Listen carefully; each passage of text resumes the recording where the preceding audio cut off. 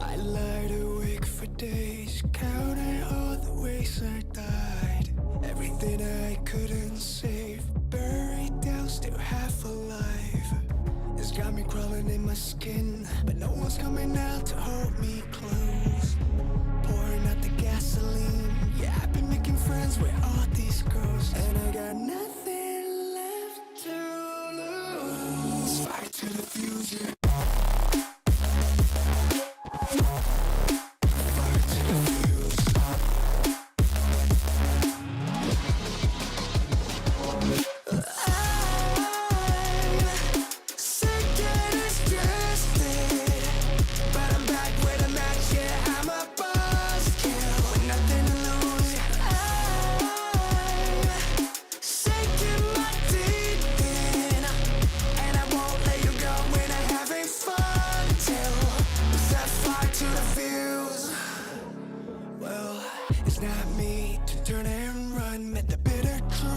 Choked it down, left a bad taste on my tongue, but my appetite's been growing now. I can see you crawling in your skin, but no one's coming out to hold you close. I'm pouring out the gasoline, so say hello to all my ghosts.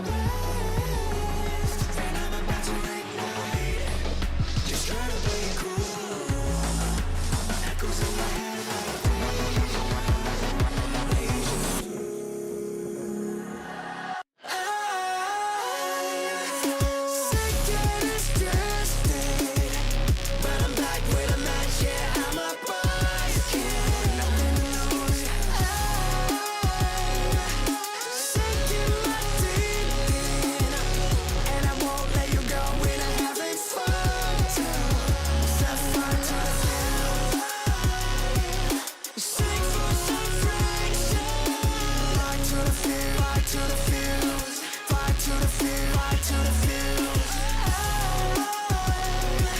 Sinking my teeth, yeah. And I won't let you go when I'm having fun till we set fire to the fuse.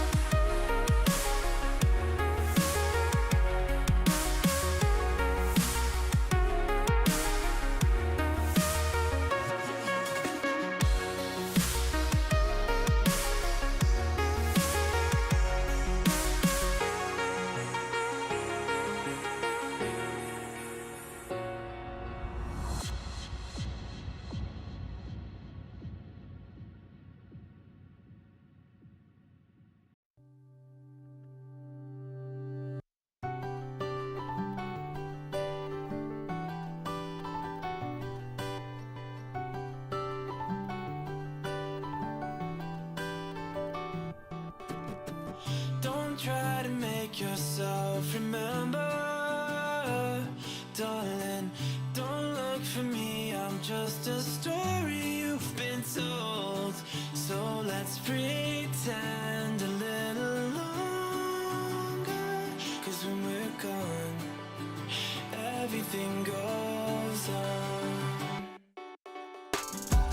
You were staring at the window, and I said, I wanna take you to the sea. And when I'm better, we'll do everything. I gotta stop making promises I can't keep. But if I was gone tomorrow, won't the waves crash on? Is it selfish that I'm happy as we pass the setting sun?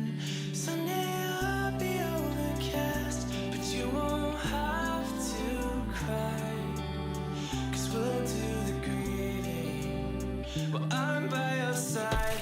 I said, don't try to make yourself remember. Darling, don't look for me, I'm just a story you've been told. So let's pretend a little longer, 'cause when we're gone, everything goes on.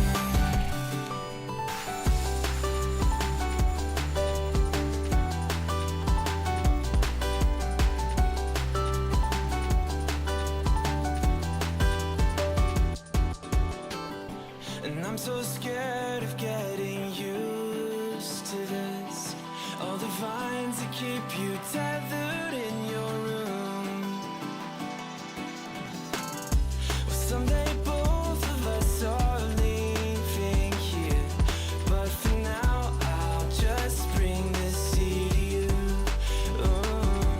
Will you meet me in the daylight like we did before? Then I felt you on my shoulder, and you weren't suffering anymore. You said, I'm sorry that you worried, but don't apologize. I told you to forget me, but you stayed by my side when I said, don't try to make yourself remember. Darling, don't look for me, I'm just a story you've been told. So let's pretend a little longer, and when we're gone, everything goes on.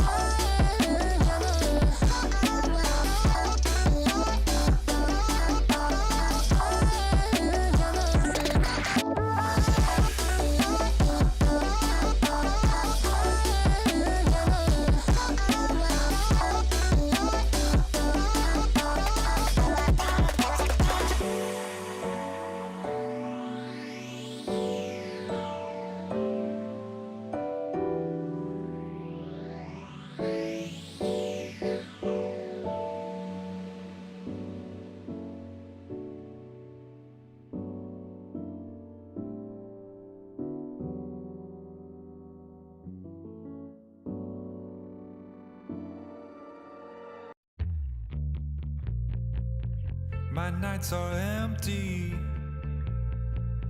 missing you every day. I wish that you'd come back to me. It was every weekend, bringing me nothing but joy. I need to get my life on track. I want the LEC back so I can stand in the chat. I want the LEC back in my life. Rap battles, many, very feeling alright. I want the LEC back tonight. Recharged, all in for spring split. Euphoria, I can start to feel it. It's time, LEC's gonna give me what I wanna watch PGL and Ready Check 2. I wanna vote on Twitter and talk about who threw. I wanna flame on Reddit and tweet how I always knew. I want the LEC back so I can stand in the chat. I want the LEC back in my life. Rap battles, many, very feeling alright. I want the LEC back tonight.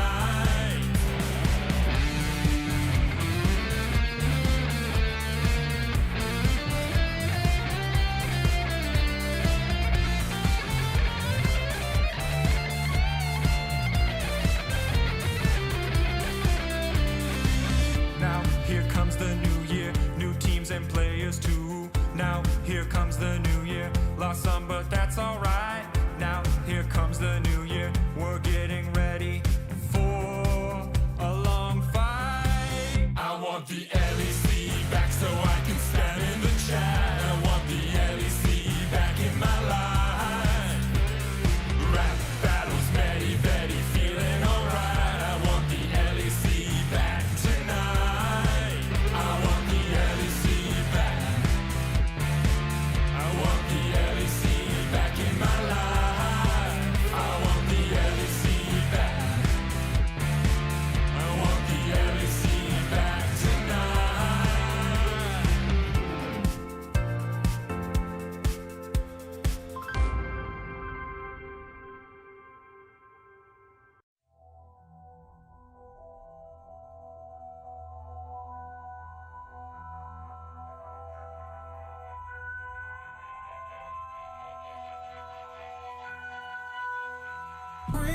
Heavy is the head that the crown sits on. Feel it weighing down on my shoulders.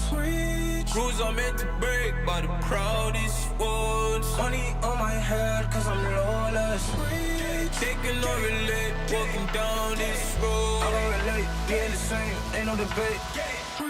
Cause rules are meant to break by the proudest ones. Didn't do recon, but they wanna lead him and guide him astray, then tip him off axis. I was in a belly of the beast, meanwhile they was cutting man deep like sickle or mantis. I've been winning off practice, not clout or digital captions. World's in madness, how am I gonna manifest greatness if I don't make actions? I don't need reasons, I just need money and power and stat lift. I don't wanna do it like that, like that, like that. That method's too underhanded. The big man said it ain't landing. Never gonna profit off badness. Never got a dollar off sadness, but I've been sunk so I don't do sanctions. Heavy is the head that the crown sits on. Feel it weighing down on my shoulders. Rules are meant to break by the proudest ones. Money on my head cause I'm lawless. Taking no relate, walking down this road. I don't relate, we ain't the same, ain't no debate. Cause rules are meant to break by the proudest ones. Came in this game with a serious killing instinct, man, I never did courses. Look at all the times in the past they rejected him, now they wanna imitate patterns and forces. Stone eye vision like Gorgon. Terrified look in his eye when he finally realized all of the weapons that he brought to the war ain't forming. I've been given this heart and body and soul and mind and organs, knocked to my fingers bled. Now it's through skeleton keys and door kicks. Treading with means and caution, man, I had bellies to feed from morning. So if they start selling me dreams, I'm walking. Yeah, I was uncomfortable, man, I was scared. Looking for solace and they wasn't there. Now I'm a problem and they wouldn't dare. Yeah, yeah. Doubling down cause this game isn't fair. They loaded the dice, I came in prepared. Feeling it so out of body, I feel like I'm floating on air. How do you cope when they never gave you hope? Really left you in the cold, and it's weighing heavy on your soul. To be honest, I don't know. Either way, I had to grow. Get it together, whatever the weather, and carry that tribulation to the throne. Heavy is the head that crowns shit soon. Feel it weighing down on my shoulders. Shoes I'm meant to break by the proudest wood. Money on my head cause I'm lawless. Shaking on the left, walking down this road. I relate, being the same, ain't no debate. Cause shoes I'm meant to break by the proudest wood.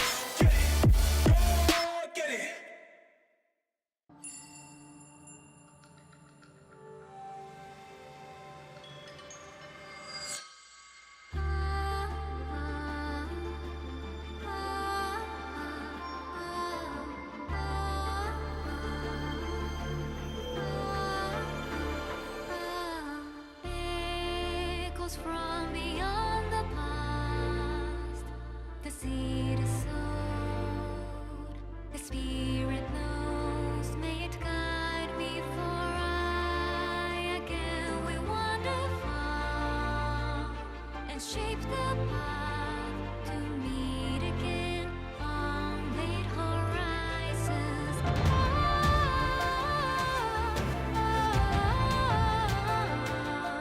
The wind is calling your name, a whisper of the souls who never leave you.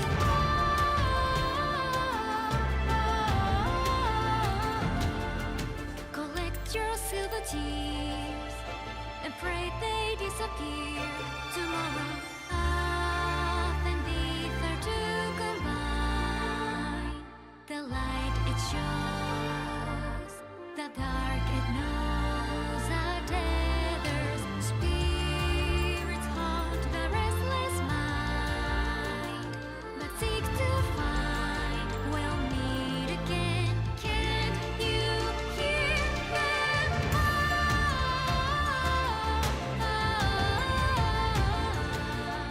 The wind is calling your name, a whisper of the souls who never leave us.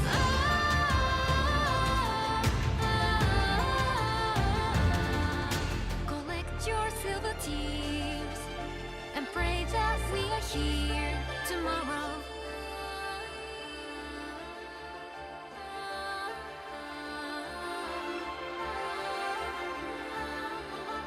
Can't you hear the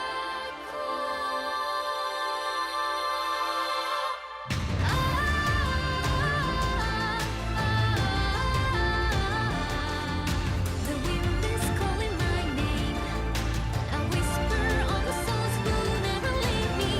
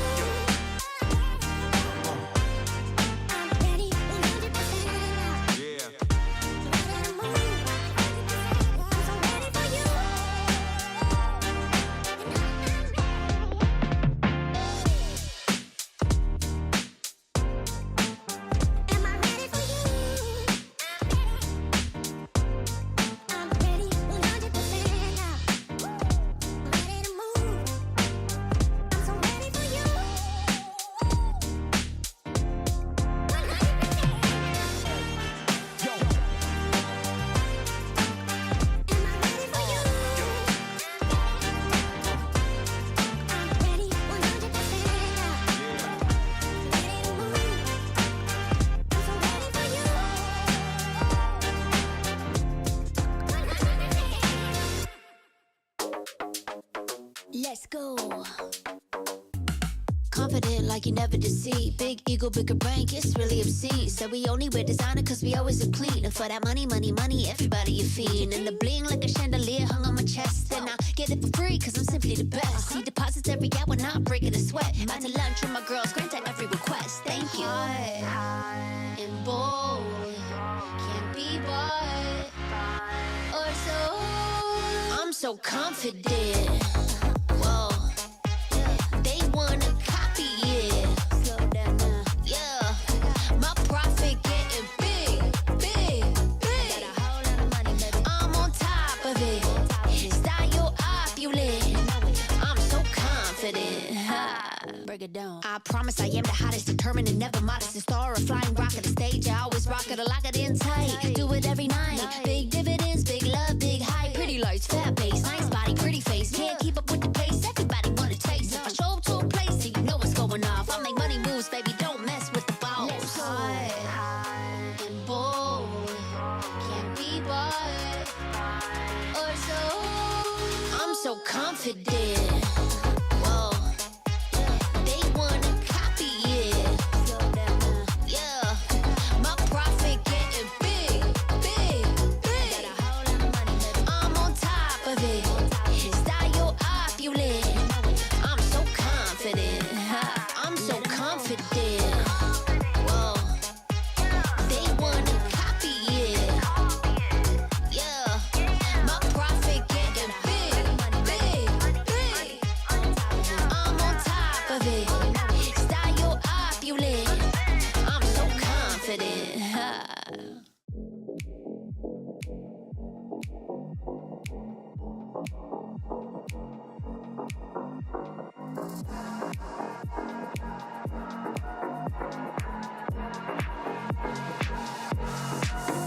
Time for a show. Show 'em how you outplay. Go and check the replay. Dubs like all day. Boy, you better know. Know that it might be just a little hyphy. Tronic all about these watches go. Cause the games are straight fight. Every team fight coming down to the wire. The whole world trying just to look like us. Take a look at your league. Wish you played like us. Now time to check reality. You're facing a tragedy when the European legacy comes sucking down your pride to be those feelings of anxiety. The future you don't want to see. The wrath of our whole dynasty. It spells LEC. This could be the final chance, our last dance together. This could be the final chance, our last dance. Are you ready? Come on, dance with me, with the LEC. Come on, dance with me, let yourself be free. Come on, dance with me, with the LEC. Come on, dance with me, do that Pepe D. Talk that good shit. Boy, you better back it up. If you want the up yell, sorry, that's just not enough. Cause we got every team fighting lame flashbox. When they clash, you would never last less than 100. Bring your A game if you wanna claim fame. That'd be your main aim, now you're in the right lane. Show up or shut up, no time for excuses. Can't take a series, you're probably just useless. You want a shot at us, you can come get it. If you're just talking, then you can forget it. We're gonna blow up, we're on the rise. Euphoria, this is the vibe. We wear the clown nose and we wear the crown. Kings of the West, you know we hold it down. Like This could be the final chance, our last dance together. This could be the final chance, our last dance. Are you ready? Come on, dance with me, with the LEC. Come on, dance with me, let yourself be free. Come on, dance with me, with the LEC. Come on, dance with me, do that Pepe D.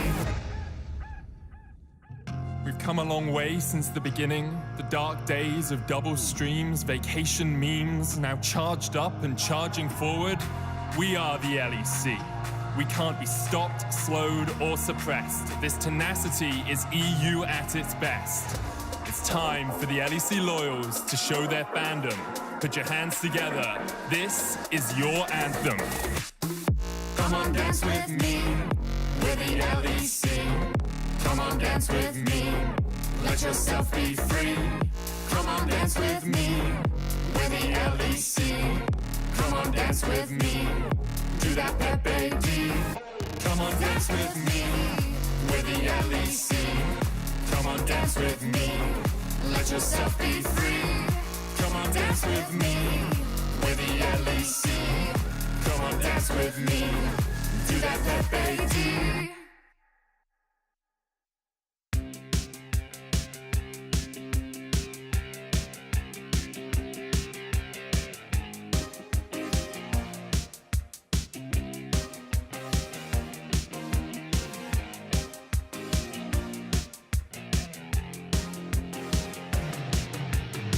You start to think you're all alone, counting failures, you can't let them go. I can tell you need a little something from me.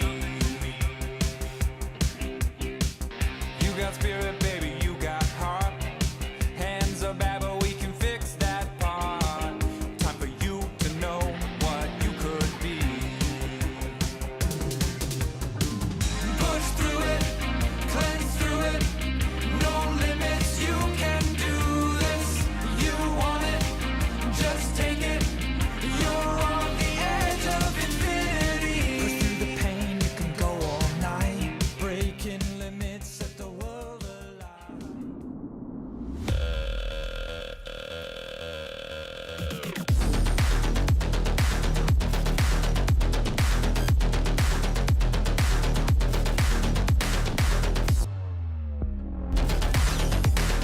Wait, is he switching lanes?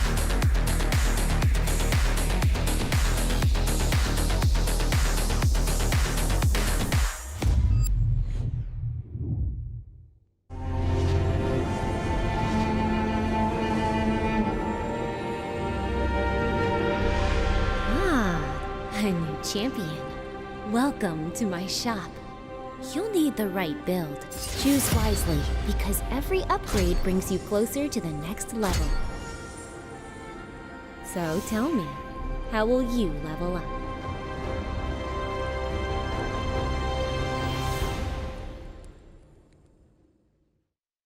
Want to find your fastest server every time? Express like a pro and optimize your connection in one tap. Express in game without ISP throttling. Express and shield yourself from DDoS attacks. Express and choose the VPN trusted by gamers everywhere. Express VPN. Experience gaming the Express way. Fast, stable, competitive.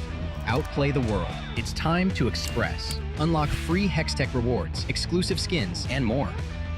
Scan to subscribe.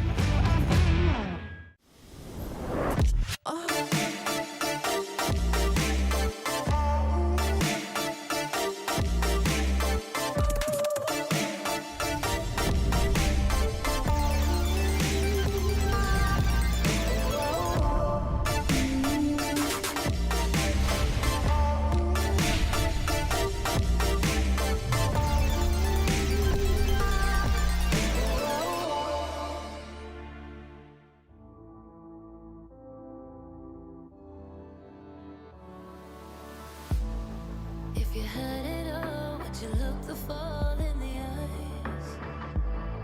Could you walk away this time? Will you realize, recognize it's never over? And the flame that once had died, awaken. Will you rise above the days to come? Will you be enough?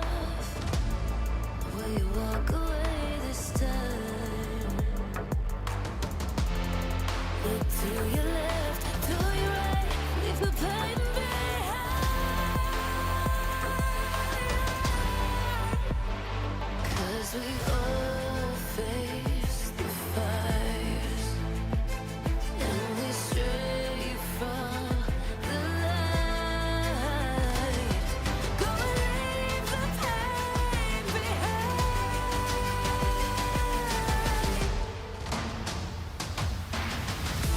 Feel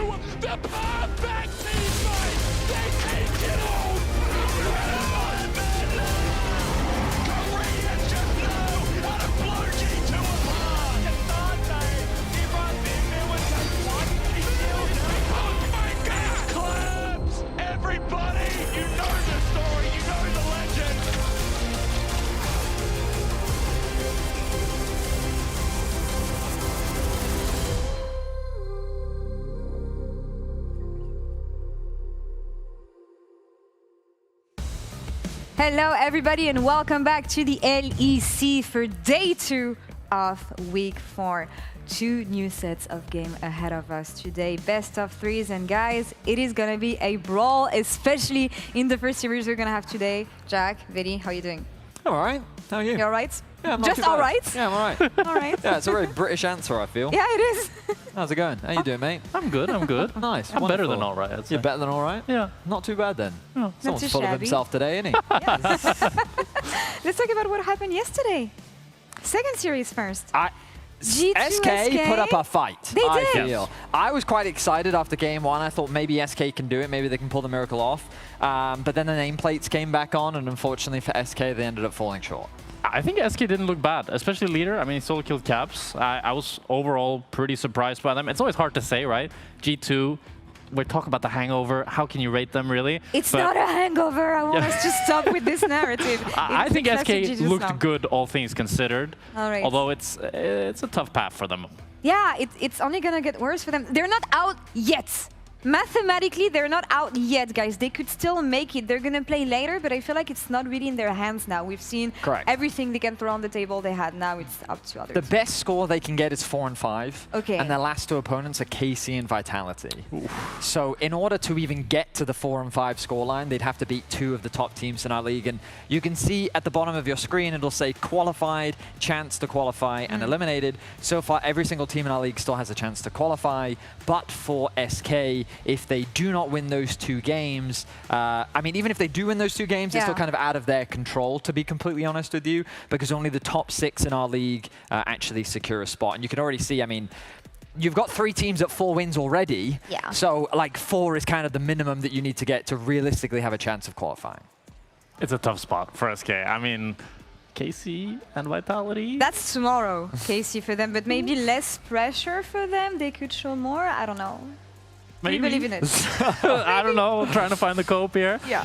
I mean, we'll have to see. You know, Right. they did put up a fight against G2, so maybe they can utilize some of that up against KC, who hasn't played too many games in general. Yeah, on the other side, we had GX going up against Navi, and we all said yesterday that it's going to be the first actual chance for GX to prove that they belong at the top of the table. First game was great. Second games, not so much. What happened there? Well, that's a great question. Yeah. So many things are happening now that my mind almost froze. I got thrown off. We jumped to a point in time which we weren't at just yet. Yeah. So let's backtrack Spoilers and go here. back to yesterday instead, where we got to see Roadtrips absolutely popping off in Game 2.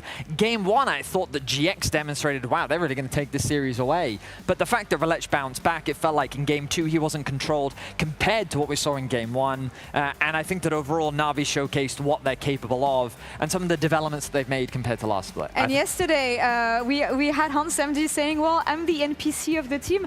Not such an NPC performance this game, I want to say, with Illusion, Jack. Not NPC in game at all, and I think for me it was a really monumental victory for Na'Vi, proving that they can win kind of without Relech being the main carry. And on the Lucian as well, that was on a 15-game loss streak. Pretty much no other LEC player could win on it up until Samdi against Giant X. A momentous occasion yesterday. I said, Lucian, if he just gets a buff, that could be the difference maker. That's what Riot he did. clearly listened to my calls, and then somebody took advantage of the buff, and voila. Yeah. We now have a victorious Lucian. Perhaps this is the start of many to come. We'll see about this. He said that he was drawing inspiration from Hansama. He said Korean Lucian makes the difference here, kinda. But on the other side, GX suffered their first loss yesterday against a strong team. And I talked to Giloto, so let's see what he had to say about this. Giloto, new day, new set of games. We were just talking about GX yesterday and what happened against Navi. So I want to ask you, actually, game 1, great. After that, yeah, I mean, so I don't know. I think we got a bit too frisky, and like we just like didn't pick well. But it's fine. I mean, it was bound to happen. I'm fine if we lose games because our draft was bad. And like in reality, I think that by the time that we qualified, or we felt we are in a good state to qualify for playoffs, we want to extend that a bit. And anticipation of this 2-week break, we kind of want, but I think it was a bad choice. And today we are going to try to do better than yesterday. okay, so you think it's a draft thing mostly? Yeah. All right. Yesterday, yes, I think so, yeah. Okay. Then talking about more of a gameplay approach, we talked about this with Isma on my stream. You've mentioned that as well. You are, I don't want to say enhancing ints, but you're pushing players to go for some plays. So what are some readjustments that you would make after yesterday's game to keep that fire and keep your play style? I mean, no adjustments. I think they know, it's like we are not, we don't change our game plan because of yesterday's result. We change it on the week of practice, and we can't really change much from yesterday, just pay an extra attention to the adaptation of game 2 and 3. But I think even on game 2 and 3, we're still trying to make plays and play aggressive, and as long as we show that, I think we have higher chances of winning, or at least we know that if we don't do that, we can't reach our goals. So if we get worse results doing that, it's kind of like a mindful thing that we are doing. I love the fact that you want to keep on pushing for this aggression, because that's going to come in handy against Vitality today. I mean, it's going to be a complete bloodbath. I think they are the most aggressive team in the league. They are not scared to fight from early levels. From level 1 even, we saw Humanoid with Silas going bot. So I think if we match that aggression, it's going to be an extremely fun series to see. And whoever wins, I think it's going to depend on who is willing to push it further. What advice do you give your players when they go against a team that is going to thrive in chaos like this, so that they don't get lost in the sauce? I mean, we know that we thrive in chaos too. We just create them and like just fight fire with fire. I think the worst thing we can do against a team like Vitality is shrinken and let them roll us. They have that ability. For us, we just have to hit back. They are going to hit for sure, and we have to hit back. It's going to be a rugby game. Love it. Yeah. Thank you so much. Good luck today. Thank you. It is going to be a bloodbath on the Rift, but what I want to know is what the fans think about what makes this game interesting. Let's hear it. What should we be excited about for Vitality GX? I would say the jungle matchup can be quite exciting, with Lanesas and Isma. Obviously, Nako diffing everyone in top lane, right? I think that's the one thing that you should be excited about. The most important will be the first match, the first map. I think we need to be excited for Karzi's facial reactions and the funny little lines he always is saying. So I think if they win today, Jax, I think they have a big ego. Yeah. So if they get the win today, they will stomp tomorrow, of course. Well, they didn't win. They did so not. What does it say about today? Wow, it's foreshadowing, perhaps. All right. But yeah, a lot of great hot takes from the fans. I will say that they didn't feel very hot or spicy. They felt very mild-mannered and tame. Is that hot Nako will takes? stomp today. That's the whole take. Yeah. I asked them, what is exciting for you guys about this match? My bad. That's so my bad. I feel like we got a I mean, to be fair, different Nako is an exciting perspectives. player to watch. Yeah? And he's definitely going to be one of the players we're keeping our eyes on today, especially given how strong of a player he has just been throughout the split. And how it feels that, I mean, Rooster of all people was the person to kind of put him down, which was probably the biggest surprise of the whole split. But yeah, I think that there's a lot of things to be excited about coming into this series. Nako being one of them, the mid lane matchup especially. But yeah, this man in the top lane, I feel like all he's done is have carry performances. This is one of his most impressive plays of the split. That reaction to the Azir wall in particular. I think that he just continues to be a superstar, and it feels like he's been the conversation starter so far this split. I just feel like it's so rare that you get to see a top laner both have great laning phases and great team fighting. You see him get huge leads in lane, and then he still plays with a really high level of patience in team fights. You can see here how he waits on the edge of the Gwen W to try to buy as much time as possible. He's a great user of the Zonias as well. Like, I have not seen any other Renekton player that consistently just goes Zonias, a GA, and buys so much time with it like Nako does. And we know that usually top laners are not always the most impactful ones, but he preserves the state of the game, and you know that he's going to be able to tip the scale of to tip the game in your direction. So for me, I'm looking at top lane. I'm looking at, again, as Giloto was saying, the chaos that Vitality can create, because something that Isma told me when I talked to him earlier this week was Vitality is this kind of team that doesn't have an off button, and it's often hard playing against a team like this because you have to match the level of aggression that they're going to bring. I mean, I think it's kind of funny from Isma because I think Giant X is kind of the same team, that they don't really have this off button. They just keep wanting to play forward. So they're very similar stylistically. So it doesn't surprise me, like Yoto said, it's going to be an absolute bloodbath. I just feel like individually, lane by lane, Vitality have the advantage, especially with a slumping Noah. Okay, listen. Like, these are all valuable points, okay? They're all great. Like, I'm on the Vitality hype train as well. But I think we do have to address the elephant in the room, which is the facts. And I've got a couple of facts prepared for you, okay? Because the reality is that when it comes to the facts, right, there are a lot of things that we need to go over. So let's just jump into the very first fact. Did you know that the last time that GX and Vitality played, GX actually won? Okay, but when was that? Well, I mean, I'm just addressing the facts here. I'm just addressing the facts. I don't even remember last So time let's they just played. move on to the next fact, right? Because did you know that last split, GX actually finished higher than Vitality did at the end of LEC Versus? Why do we care? Well, I'm just highlighting the facts, right? Like, that's just the reality, okay? Did you also know that GX, when they get a lead at 14, actually have a 100% win rate? Okay, but what's the sample size? Well, This must have been like we're 2 just games or something. addressing the facts, right? Now, alternatively, we also have to look at some of the more deeper stats as well, because when we're thinking about it, right, Vitality have a higher deaths per game than GX. They die a lot. Wait, but production is just telling me that it's only by 0.2 death higher. So, like, what does it... Again, my goal here is to just present the facts, right? So let's move on, because there's a really important fact that I have for both of you, right? It's Xayah and Rakan's release anniversary today. Who asked? No, but it's important because Noah and Jun actually have a higher win rate than Kazi and Fleshy do on Xayah and Rakan. Okay, and what's their win rate when the astral moon Again, face is in too much vertical? discussion. I'm here to simply prevent the facts. Now, GX, this is the most important one. GX have a 100% win rate in best of threes when playing on a Sunday this year. Okay, the sample size is like probably 2 games. They played 2 best of 3s or something. I'm simply presenting the facts. Okay? Okay. Like, I'm just presenting the facts. You know what? I'm It's just going to the give you facts. a fact that actually matters here. What fact? Humanoid is 9-0 in series against Jackies in head-to-head. Now that's a lot of sample size. And that's the only fact we care about. that And is you a know fact. what? I'm actually going That's to go also a to the fact. players, talk to them, because enough yapping with you two. I want to know what the men in the mid lane are going to be able to present today, because there's been a lot of chatting on social media, and there's been a lot of chatting yesterday. So hi, Jackies.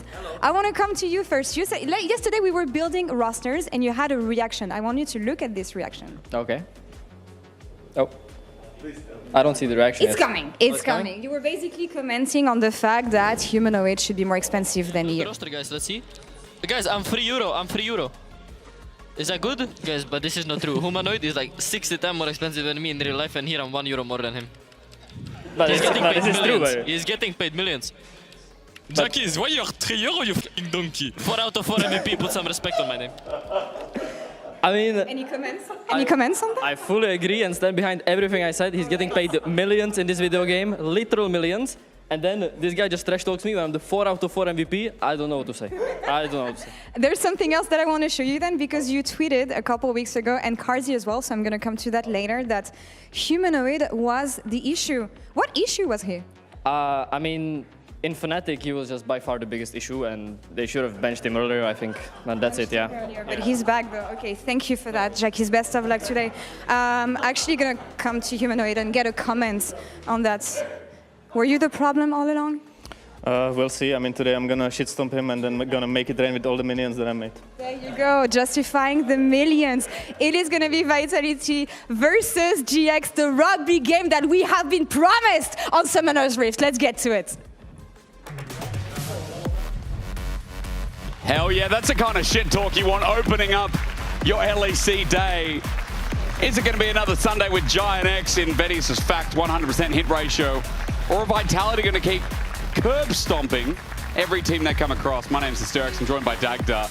And so far, Vitality are the best team in our league. And Giant X yesterday got tested by Na'Vi for their first real matchup of said LEC Spring. Yeah, Vitality only dropping a series to Carmine Corp at the moment, who are sitting at 2-0. So we'll have to wait and see as Carmine Corp set to rise up. But at the moment, 5-1 for Vitality. They've been looking clean.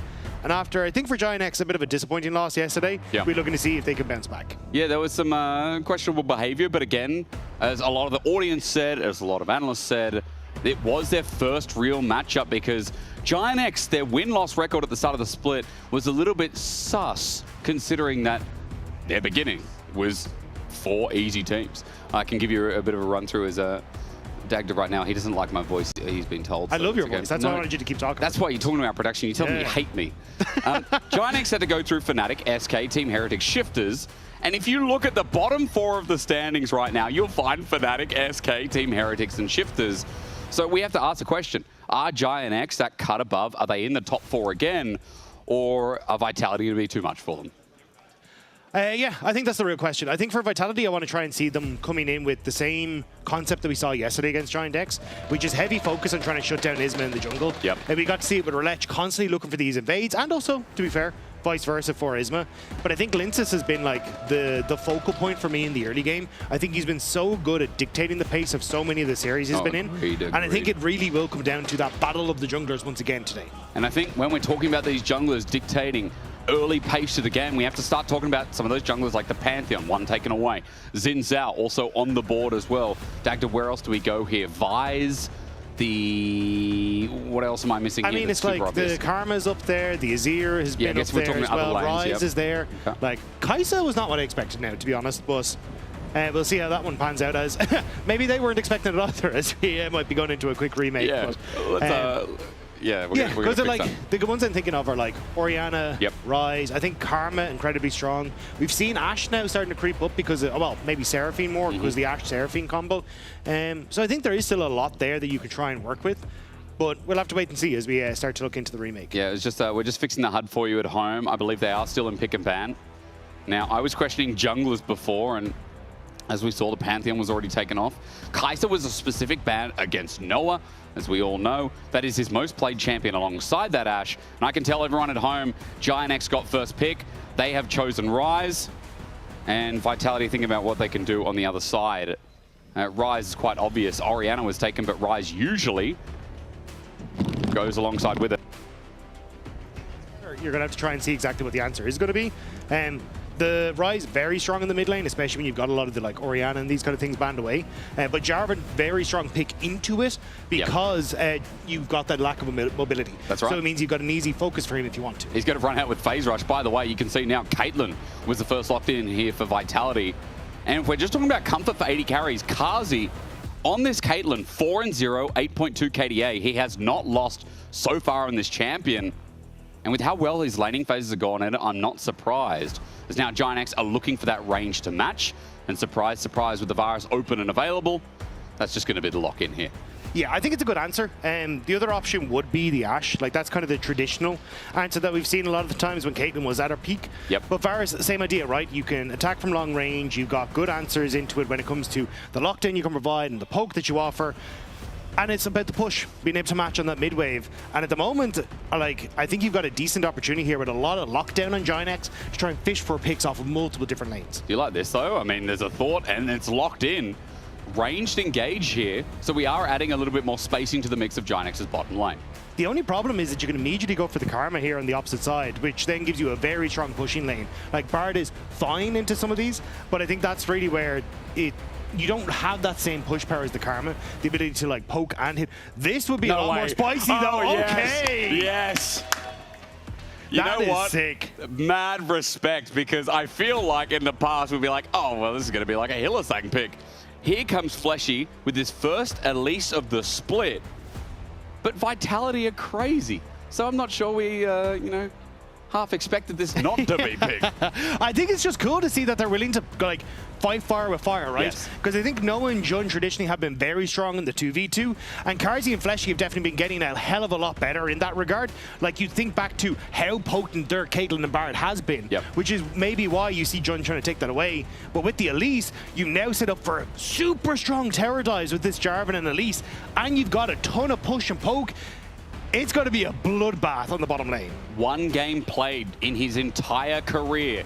We're talking 4 years of Fleshy with ERLs included. It was a loss. He went 0-6, Dagda. So let's see if Fleshy can improve his ratio here in this game. As Azir's banned on the other side, we are just tangling through those bans as Nocturne is going to join in. There's the Xin Zhao for early game junglers. Considering that Isma, we talk about, has such great impact in the first 14 minutes, well, Xin Zhao is a must takeaway here, with Isma's pool getting shrunk. It's also things that can fight against Jarvan in the early stages, right? Xin Zhao very potent when it comes to that skirmishing 1v1 potential. So trying to take that away is always going to be great. And I think that's kind of where the focus looks like for Vitality, because off the top of my head, like with most meta junglers, I think Jarvan starts to win out now. Yep. I could be mistaken though. Maybe they lock in something that makes go, hang on, no.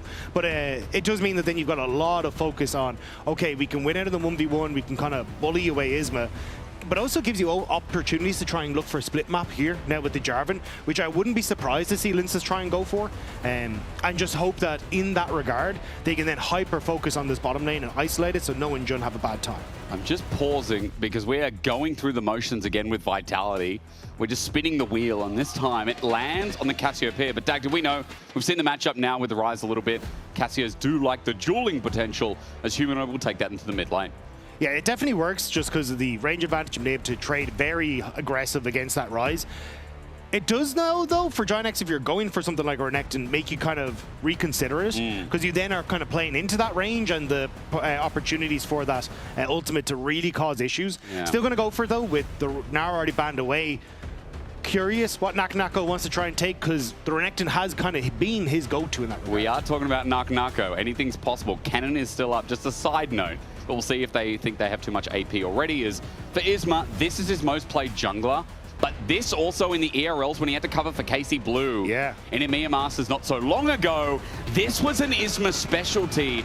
And he carried the hell out of the one game that they did find success in. Even back when he was on Mad Lions in the ERLs, this was something that he did bring out in playoffs as well, even in their finals against Karmine Corp back then as well in 23. So we'll have to see how this is going to work out, because you're already like not really having that much control over the bottom side because of the potency level kind of 1 and 2. But what do you...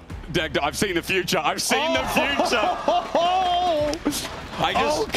I just saw this little flash on the spectator client, and I was like, no way did he just insta-lock Quinn. So, Vitality, lanes, huh? Yeah, because I was about to say Nidalee wants pushing lanes. Top doesn't have us. Mid can get pushed, but in those early levels, and that kind of is what you're hoping for. And I'm pretty sure Caitlyn and Elise can control the early stages because you output more damage thanks to the percentage max health and Elise having access to 2 spells level 1. But this means that it's going to be difficult for Isma to try and look for invades, because that's basically what a lot of this setup is. You've got point and click in both solo lanes, so look for invades, look for that setup for the spears off the CC that those solo laners can provide, and hope you can take over this game from the early stages. Dagdo, I'm going to go and scroll through and see how much Quinn Nako has played in his career. It is a big, fat 0. Nako has never played Quinn on the competitive stage. And when Isma has played Nidalee in the last 3 LEC games that it was played, by the way, you are talking about a lane that is going to be under serious pressure, because that duo is well renowned. Nidalee, Renekton, they go together like Zyre and Rakan almost. I mean, it's something that we saw a lot in the LPL. Goes great in lane. Kind of started to struggle in the later portion, so we'll have to see how that's going to work out as we start to get ourselves into game 1. But what a spicy draft to kick us off. I can't believe it. Like, it's only game 1, and usually game 1 is the stock standard safe drafts that we get in the LEC, but it's Vitality versus GX, and both teams can be a bit out of this world. We were talking about it at the start, and like, for Giant X, they're a team that got tested yesterday. For the first time, they had to verse a team that was above that bottom 4, and they made mistakes versus Na'Vi. And if we look at the rest of their schedule, as Cocoon's not going to land from Fleshy onto Noah, we know that for Giant X, it gets harder and harder, and this is one of the hardest matchups with how well Vitality's doing right now. Yeah, it does again, though, come back to jungle, right? It's like, I think this is where a lot of our focus was kind of looking at those two to see, hey, how is this going to pan out? Because both of these junglers have been critical to the success, and both stepping up massively. Like, Linces, we've been talking about, like, almost every time Vitality take the stage as, for me, one of the most improved players coming into this split. He has been an absolute godsend when it comes to organizing the early game for Vitality. But it's been a similar story for Isma on the opposite side. He really has taken control and become a voice in the early game for Giant X about, hey, I want to look for invades. I want you to try and support me. I want to try and push aggressively our advantages in the early stages. And Nidalee is that champion to a T. So it feels like both these teams are kind of going, okay, Linces, you have an early game ganker that wants to try and interact with the lanes. And on the opposite side for GX, they're saying, no, we want to look for invades. And it's the exact styles that we're looking at for both these guys. And in such volatile lanes as well, right? Isma has the chance to shut some of these down. We know for Vitality, bot is super important with how Caitlyn and Elise want to play, and we'll get to that in a second. Mid feels like the calmest lane right now, even though Humanoid has a lead. But top is extra volatile because a Renekton in an isolated matchup is going to lose out. Every time he wants to slice and dice in, that Volt negates it. But the problem is if you misstep once, Renekton can punish. So I am worried, but Nako seems to be okay for now as he looks for his first place and plate nice and early. Yeah, it's also just the blind makes it so difficult to try and play, because even if you do end up getting the slice in, the blind then denies the Ruthless Predator, which then makes it very difficult for you to even try and cover. So for Lot, it's how do I try and lose as gracefully as possible and try and set up for Isma. But even you can see, like, Nako knows how the combo works. He's opted for the cleanse to try and make things a little bit simpler for himself in this top side of the map. And it's cloth pots for Lot as well to try and help on the health bar. Well, action starts on the bottom side. Giant X are trying to fight here for this scuttle spawning. Now that it's up, Linces is here as well, but they're both matching in the clears. Fleshy looking for his own little maker as Magical Journey out from Jun, but the scuttle was just taken nice and quick. Well done from Giant X. They're in, they're out, they got the objective. Still, now we'll focus on towards the top side of Isma, trying to use that pounce to get into the top half of the map. Lince is going to be spotted crossing through mid, but without the push on top, Isma looking for the spear. Javelin toss did connect as well, and with the red buff slow, there's a nice bit of action between junglers. Cosmic Binding again from Jun, really well put. Humanoid at half HP, but Jackie's as well, as the scuttle for Linces will just be taken. Yeah, you do have two of the most dangerous level 3 junglers on Vitality in Elise and Jarvan. So I think once Fleshy started to roam up, they're like, okay, maybe we don't try and go for this anymore. And as you're saying, with push on top, very easy for Nako to come down. So there's a little bit of scraps and trying to set up those junglers early, but this is to be expected with how this draft has gone. Remember, he's also taken Ignite, Fleshy, on the Elise. So the combat summoner's out of this world. He's trying to roam again, but there's a good ward on that Phaelite that is going to spot Fleshy moving into River, so they know exactly where he is. Jun now matching, just in case something happens. Yeah, starting to roam up. Fleshy is stealing a little bit of XP from the mid lane, though, so it's not all lost. If he sticks around for a little while, Jun going to face check this, though. Thinks that Fleshy's reset. Maybe he thinks he has. There's a Cocoon combo with Electrocute. There's a bit of damage, but not too much yet, as Humanoid stays in lane and Jun Magical Journey's out. Not much else happens. Good Noxious Blast and the Twin Fang. Jackie's gets hit pretty hard there. And obviously Humanoid feels comfortable in the lane. Yeah, especially once that Conqueror proxy becomes absolutely devastating. Isma now sitting in behind her as well. Flash forward, but good flash from Humanoid in response. Denies the lockup. That was unexpected, though. He flashes for the spell flux rather than for just a slow. He wanted to get that root down and enable the spear as Jun is still here. Both supports setting up a 10. Remember, Fleshy has flash. Cocoon lands! What a gank! His patience of a minute and a half pays off. That was a very long wait time for Fleshy, but the payoff is worth it. And it was Jackie's who burnt his flash to try and make the play that gets punished. And now Humanoid, you look at what he's doing. He's up about 10 CS. Wave trying to be pushed by Jun. And Dagda, this Cassiopeia in such a good spot here in the early game. Yeah, and that's exactly what you want, because you can still try and play around this bottom side however you like. Like, Carzzy should be able to get decent push. You can see a nice little CS lead opening up there on the bottom side. Same in top. The mid lane matchup was the one that would be a little bit more contested by Giant X. So by closing that option down already, Vitality are setting themselves up to keep control of the lanes, but also keep Isma in his side of the jungle. Remember as well, it's only going to get a faster game as well. Vitality played for the lanes in this draft, and Dagda, we are getting towards the level 6. Specifically, Nako, who with more levels on the ulti will get more movement speed and be able to roam across the map, but Fleshy as well, who's already starting to move towards the mid lane, already starting to move to River constantly. Things are still speeding up for Vitality. First Dragon remains standing, at least for the time being, as Linces and Isma are fighting it out, but Vitality are still looking for picks. Giant X trying to match. Yeah, at the moment, I think it's just for the Scuttle spawn, which is just going to be Must be in a sec, but yeah, a lot of activity down on this bottom side. I'm still a little nervous for Giant X, though, because Fleshy and Linces off the reset have a good amount of damage in them. Takes the cocoon, there it goes, landing onto Jun, keeping him in place. Ace in the hole gets damage as well. Fleshy almost caught out. Chains of Corruption and a bit of range from Noah. Humanoid close to dying. With the hail of arrows, he has to get out of there. Blinking health pass from Vitality to look for a new target in Linces, who flag and drags out, but using their range well. Giant X not ending the play. There's a Realm Warp onto Humanoid, Petrifying Gaze, cleansed by one, and that's enough. Noah will just stand, auto, get the kill. Now Linces for the retrade, gets a 1-for-1. Kazi onto 2, flashes autos, double kill. Noah will get the enemy jungle in the meanwhile, but he stepped on a trap, and Kazi will break his back.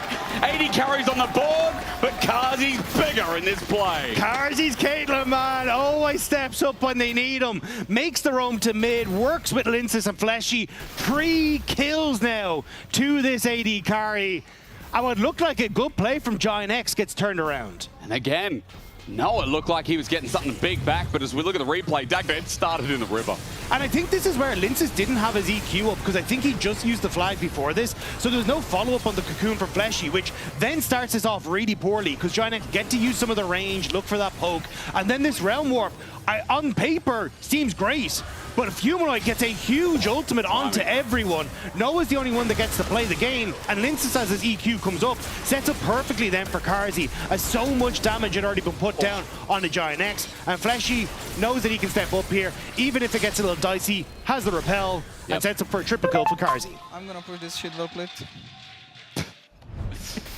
Okay, Carzzy.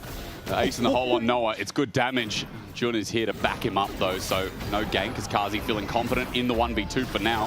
Fleshy is on the way, but note that Carzzy's back got him Berserker Greaves and a dagger. So he already had the BF sword from the previous play, but Carzzy right now up 600 gold in the matchup, 15 CS. But it's the CS. Oh, hang on, Jackie's might be in trouble, waiting for a Cataclysm. Linces was just out of range and didn't have the flash. It's the lack of a CS lead on towards Isma that's really the telling point of where this game has gone, though. Because as an Italy, you want to be snowballing again, invading, using the fact you have a much quicker clear to make the game work in your favor. But at the moment, Linces has been able to match a lot of the plays and use the fact that he has that more aggressive support in AD carry to work out. And now my focus is on, okay, well, how does Linces use the Cataclysm? Because he wanted to try and use it in mid, couldn't quite make it work. But I'm looking at, like, both Noah and Jun in that bottom lane that don't have any summoner spells. Like, if Fleshy can set up with a cocoon there, it feels like lights out for the bottom lane. It does feel like there's a lot of bursts that consistently can punish those summoners you talk about. So a lot of danger here for Giant X. There's 1.5k gold lead for Vitality. 9 minutes into the game, the comp is doing what it's supposed to. We haven't even talked about top. And while all the action is down here, it does mean that it continues being isolated as let's focus our eyes on flag and drag a little bit early here from Linces. He gets damage down, he gets stunned up, but not enough damage on his head. Magical journey out and in front of this dragon that is yet to be taken. Vitality are now set up. Yeah, it's done pretty clutch there from Jun, because if the Cataclysm had gone down, I think that would have been him gone, but still, Vitality get them to push Giant X out of River, and now we'll move over with the Dragon take. Isma going to trade it for the Void Grubs, which maybe gives an opportunity for Isma to try and play up towards loss in just a moment as well, but it will be tough. Good step forward from Jackie's. Every time there's a Noxious Blast, he steps into the Cassiopeia. Very ambitious, but in the isolated matchup, he's not doing too badly against Humanoid. As that dragon goes down on the bottom of the map you see on your screen, while Grubs traded for Isma. Get him some individual gold and get him maybe for a play towards mid. Humanoid, is he in trouble? He has flash. Jackie's burns it. Petrifying Gaze. But a javelin toss at max range. Humanoid flashes. But Isma's there to match with the pounce. Humanoid's in the ground and Isma's finally on the board. And there's the setup that Isma was looking for. Jackie's managing to get that W down this time around. Sets up for the kill. Nicely done there by the mid jungle and Giant X. Meanwhile on the top, isolation. Harrier again, and getting that blind down is quite nice. Nako is just pushing a lot backwards. Be able to back. He's got TP, but still Nako's doing fine in the lane as Jackie's gets a bit of plating through mid lane, while TP is going to be burned by Humanoid. Still, I think if I'm on Giant X's side, I'm kind of happy with the last little bit as Carzzy sidesteps. And he gets the 90 caliber net onto Noah, who also steps on a trap. There's a headshot, and looks standing still as Jun, because he also stepped on a trap. Fleshy close to getting killed, Ace in the hole. Going to be blocked by Isma, who saves the day. Chance Corruption flashed away by Fleshy. There's a bit of poke comes through from Noah onto Carzzy. Play diffused, and I think because Isma was there in time. Also, because Carzzy ended up using a headshot onto Noah, didn't use it onto Jun when he got trapped up, meant that he was just able to get by with enough HP. Now opting in towards the TP, he's going to teleport back to this bottom lane with the Unsealed Spellbook, but I don't think there's going to be much more to amount off it. Is Jackie's flash going to get punished again, though? That's the only question. Linces hovers. Jun here does have his flash, but as he face checks, Linces in, Cataclysm down onto Jackie's, but he holds firm. A nice Q binding from Jun as Jackie's still not dead yet. Humanoid can't get the damage down. And I have to say, Jackie's just walked around the Cataclysm circle to keep himself alive. Yeah, manages to stay alive. Happy enough there. Will be able to defend this wave as well, get a reset off afterwards, and should be fine. Didn't have to burn anything of too much value. So overall, again, Giant X kind of skipping away from this one, but it is still a lead for Vitality. It is indeed, but as you said, like Giant X in the grand scheme of this game, not the worst off. Isma's looking for a gank now, though. The biggest question is, what can Nuko do? Well, he can just walk it out, I guess. Blind comes in, Lot tries to threaten, but Isma seen. Look at the bottom side of the map. There's a potential as Noah gets back here, but Linces gets clipped. Wait. Great heads-up play by Noah, using that Arcane Promise to make sure that he knew if that arrow had hit anyone. There's good damage as well, enough to send Linces away. Able to walk up to the turret as Giant X's bot lane, and that just kind of stops the plating right there and then. And don't get me wrong, still a strong lead, but Jackie's is behind them though. Twisted Fate, or the Tempered Fate missed it. But that's two ultis now missing as well. Dagger with the call out on Jackie's. What's he going to do now that Giant X's bot lane doesn't have anything? He has to go back. So they're looking for that Realm Warp in, but Tempered Fate and the Chains of Corruption going wide means that Jackie's has to walk back towards mid lane. Still, Realm Warp going to be used. Okay, well, towards mid lane again. Bully Humanoid. Petrifying Gaze, though. It's beautiful. Isman taking turret shots as well as the Twin Fangs get unleashed. Another Noxious Blast, and the chase begins. Jackie's going to ride away with Phase Rush, and Humanoid uses his ulti well after the 3-man gank. Nicely done by Humanoid to keep himself safe. Again, though, like there's so much movement in this early stage. It's a lot, yeah. It's 4-3, a 2K gold lead for Vitality, but this has been so close, and Carzy now wants to use those 3 kills. Send it out. 90 caliber net, ace in the hole. Noah close to dying, but Fleshy just wasn't there to finish, or deliver, rather, the finishing blow. Still, though, it means that Noah has to reset because there's so much potential of a dive. Carzy can now push in this wave, get another plate for himself, make that tower very close to going down. There's now 2 turret plates with Humanoid on this that is going to take another one. And on top side, that's been slowly chipped away by Nuko. So even though we're having all this bedlam in the early stages, it's still Vitality winning out through the lanes and getting these nice gold lead for themselves. It needs to continue, though, right? Like, you want to see this pace keep on going. You don't want it to slow down. No, Quinn likes a nice slow game where she can just chill, you know, and get to a good scaling point. Yeah, okay. Now, Static Shiv has been picked up first. Now, Dagda, this is normal Static Shiv. We're not in the crazy. We're not in the crazy one. Yeah. No, where we're going to pick up Heart Steal or something to combo with it. No, of course. So normal Static Shiv before we get to, let's use your word, bedlam. That change does come through. But for now, for Nuko, means a bit more wave clear and maybe a bit more movement as well. We haven't seen him get out of lane. He's been isolating a lot. And the 1v1 has just been continuing on as Jun, Magical Journey out, he's fine.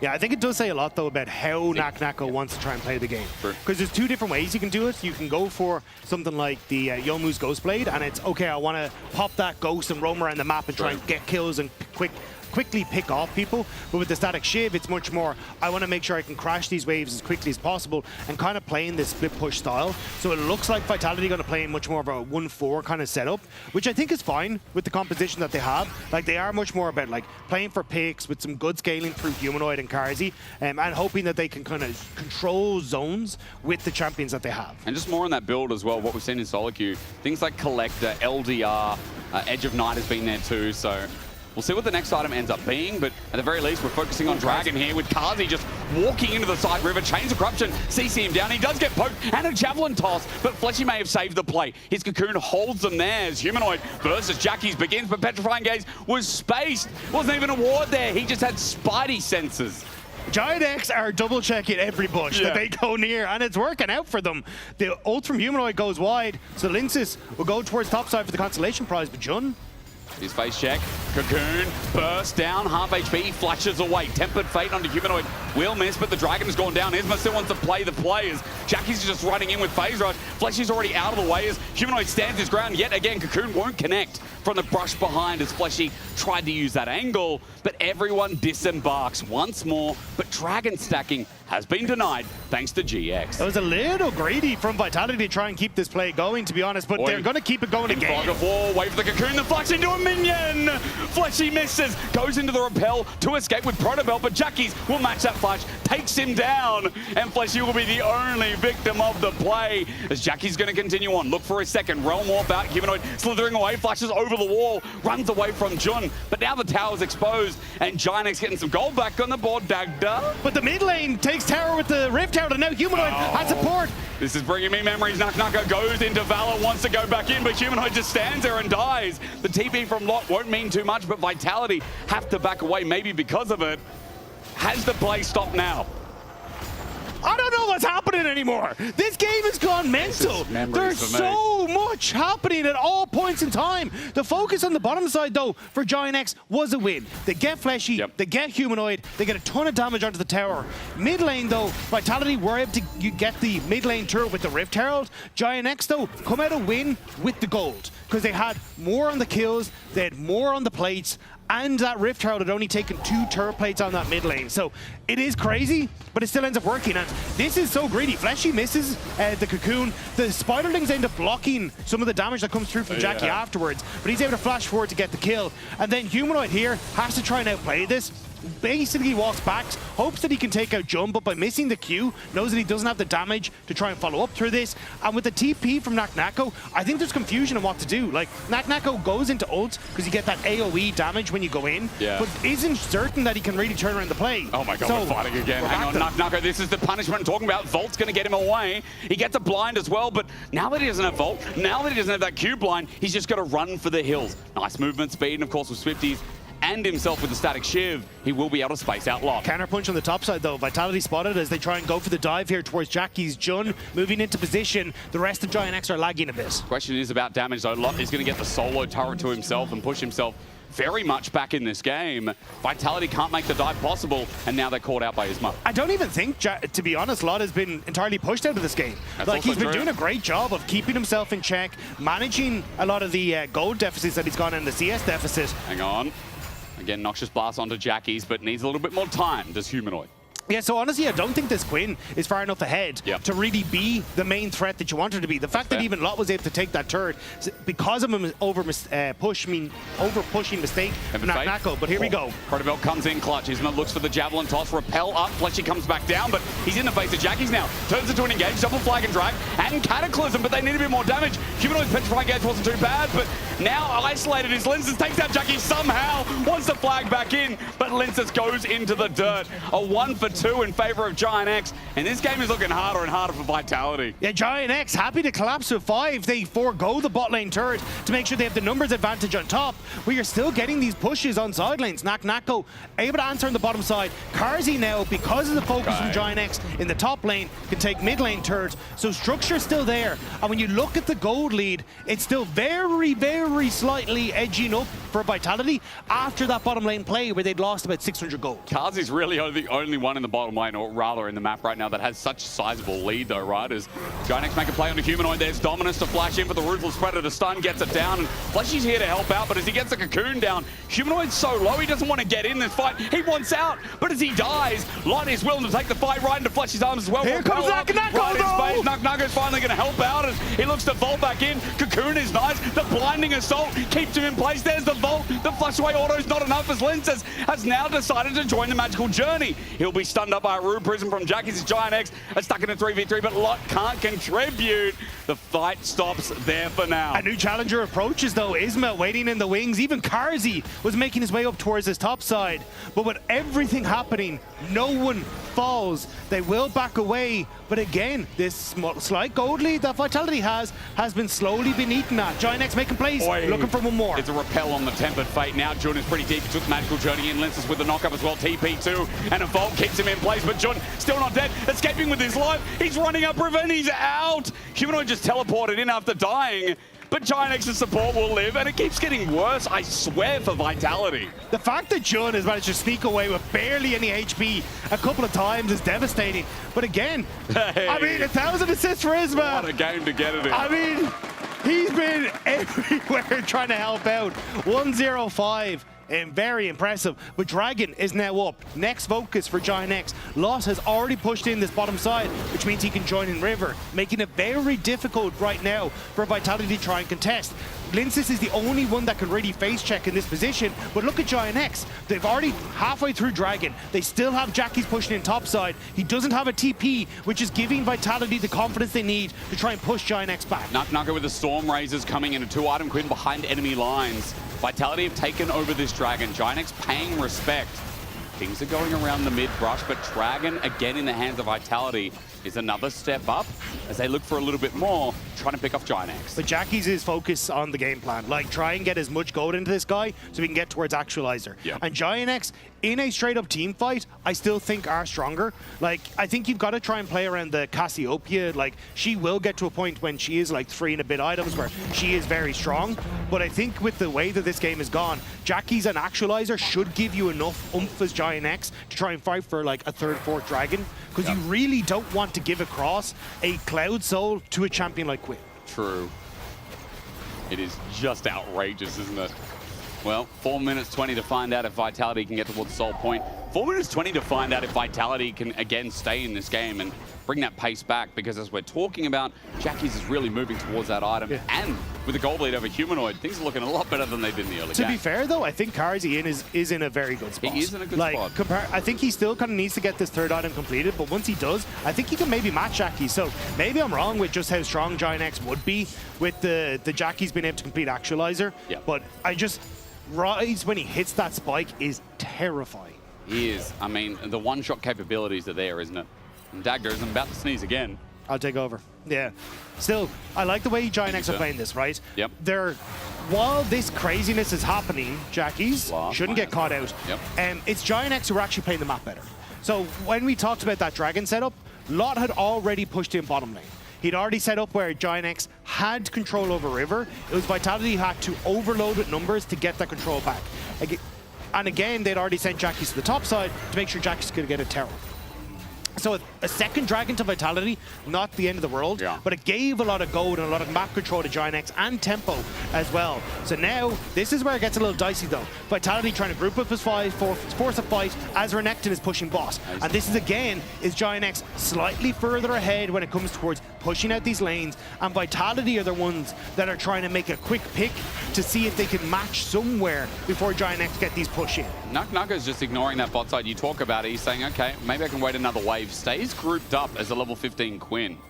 Helps with that wave clear with the static shift as well. Thinking about going bot now. But it's also, you have 2 slowing items, both Storm Razors on Carzy and Nako. Means if you get an auto attack, it sets up much easier for Fleshy and Linces to look for these engages. But here we go. Blinding Assault is good. The damage is ramped up a bit. Dominus going to be used by Lot, so that's an ulti down. Whereas Nako always has the versatility of that behind enemy lines. Yeah, the ult going down is definitely a loss there for Giant X. I think if Lot had actually just managed to escape, you'd kind of done your job, right? Yep. So you'd got the push in on bot, you're going to get a reset, you've allowed time for Jackie's to catch that wave in top, and you're still protecting mid lane. So for Vitality, getting that ultimate is kind of a minor win that hopefully they can try and use to maybe make a pick. But with 2 minutes until Dragon's up, no real way to rush Baron at the moment. I don't think you can really punish Lot in the position that he's in. And it's only going to get worse, because if you don't know, Quinn's ulti, as she gets to level 16, costs 0 mana. So at first, it's a cost every time you want to use it, transform, go to side lanes. Now it is 0. So there is no punishment for using it whatsoever, as Nako has just crested upon level 16. There's a play towards mid. Tempered Fate is going to catch down Carzy, the strongest member. Flashes the Chain of Corruption, but Jackie's is there to match. Under turret, he cares not, but he's too deep. They couldn't finish off Carzy's Realm Walk. Needs to get them out to escape, but it's interrupted. And a noxious blast and a gaze from Humanoid stops the play from Giant X. They went too deep, and the snake has sunk in its fangs. Vitality finally found the moment. Giant X thought they'd done the correct play. Push insides, collapse on mid, try and get Carzy, but they couldn't quite land the CC and Vitality punish. The AoE is insane from Vitality, and now the Baron begins. Isma for the steal potential. is where our eyes look at 8K. It's going down pretty quick. Isma still hovers out the crest as Lot is thinking about an engage as well with the flash up and available, but Nuck zoning him off, not giving him the space because the spacing from Nuck is annoying. Baron picked up, GX back off, and all 5 of Vitality will benefit from the buff. And you can see here, right, Giant X have pushed out sides, they try and make the pick. All 5 members are coming with that teleport, but Carzy with a fantastic flash. Jackies tries to follow. The blind from Nako means he cannot get the last bit of damage there. And this Realm Warp, grounded. No one is allowed to play on Giant X. And Vitality find the fight they needed to blow the game open in their favor. And Humanoid does it all at the end. The 0-4 Cassiopeia.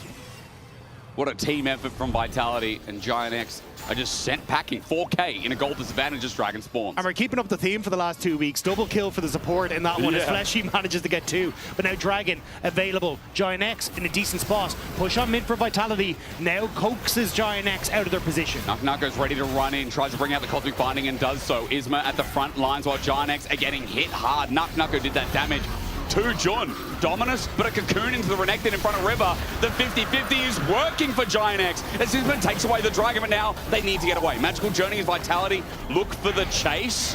Are they going to continue? Yes, they are, because Lot ran into open arms. Tempered Fate goes into a repel to Lee's, and a Magical Journey out. Excuse me, it's a Realm Warp from Jackies, but it felt magic because Giant X were dead as anything if they stayed in that petrifying gaze. There was no miasma, so they will give up loss for a Dragon take, but Vitality still fishing. Jun! Under turret, it's a greedy place to back. Jun is dead in one shot. A flag and drag out from Linces, and another pick over to Vitality. And Nako speeding towards that top side, wants to try and get the turret for himself before Giant X can get in a position to defend. Jackies is matching though, roaming up towards that top side, but you're still spread thin as Giant X on the numbers. 20 seconds on both top and support means that you can push in and get at least one of these towers for Vitality.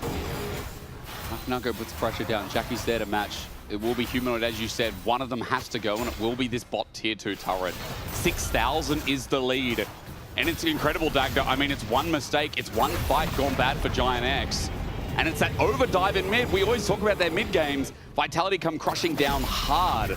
And they move an extra 6,000 gold in their pocket. But it is heartbreaking for them because I think that was the correct play. It was just that little bit of an overextension that cost them. Here though, Vitality play this so well. They do. Like they are so patient on this. Wait for stuns, use those double slows we talked about with Storm Razors to constantly keep in range and just nearly with that petrifying gaze able to connect. It could have been a very different story. But Giant X, they lose one, they lose the tower, they get a Dragon. Still, what was kind of a 500 to 1,000 gold lead has now ballooned to a 6k gold lead for Vitality. And so much of that is on Carzy. This Caitlyn that we were talking about is massive with 4 items now completed. And if Carzy gets the free hit, it is a dangerous time for Giant X. In the LEC I'm reading, Carzy has 4 games. I already said 100% win rate. Samdi, Upset, and Han, some of the only ones who have played it so far. And so out of 7 games, that has a 71% win rate because Carzy is inflating the numbers. And Samdi, of course, for the 1 game. All the way up as Isma went to face check here. Flag and Drag's going to catch him. He will flash out in the end, but look, Nucko's here. A vault over and a quick kill. Isma is dead. And Giant X stuck in a 4 versus 5 as Lot looks for Carzy, but spaces him. The Croc steps on a trap. Lot just trying to get near him, but Carzy now gets flushed on himself. He'll be shut down, but Nucko's here to pick up the pieces. Giant X has a 3 stack in the mid lane and getting auto down to dead. Back into behind enemy lines. Nako favors the play with a 1-for-2 trade. Noah had to burn his flash to try and save that. Keeps. What is happening? I mean, I'd be upset after that one as well. I had to look on stage. It's like, is that live? I think that's the reference to that's a recreation of This Is Fun. Yeah. Whatever the new emote is. Oh, no, it's the lad who downs the bottle in the LCK. Yeah, but I first saw the emote. Imagine me coming back after having a little holiday and being like, what the hell is this? But either way, like, Carzy super close to the outplay. Couldn't quite make it happen. But still for Vitality, incredible stuff. Again, this constant follow-up, this constant chaos that they are thriving in. They catch Isma out to begin with, which forces him to try and get away. Nako finishes him off. But with all this connection to the top side, Vitality are able to shove Jackies away. And on this bottom half, Carzy is playing his damnedest to keep Lot at bay, using these traps incredibly well. Only the fact that Lot had flash and Noah flashed in to help him was really what turns it around. But as Vitality are able to play into this space in the middle, you keep your eyes on that top side. You're still getting that push from Humanoid, which took that tier 2. So now again, this opportunity for Giant X to try and play it on the map, to try and find picks, to try and find the CC chain that they're looking for is starting to fall away. A minute until Dragon. Vitality don't even have to try and go for it. Yeah. They can just continue to put pressure with Nako in this top lane and see if they can crack the base. Got an LDR now as well. We've got a BF sword sitting in the inventory, and Nako, that level 18 Quinn, even though it wasn't a gigantic lead early, he is running the map, as you can see, very fast. Oh, and Isma. Isma, heightened senses, are going to know where he is in a second, and Nako just hovers in a brush, knowing that Giant X will eventually have to face check. I think Giant X had the right idea, though. No bush ever in this game at any point in time is safe ever. No sirree, Bob. So staying away from that has kind of been their best bet, but unfortunately, it hasn't quite worked out for them. Vitality are continuing to keep control, continuing to fish for picks, and all you really have to do is let this double AD carry comp do the work for you in lanes. Carzy with the rapid fire cannon can constantly chip away at this mid tower. You've already got Nako who's continuously putting pressure topside, and if Giant X ever overextend, that means Baron, but they may just try and force it anyway, because Jackie's was bot, has no realm ward. They're saying pings are initiating that Giant X want to go towards Dragon, but they're going to shift gears. I don't think they realize. It's so fast, and they're probably like, well, hang on a minute, maybe we can walk towards Baron now because Carzy's there, but you have a Cassiopeia. The Queen of Baron takes it with ease. 7,500 gold. Vitality get a second Baron of the game. Ace in the hole. It's going to go to the edge of night. Lot's found out. No Cataclysm, but just sending him away. But Giant X are going for the Dragon, and again, this is what I'm saying. I think Vitality are like, cool, screw it. The base. Are we even getting to a soul? Because we can just crack open the base. Yeah, Nako will take this with ease as well. Lot coming to defend, but mid is now exposed and open, so for the cost of the Dragon, 2 inhibitor turrets taken down, and with it, inhibitors might just be free. It's an easy pickup for Vitality, and it's a dangerous position now for Giant X. The fact that you now have 2 of your towers down, Vitality can start to play off of like a top lane push with Nako, try and force a play on this bottom side. Nako for the moment just keeping presence on this mid wave because he can then threaten a flank. Wait, onto Flash the from tower. Fletchy gets a cocoon, what a pick, sets it up in front of the inhibitor turret, and just down goes Jackie's in an instant. What a pick from Fletchy, he burns his flash, and now he's ready to set up the game to end. This is beautiful stuff from Vitality. It was chaos, but it was a dance that was choreographed so well. Vitality through that craziness, and now they find themselves in front of the Nexus turrets. One mistake from Giant X as Cataclysm to this. Lot's going to go in for the final play of the game. Repel up. Fleshy will not be picked off that easy. Tempered Fate onto Nako, but Flash again. Humanoid gets his Petrifying Gaze down, and Lot stuck in the middle. 3-man Cataclysm, 3-man knock up, and all the class in the world for Vitality as Nako will take down the final pieces. One mistake in front of Vitality, and this draft soared in game 1. Beautiful stuff from Vitality. Madness when it came to the pace of that game. But Vitality were able to win out on the sprint. Never a dull moment with Vitality as we come back for game 2 after this.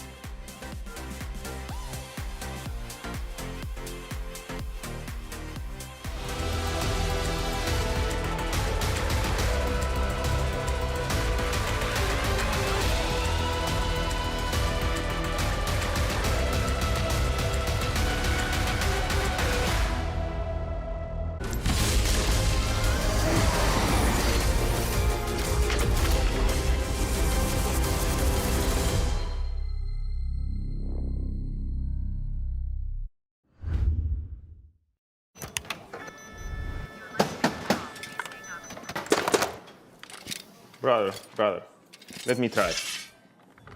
Wait, brother. Let us break this instead, brother.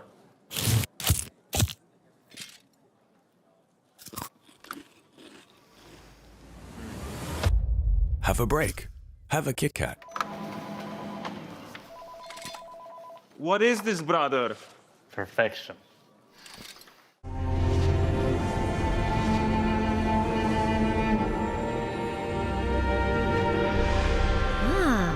A new champion.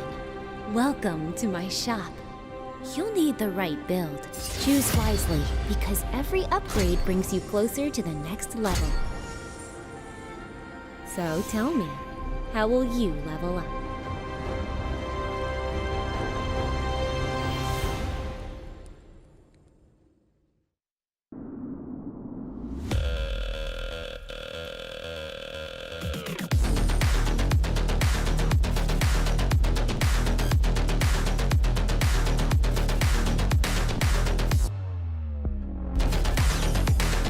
Wait, is he switching lanes?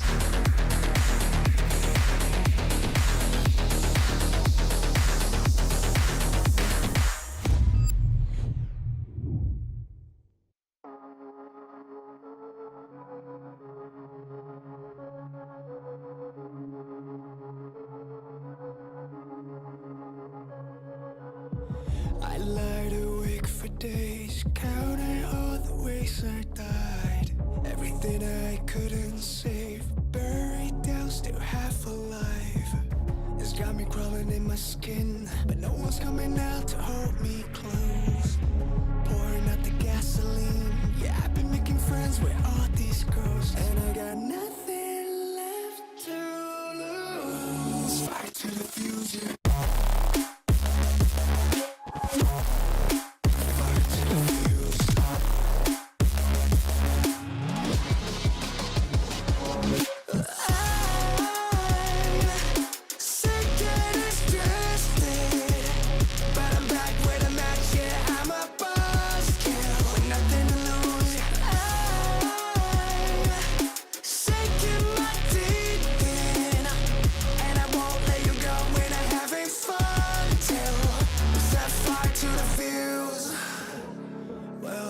It's not me to turn and run. Met the bitter truth and I choked it down. Left a bad taste on my tongue, but my appetite's been growing now. I can see you crawling in your skin, but no one's coming out to hold you close. I'm pouring out the gasoline, so say hello to all my ghosts.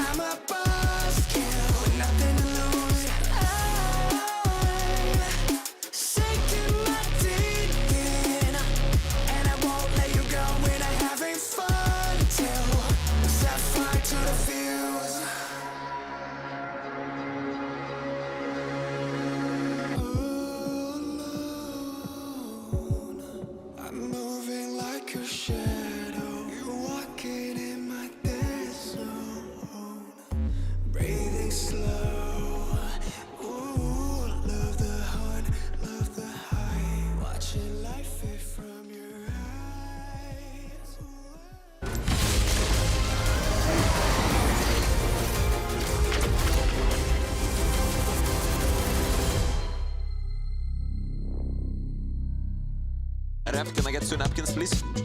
No, can I get like 2 napkins?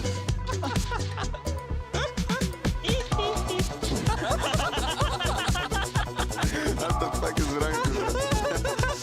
Well, Giant X not ending the play. There's a realm off onto Humanoid Petrifying Gate. Cleansed by 1, and that's enough. Noah will just stand. Auto get the kill. Now Linces for the retrade. Gets a 1-for-1. Kazi onto 2. Flashes autos. Double kill. Ooh, Lilinas. Well played, well played. Okay. Back kill finally. Bro, we are Queen Elise come. First game. There were a lot of facts at the beginning of the day, Veri, but the only one that matters so far is that Vitality came ready and they're strong in their position of top team so far, especially against GX. And guys, I want to dive straight into it, talking about those drafts, because what the hell was this? Gilotto said the drafts were the issue yesterday against Navi. Do we see any improvements on that from GX today? The thing is, I really liked both teams' drafts, and I think, for me, this was probably the coolest drafts I've seen in LEC, at least. So you have Giant X's comp. I think it makes a lot of sense altogether. Nidalee, what does she want? She wants CC. She has that from Renekton, check. She has that from Bard, check. She has that from Virus, check. She has that from Ryze, right? She's getting everything she needs. But what does she also want? She wants winning lanes. Well, Renekton against Quinn, that's losing. Quinn is going to push you in the whole time. Ryze up against Cassio, also losing. You're going to get pushed in the whole time. Varus Bard up against Caitlyn and Elise, come on. You know Caitlyn and Elise are going to push them in.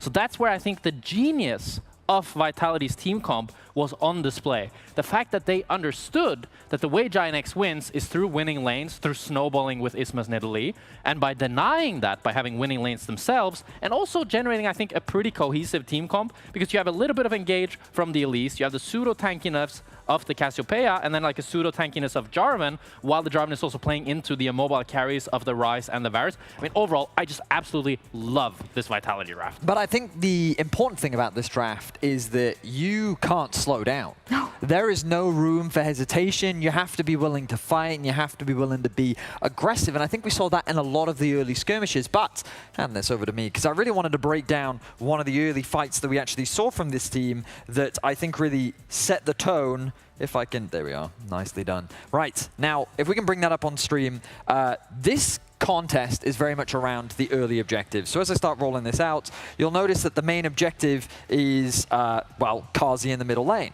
Now, for some reason it has paused, but we will pause it for a second, because you'll notice that in this situation, right, Carzzy is in a lot of danger. He's getting dangerously low, and I think that the way in which they successfully put him in that position was very cleanly done. I'm going the wrong way. I want to go back in time.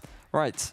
There we are. Lovely. So they've caught out Carzzy in a very awkward spot. This is the composition idea that you were talking about earlier, Jack. This idea that they have actually very easy ways to set up for the Nidalee to punish a target player that's out of position. So as we roll this out, we can see that a ton of damage gets done onto Carzzy, a heavy commitment from Jackie's, but his schmovement was absolutely ridiculous in this. Just keep your eyes on the Ryze here as he uses his additional movement speed as the rest of Vitality is looking to collapse. Because you end up in this crazy affair where Jarvan gets this absolutely insane engage, GX feels very trapped, but Carzzy isn't even involved in the fight, and GX actually have the numbers advantage. So there's a world where they can still win this. Unfortunately for them, Nuko here on the angle interrupts Jackie's. Humanoid sets up for the miasma onto multiple members. Isma's not really able to contribute much to the fight. And this is where we see some of the mechanical excellence of Vitality. Carzzy's able to connect his ultimate, beautiful skill shots connecting from Fleshy, and overall a fantastic chase down where Vitality demonstrating how their hands are just so good in these situations where they can navigate these chaotic circumstances and find opportunities to get winning fights. I mean, I think the fact that you're able to draft these champions, while I love the draft, it does have a huge downside, right? You're playing champs that need to win lane. The Quinn, if she loses lane, she's going to be useless. And it's the same thing with Caitlyn Elise. If these champions fall behind, you have dead weights on your team. But Vitality is a team in our league right now that can pull off these champions with their explosivity and their creativity. And it's just phenomenal to watch. When we often talk about Carzzy Ezreal, Carzzy Corki, we forget about his Caitlyn. True. Absolutely deadly. And I've seen a lot of doubters online from Vitality saying that chaos is needed from them, but they don't actually know how to thrive without this. But turns out they can still innovate with this style, and they're going to challenge you every step of the way. It is intentional, and that is their identity right now. Absolutely. And I think we saw some mechanical excellence from Carzzy today especially. And I think that what's so fun about watching this team is I do have criticism around their ability to close out games. When they do have a lead, their ability to go from, okay, with the lead that we have, how do we quickly close things out? But I think that that's usually against the better teams that we have in the league that do a good job of fighting back. And I think, again, GX, as we've talked about, did a good job of finding what opportunities they could, but with clever drafting and good navigation, Vitality, the way they immediately started the second Baron, the way that they pushed their advantages where they could, overall nothing but impressive to see. What more do you need from GX though? Because the draft was good. It's more. I mean, the draft was good, but Vitality outplayed them every step of the way. I think Giant X and Vitality, you can both see that these teams want to brawl it out. So Giant X needs to be able to find winning lanes of their own. They had strong laners, but they were still losing lanes. They need someone that Isma can actually play around and snowball through so that we can see him innovating and see him comfortable that we've seen him like before. I think that Jackie's is playing like a monster right now, and I want to keep seeing him play like that. His use of the flash this game was very impressive to see. And again, like as Jack mentioned earlier, I don't think they inherently did anything wrong. Like, I think they just got outplayed. So similar to what Gyota said in the interview at the start of the day, my plan is not to change very much. My plan is not to kind of reinvent the wheel. I think my players just need to lock in and have a good game. And if they can do that, give themselves the tools to do that, I can very much see them going toe-to-toe with Vitality. Keep the same approach, but bring it faster, one step higher, because Vitality came ready here today. Let's see what happens in game 2. I am very excited to see how this game 2 turns out, because a best-of-3 series between these two organizations has never gone to 3 games. So for Vitality, things are looking on the up and up with this first game win in their belt. Well, that's some history for you then. Because for Giant X, I do feel like a bit of wind in their sails of the draft would be possible to take us to a 3. I don't know. I want to be optimistic because game 1 was a lot of fun. Game 1, you and I reminiscing, like it felt like being back in the LPL days where we just had these psychotic drafts that wanted to go toe-to-toe, and we didn't even have that many kills a minute. But it was just all this skirmishing that came so close so many times. We'll see how we go. By the way, Giant X, they are going second pick here, while Vitality choose blue side, a.k.a. normal stuff. Yeah, which I think will help out, especially for Lost, and trying to give him some sort of counter pick there. To give him his due, though, I think he did a great job in that match. Pretty good game. That is not a very easy matchup to try and survive in, and he was able to keep the gold lead within about like 300 to 400, which is nigh on impossible, especially against a player of the caliber of Nako. So fair play to Lost to do his piece there, and now with a potential counter pick for him as well, I think it'll make that job a little bit easier against Nako. Well, Quinn is off the table, so that takes a lot off for Vitality, you know. By the way, that was Nako's first ever competitive game of Quinn. The fact that it was a win is crazy. So let's see what they pull out this time around. The standard stuff is being taken off the board. Nocturne goes even with the Orianna. It's like Nocturne from Brooklyn, Nocturne. And then we've got a Pantheon, Ezreal. But Dagda, you talked about things like Karma, the Seraphine Ashe are available. Nako just locks it in for Vitality. There's the Ashe. Which means you could immediately go for the Ezreal Karma in response here if you wanted to, just to try and get that kind of push. Or take the Ezreal Zinzao or Karma Zinzao away. Ezreal's gone, Dagda. Ezreal's gone, true. What do we do if Ezreal's gone? Then you're kind of out of luck. Because Varus could be a decent answer. Caitlyn as well. The Lulu and Yunara could be an answer. Or Corki Ashe is the other option as well. But we'll have to see basically what the game plan is. Karma is a decent response into these two because she can try and push the wave and can help heal and shield and keep you moving about against the Ashe. But I do think it'll probably be something like a Corki Nami along those lines. But we'll have to see if that is the game plan. Well, I can tell you for Giant X at the very least, there has been a bit of Kai'Sa. Remember Kai'Sa was banned in game 1? So it would be interesting to see if they start pulling out a Kai'Sa comp. Yunara's also been picked a lot. The Seraphine has been disconnected from the Ashe lane, though. We saw this yesterday as well, where teams are just trying to take the two away. The answer that we saw was take the Lulu instead. So Ashe Lulu, so you still get a very strong support alongside the Ashe, something that can still bully relatively well, and then enables the Ashe, especially with the Kraken Slayer build, to be an absolute menace with the extra attack speed that you can get. We'll have to see if that is going to be the plan here, as it looks like it will be. And then Humanoid, I think the answer could be Wukong in this sort of scenario to pair alongside it.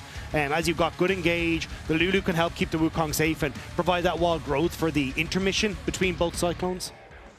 Also, it's been used as engage, so it's been talked about in LCK today as well. Like, normally with the Yunara, but can be with anything else. Even this Aatrox here, as that has become a bit of a jungle special. Can be a flex, but most likely going in the jungle. Yeah, I imagine it will be. It's something that can trade relatively effectively against Zinzao in the early skirmishes and can be enabled thanks to the extra like shielding and healing that you can get from that Lulu as well.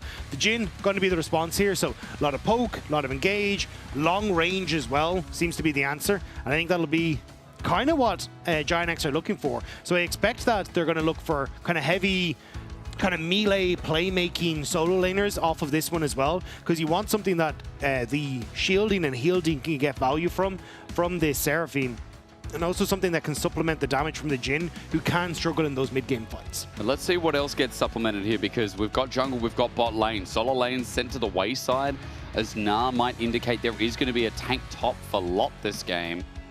Now, Renekton is his most played, but we're talking about the Cassantes. He's played a Scion game, and Bessa as well as an option. Giving safety here for Lot. I mean, it also makes sense when Lot in the first game, as you said, had to solo lane into a Quinn as Renekton. I think that guy needs a break. Yeah, I think they'll be holding on to that counter pick for Lost, which would be nice, just to make sure he's fine. Yep. I'd love to see him kind of go towards something like an Ambessa, though. Again, like these things that can be playmakers that thrive when they're able to get extra uptime through the heals and shields that Seraphine can enable, and also Seraphine can support as they jump in thanks to that crescendo. So, sorry, not crescendo, the ultimate that she has. So I think that's where I'd be focusing. As the Annie is going to be a curious one. Like, I kind of be looking at things like the Aurora and these kind of things, and maybe that's what the anti-ban is for, just to make sure that you can't get burst out in those early stages. Yeah, maybe anything it can neutralize, right? Are we going to get something like an Ari as an option as well? Are you worried about getting through the Lulu and a potential tank line? I don't like an Ari for Jackies in this specific situation because I don't think it provides enough damage. Yeah. I think the Aurora You did would mention be decent. Aurora, yep. Or if you really wanted to go for like an Akali or a Silas as well, could do. But I think Silas blind is a little tricky. We have I've seen it as an answer into things like the Victor a little bit, which I haven't been the biggest fan of, but I think Aurora is your best bet here. Well, if you're going into Humanoid, the bet could be anything, by the way, because on the other side, Humanoid has played 13 unique champions this split. That's not bad. So, yeah, so I think he might have an option into this Aurora. Let's find out. Things like the Syndra he's played, Lissandra, he's played Galio. I think he's played the Aurelian Sol into this as well in the past. Yeah. Okay, but he's going to go for the Syndra, yeah. Oi, okay. So, I think this is good. Like, a lot of the way that Giant X are going to play is having these kind of this artillery style from the bottom lane, but the rest of it will be relatively short range, like Aurora try to jump in to get that burst damage off. So by having the Syndra, now you've got decent poke and some decent long range thanks to Jace alongside it, and now the ability for a lot of these up close and personal champions to try and have that ability to mess with them, both with the Scatter of the Weak and also the Polymorph. Could work out relatively well for you here. Jace has been played by Nucko if you're all interested at home. 2-5 record, but it's more games played than the Queen on the stage, as Rumble is going to be there just to try and match as well. So, again, from Giant X, you'd say it's overall pretty standard, Dagda. Like, their Game 1 comp was pretty standard. And Vitality have, again, just thrown a couple of picks that are initiating a bit of range, bit of pick we talked about, maybe enabling this Aatrox to reset, and alongside the Ashe take over the fights. Yeah, I mean, the thing that's in my head, though, was Jackie's Aurora against Shifters. Oh, that was blew up good. a Lulu for Trimby quite a few times in that one. So I'm wondering if we'll be seeing a similar performance here from Jackie's on this Aurora. Will be, I think, a little bit more difficult, though, thanks to things like the Hawk Shot being able to spot out if he is going for some of these flanks.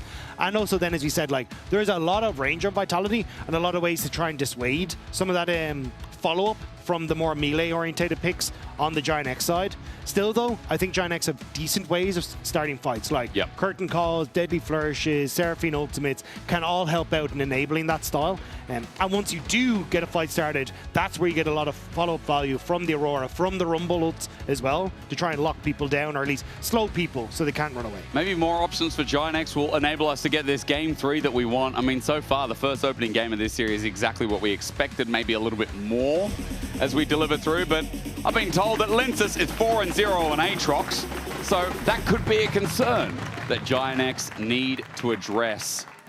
Last time we had Kazi on the Caitlyn, which stayed undefeated. This time we have Linsus on the Aatrox that takes over games.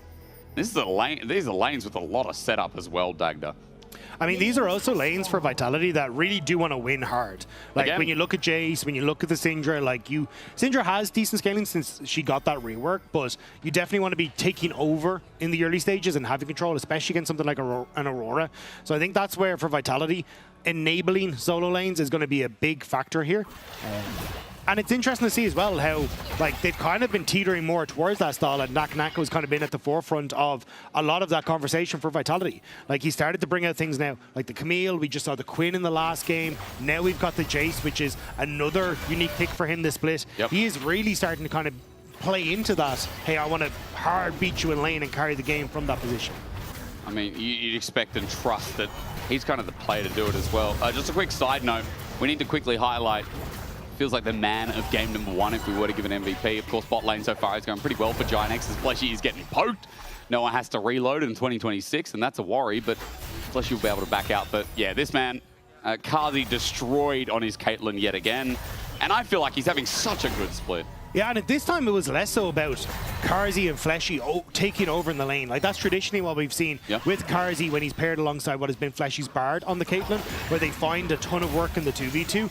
This time around, Fleshy was roaming significantly more, playing towards that mid lane, and it was Karzi who got that big win off of that mid lane fight. So I think that's where it'll be interesting to see now. Can they find that early success once again for the Vitality bot laner? Because for me, this focus for Vitality should be more towards that top half of the map. And it looks like Giant X agree is Isma making his way up here already. He's not in a good spot for Nako. Lot is going to move towards his jungler, and Nako tries to get the wave pushed out, but to no avail. As he runs in hammer form to get the movement speed, he'll be Electro Harpoon, slowed down, and in a 2 versus 1, there's no saving grace. He goes to the skies, but he'll go to the dirt right after. First blood over to Giant X. Great pathing from Isma. Cleared out his top side, immediately walked up into the top half of the map, and at the moment, Linces doesn't really have any way to try and push back against this. You can look at Isma, who already will be able to cover his bot side jungle as Jackie's taken very low here. Goes to the Veil for a little bit. Humanoid didn't have his combo up and available, nor the mana to pull it off. So Humanoid feeling good in the lane. And remember, he chose this into the Aurora pick that he's pulled out before. Yeah, I mean, I think this is something that can bully the Aurora, and oftentimes you will see like the early Merc threads up against the Syndra, just to try and bypass some of that early damage that the Syndra can throw out, and also the CC. That is very good for setup for people like Linces. But I don't think it's going to be too much as bot lane. It's a deadly flourish. It's a volley in response. Noah's ready to walk forward, heal for a bit of sustain in the lane. Flashy getting poked out as he walks up as well, but all said and done, the wave will reset a bit with Giant X having a couple of extra minions to push out and Vitality ready to receive. Linces did make his way through mid lane though, picking up both Scuttle Crabs. So this was the trade-off for Isma looking for that play on top side. Means it will delay his level 6, which is not the end of the road, but the amount of space he just bought for loss in this matchup on the top end. But just something to be careful as. As Isma making his way down towards the bottom side. I thought it was just to get a ward down and maybe look for a reset. Could be looking for more though, as it's forcing Vitality's bot lane to back away from their turret. Isma's timing, can he find anything here? As you said, Vitality paying attention and giving respect means plating here for Noah and Jun. Kazi will be able to walk back up to the wave, but he did miss that cannon minion, I believe, so small CS lead and gold lead for Noah and Jun. The thing is though, you've seen this play into the bot side here has actually allowed for an invade to come through for Linces, stole away the Krugs, and now could potentially look into this play on the top side of the map. The angle's good. Lot does have flash, but he's been poked out and he's on the wrong side of the lane. Nugnago's going to put up the acceleration gate. Lot flashes now, looking for the kill on the back burn, but Infernal Chains and the dunk from Linces. His Aatrox undefeated and on the board again. Great turnaround from Linces. Reading that Isma had gone into his bottom side, immediately takes Krugs, steals them away, and then turns into that top side play. Really good hands up. And this is why I love watching Linces. I think his jungle path is a Scatter the weak force of will to flash away. Humanoid matches it, one more auto. Jackie's about to die. The sphere. It's a solo bolo from Humanoid. Flash, wind becomes lightning, audacious charge. Isma does get a response and gets one back. Isma forcing to flash to make that play safe. But still, good stuff from Humanoid. Killing Jackie's on the play was massive in the mid lane. Well, the solo kill, well, look at the wave. I think it's pretty neutral, but for Humanoid, who doesn't have TP, nothing will really come out of it. But also is very needed because Humanoid had started to slip behind a little bit on the CS, so this helps, but a good scatter of the weak. Jackie's doesn't have any sort of mana. Humanoid, thanks to that speed up as well, able to finish off Jackie's with the fadeaway. And here you can see Humanoid knew that the Wind Becomes Lightning was coming, tried to sidestep it, but barely clipped by Isma. Sets up for the kill. Well done from Isma. I mean, that could have gone horribly wrong. And the fact that he gets another kill puts him on the board. When you talk about Linces taking away his camps in the top side, those kills are keeping Isma within driving range, at least an experience bar, but also within the gold value here in this second game. Yeah, and you can see again though, like these junglers incredibly active in the early stages and hard focus on where they know that main win condition is for the opposite side. We talked about Vitality wanting to try and play through the strong lanes, especially in the top side for Nako. Isma was already trying to shut that down, and now he's covering for mid. Lince is spotted on this bottom side though. Giant X won't be giving him too much, but may give just enough control for him to look towards Crab and potentially a Dragon if he wants to. A lot of coverage in this bottom lane. Lince is now going to see this control ward in the Fey line.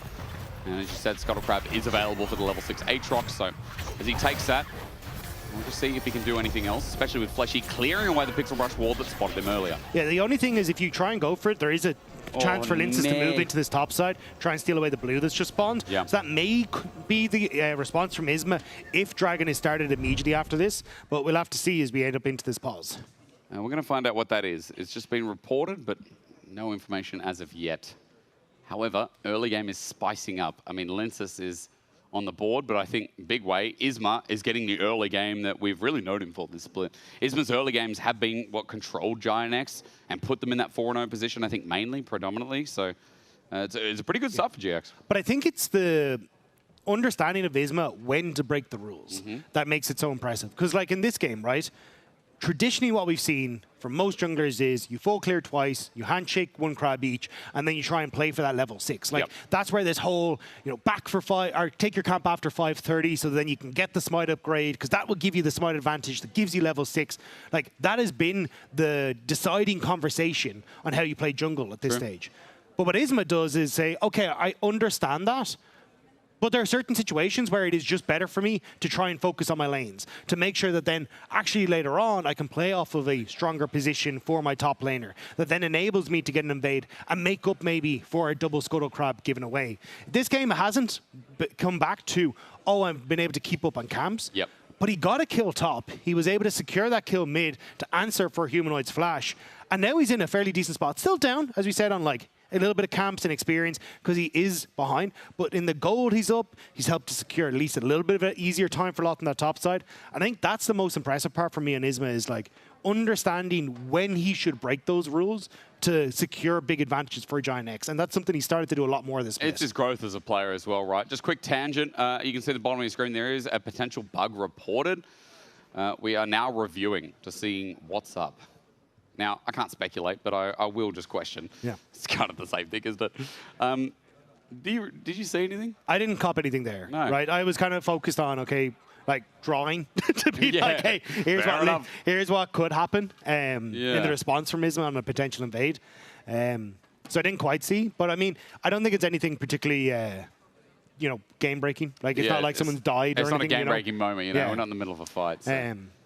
But yeah, I think this is like where it's more of a, hey, probably something didn't go the way it was supposed to or didn't slot in the way it was supposed to. Lulu's picks is like stuck on someone else, you know, or like there's a Corky's Gatling gun in a game that's not Corky's not there. Yeah, but we still hear the Gatling gun. We still hear the Gatling gun. Because he's not in my dreams, but I still hear it. Yeah, he's still here. I wake up at 2 a.m. in the morning and all I hear is that machine gun. Man, Giant X, yeah, I mean, there must be a little bit hard fought coming into these back-to-back days, don't you think? Because they had yesterday versus Na'Vi, coming off a loss where it was definitely their worst series. And then running into today into Vitality. It's a really hard weekend for them, you know. I mean, their schedule is tough. They kind of, like, that was the conversation, right? Was that a lot of their wins were against teams that were lower down in the table. Yeah. So now it kind of is a, hey, you've warmed up, time to play with the big boys. And it does leave me a little bit concerned as to where they land in the grand scheme of things. Yeah. But there's also the conversation around that I've heard like so much about, playing back-to-back days. Does it help? Does it hinder you? Because for some teams, it makes a world of difference where it's like we can settle into a habit and it starts to just feel normal. We don't have to get warmed up. We're already in the headspace for it. Yeah. And I think you see that a lot at internationals, especially, where teams will be like, oh no, playing from play-ins actually gives you quite a big advantage in that you get to explore the meta, you get to figure out what you like playing on stage, what really works for you. I mean, that's how T1 scaled through play-ins, exactly, and I mean, DRX and EDG were playing teams as well, right? Wasn't it? So, or maybe not EDG. I can't remember EDG, but like, I mean, 2021 was COVID. I couldn't remember anything from that year. But like DRX, for example, yeah, underdog story, and even like T1 have had their underdog story, and I do feel like more stage games. Obviously, not being a player, we're just spectating. We're just speculating, I should say. But it is interesting. I wonder how Vitality would feel about it because Vitality, for example, have had the best split I think of in the longest time since like 2018, since like Jizuke was on the roster, right? And they've played day 1, week 1, day 3 of week 1, day 1 of week 2, day 3 of week 2, day 1 of week 3, day 2 of week 3, and now again day 2 of week 4. Like they have played back-to-back days really, and they're looking like their best form. Yeah, and I think the impressive part is like they've played a lot of the like top, quote-unquote top teams, right? Like they beat MKOI 2-1. They're just off the back of beating G2 2-1 last week.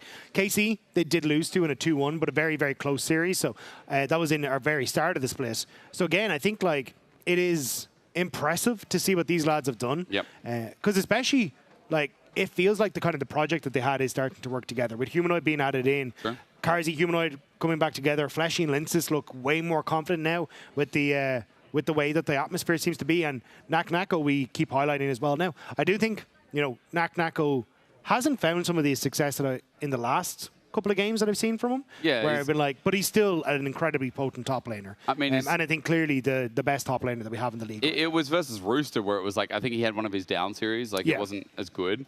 But then when you're like, well, I mean, still versus BB versus Mainter versus Kana as well. Kana, like he still looked exceptional. Then I don't really blame him. Bottom of your screen, conducting ready checks. So that's happening now. I'm still waiting to get an update. As soon as I hear, I will let you know what the potential bug is. Oh, I'm getting a scroll on the prompter. We have investigated the issue. There is a bugged interaction with Xin Zhao Q. This bug will resolve itself, and therefore we will continue playing. Okay. Okay, it will resolve itself. Xin Zhao will talk to his spear. What are you doing, man? Yeah. And then they'll get back in the game. Yeah, it's the same attitude I take to the chores of my house. Oh, really? It will resolve itself if I Do you don't look at your interact with hands and you say, come on, man, just I only got half an hour left. Yeah, it's just where I'll look at the Hoover and be like, you know, I really should, but it'll resolve itself. But I have a robot vacuum cleaner and I'll use my foot and that'll go on and do it I have for me. Dracos' old one, and it does its best, but I won't say it does everything that's needed. They don't always do. Those robot vacuums, man, they tell you the future is bright, but that thing gets stuck on a cable. Equalize is going to come down as we come back to live. Thank you for waiting with us. Again, Electro Harpoon and a bit of an explanation. Remember, it was the Xin Zhao Q bug, and it has resolved itself. So, for whatever that's worth, it's done, it's dusted, it doesn't affect the game state. A Cloud Dragon has been taken as Isma looks for a dive. But this is what we were talking about, right? With the Dragon being taken, Isma can look for the invade. Doesn't get the camp, but is looking towards Nako, who is very low in this top lane. He got poked out by an Equalizer by many Electro Harpoons. Lot is about to overheat, but damage should be enough. Shock Blast to keep the minion wave, but now that it's a turret, here comes the dive into the hammer mode, tries to clear, bounces back. Lot gets slowed, 2, 3, no! The turret shot will not connect. Lot just got out of range. Solid effort from Nako, but Lot able to escape. There was no follow-up from Linces. He was clearing out his Raptors. So it's a quick pick as Linces fished for something, but couldn't quite get it. Good kill. Nako 0-2 to start this game off. And Isma really off to the races here, getting a lot of gold himself. Nako will be able to TP up as Carzy sets up the ghost, dodges away from the Encore, and the chase will continue. Fourth shot being threatened, goes on to Fleshy. And at half HP, he's okay to run forward, flashes away from the deadly flourish. Jun now flashes back, and Carzy won't get the kill. They'll just stand, they'll auto, flash from Noah, gets it himself, Glitterlands, wild growth for the knockup, Fleshy with a double. LEC supports, love being on that scoreboard. I mean, as a support main, this feels good to see, but for 80 carries, it could have gone a little brighter for them. Still though, it's as Jun steps up here, this is the power of these two, and Carzy plays this fantastically. Sidesteps away from all the Seraphine damage, then gets away from the ultimate. Noah ends up using the fortune shot towards Fleshy, which allows Carzy to then continue to play this out. Fleshy flashing away from the deadly flourish enables them to follow up on the rest of this, but it's a level 6 hit. But Fleshy not quick enough with the wall of growth. Actually, maybe it was a mana issue there for Fleshy, where he couldn't quite get it to save Carzy's life. And Noah gets one back. And you can see that's a little bit of a gold lead there because those 2 kills went to Fleshy. Earlier, Mikhail's earlier first item here for Fleshy. Let's see what it is. But regardless, I mean, that's going to be the reality. Dragon was taken earlier by Vitality, so it's not like that play nets anything else in the bottom lane. But Arrow into Noah might. He used Cleanse before, but Carzy doesn't really have that much more follow-up, that much damage with the BF sword. Dodges away from Deadly Flourish, and now again, Jun hovers, so Carzy has to back off. Yeah, just looking for a little bit of poke damage. Don't think there is much follow-up at the moment. Especially as all summoner spells are burning that bottom side apart from Carzy's. I think you'll see Giant X playing very slow over the next little while, so Carzy happy to just look for the poke trade instead. And with Linces on this bottom side, they will be able to push out the wave. So gold is a little bit in favor of Noah down in the bottom lane, all things considered. Outside of don't look at supports, but everything else is even outside of, I'd say, Isma, who holds the lead right now. He's already got a Titanic Hydra in the jungle. Didn't want to go Sundered Sky. He's got a bit of extra damage amplification on these grubs as Linces has come to say hello. And I do like this when you've got a Seraphine in the game who can keep you topped up, but Linces bypasses the vision. And just coming back in. He's got a flash available, but he has to use it now. Linces going to match it, equalize it down, but Linces gets a kill and flies out. And even it pulls Isma off of these grubs as well, so Twin Worlds on Humanoid, trying to use the weirding, the burst, good scatter the weak. Jackie's now out of range, and it means that Jackie's couldn't get his full burst down. All in, audacious charge. Linces gets some healing with a Sundered Sky, hops over the wall. Isma gets interrupted on the grubs, and so he'll only take one. Now think about going for round 2. Yeah, had to shift it up to cover the top lane play, which stopped him from taking any more. Then went to push Linces off as well, which stopped him again. So a lot of time kind of spent by Isma to get these. But you can see the addition of this Titanic Hydra is great for Isma in this sort of situation. You can fight really effectively against Linces because you can proc that Q so incredibly quickly thanks to the reset on the auto attack of the Titanic Hydra. But also, you don't need the Sundered Sky as much because Jun has the healing and shielding to keep you topped up. So it makes things a little bit easier where you can go for this like squishier build, I say in quotation marks, but still be very effective in a team fight. So I like the adaptation from Isma. I might get a taste of it soon. Dragon's up in a minute, and first one went to Vitality, so already on the board when we're talking about this game, once again being focused around these laners, Isma's on the top side for now, trying to use this window to maybe invade here, Dag, to set up for another dive? Maybe, but Lot has no equalizer, so this would be a little bit dicey. Wave is thin, that's 2 minions, turning into hammer form in a second, maybe. Nucko holding his ground to the skies, gets sent up, but the damage from Isma is huge. Slow is great, but as he flashes away, it will not be a response. Once more, the dive successful. Giant X are tripling down on top. Yeah, Isma with 4 kills now, refuses to go down easy, but Noah interrupted. The arrow's going to get out the cleanse, but Linces is here. Infernal Chains misses, he's getting the knock-up. He's right down into Demonic Ascension mode, but Linces doesn't continue the chase on. Giant X trying to move back into lane, while Plates go solo to Kazi. So Giant X don't end up falling, and they'll be able to get a decent amount of the minions as well. Nicely done by Giant X to actually keep themselves alive. Dragon available now, but Isma's back onto the bottom side of the map. No ultimate for Isma, though. Will make it a little dicey if he wants to contest this. No Ascension for Linces either. No Arrow and Curtain Call, so some key ultis down for the potential fighters. Humanoid steps up to the turret. He wants the plating here, obviously, and as Giant X get pushed in the bottom lane, Vitality definitely won't be able to start the Dragon right now. Karzi with the reset as well. Yep. So kind of using this moment where Giant X are the ones actually starting up the Dragon to try and get his reset. Got his first item now. So this would be a rush from Giant X to try and finish off the Dragon, but Humanoid... Humanoid found out the weirding. The burst is good, the slow as well. The beat drops as Humanoid flashes away. Between Worlds tries to catch him, but range a bit too far as Linces comes in to save the play. Jun going to be knocked up. Infernal Chains down and autoed to death. Jun caught out and Linces just hopped over the wall for a freebie. Really nice job by Linces to protect the mid laner there. Gets the kill. Dragon does go to Giant X in the meanwhile, though. But Linces immediately turning tail towards this top side. Wants to try and look for a dive, but the wave is gone. And Isma is trying to match him. I mean, again, these junglers constantly trying to go for tit for tat. I mean, these junglers are fed. Like 4 kills on Isma, 3 on Linces. It's looking like a pretty good game, but I will say Kazi somehow 1,000 gold ahead. Noah's just come back to lane. He flashes away already. Bit disrespectful. Deadly Forest walked and ghost away from, and with a volley and auto, Kazi gets a kill. Noah the disrespect. He thought he could walk into an Ashe Lulu. I don't think he realized that the Lulu was there. Assumed that she was moving around the map to try and match the Jun was roaming, but caught out. Between Worlds, between the Veil rather. Humanoid just gets stepped on and actually takes no damage because he didn't get hit. And Dagda, I was going to say again, Kazi's up 1,200 gold now. And he's been picking up plates and CS. He's just going to get this solo turret. Yeah, he's going to be very, very strong. First turret taken for an Ashe already, going for a much more damage-oriented build as well with the Storm Razors. Like, I think you were looking at Karzi, he's going to be hitting like a truck. Again. Especially when you've got the Lulu in your back pocket. Like, you can get the speed up, or the auto attack speed up there. You don't need it from anywhere else. And you've already got the Mikhails completed for Fleshy. So any sort of, like, potential pick with Jun. Arrow misses. Jackie's going to be okay for now, but Flesh is coming in, trying to polymorph. The burst dodged by Kazi as the volley gets the very tip, but even the slow won't navigate a fight because Isma is now down in the bottom lane.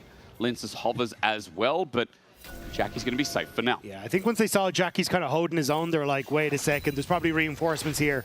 So instead, decide to back away. We'll still get decent damage down. And again, I think this is going to be the focus now. How do Vitality try and play around Karzi, especially around like objective fights, and trying to enable him as he works up towards another BF item? Man, it's going to be a strong Ashes. Herald's up in 15 seconds. Take notes on that one. That'll be the next focus here as Fleshy just tagged out by Jun. But a dragon apiece. Not really deciding the game, kind of like game one. You know, we had our dragons spread out. They're a little bit slower in the game. Not everything in the kitchen sink committed. But now topside with the objective might be pretty good for Giant X because Nako is getting bullied again. Here comes Jackies, and yes, he is out of vision. Still, Nako should have the accelerated shock blast to try and clear the back 3 minions. Lot blocks it though, so Nako steps up. Wait, to the skies, equalizer. He dodges it completely. Lot's going to get behind the minion wave, but Fleshy's on the way. Lot, that's deep. Without a minion wave, he takes a turret shot as well. Nako steps up for the damage while Noah is caught out in mid lane. Dunked on by Lensis. Now that Noah's dead, top becomes a dangerous place for Giant X to stay. Great positioning by Fleshy though. Able to cover Nako, but there's 4 members here. Acceleration gate between World's going to catch him out, slow down the weeding as well. The beat drop, the encore will line down Vitality's Fleshy. He's shut down. All the kills on the support gives them gold over to Jackies, and he finally nets some gold in this game. But look at the 2 other lanes. You're getting a ton of damage onto this tier 2 on bottom side. The tier 1 in mid is being taken as well, and Linces is getting the Rift Herald. Oh, like, yeah. That for a support? Honestly, if I'm Vitality, I'd take that. It's a big commitment. Jun now moving towards mid lane, but Linces is sitting on a ward, still doing this Herald solo. Isma's going to come in, but he gets arrowed up. Slowed down, that's going to give Linces time to walk away, but he's trying to turn it into a play in the top lane. We know he won't. It's an Aurora, but at the very least, Vitality doesn't like they're losing that much. But it's Vitality who have numbers advantage now. Nako moving through mid gives Vitality a little bit more confidence to start up this Rift Herald. Maybe Carzy can fish for more, but doesn't quite get the slow onto Noah there. Now Vizinchan and Chris are up either. Fleshy with no wild growth. There is an ult difference in the bottom lane as there's a TP being burned by Jackies. He's got himself a Protobelt. So first item on the board as Humanoid's going to scatter the weak and really dodge the play, but Protobelt from Jackies gets him back in harm's way. The weirding, you're waiting for the burst to flash up and enabled by Isma. 3 talent strike was great, but Fleshy saves Humanoid with the shield. Scatter the weak, flash, Jackies can't get the damage. Oh no, Giant X are deep in the wave, but Vitality may not even need to press the play. Deadly Flash coming out of Curtain Call to Humanoid. Going to be blocked by Fleshy. 2nd, 3rd, and the 4th. All blocked. Humanoid is safe, and Giant X wanted to commit it hard for that play. But Humanoid gets the wave, gets out, and Rift Herald was taken by Vitality. So now again, they can use that to crack open either the last remaining turret and top side, or blow through some of these tier 2 towers in mid and bot lane. Giant X really needed that to connect to try and get this game a little bit back in their favor, but they weren't able to do it. Humanoid just walked it out. And Carzy, I mean, we saw in the previous play, he was just picking up gold, but he's now just got an Infinity Edge. So yeah, that is a very strong Ashe. So like traditionally when you see Ashe, it's like, oh, we're going this Kraken Slayer build, and we're playing for uptime in fights to get Kraken procs. This is every auto is going to hit like a truck. You might get to see it now. Isma tagged out. It's good damage, it's good stunning, but nothing really big committed. In front of this dragon, Giant X have the health bars to contest, but remember Vitality, they got good pick tools. One misstep from Giant X, and that gold lead is going to soar. Still, Vitality need to get their waves in shape. Linces, Battle Herald commenced as he sets that one down. Giant X decide to back away, but for Vitality, I think they're happy. They just want to try and buy the space and keep Giant X out of river.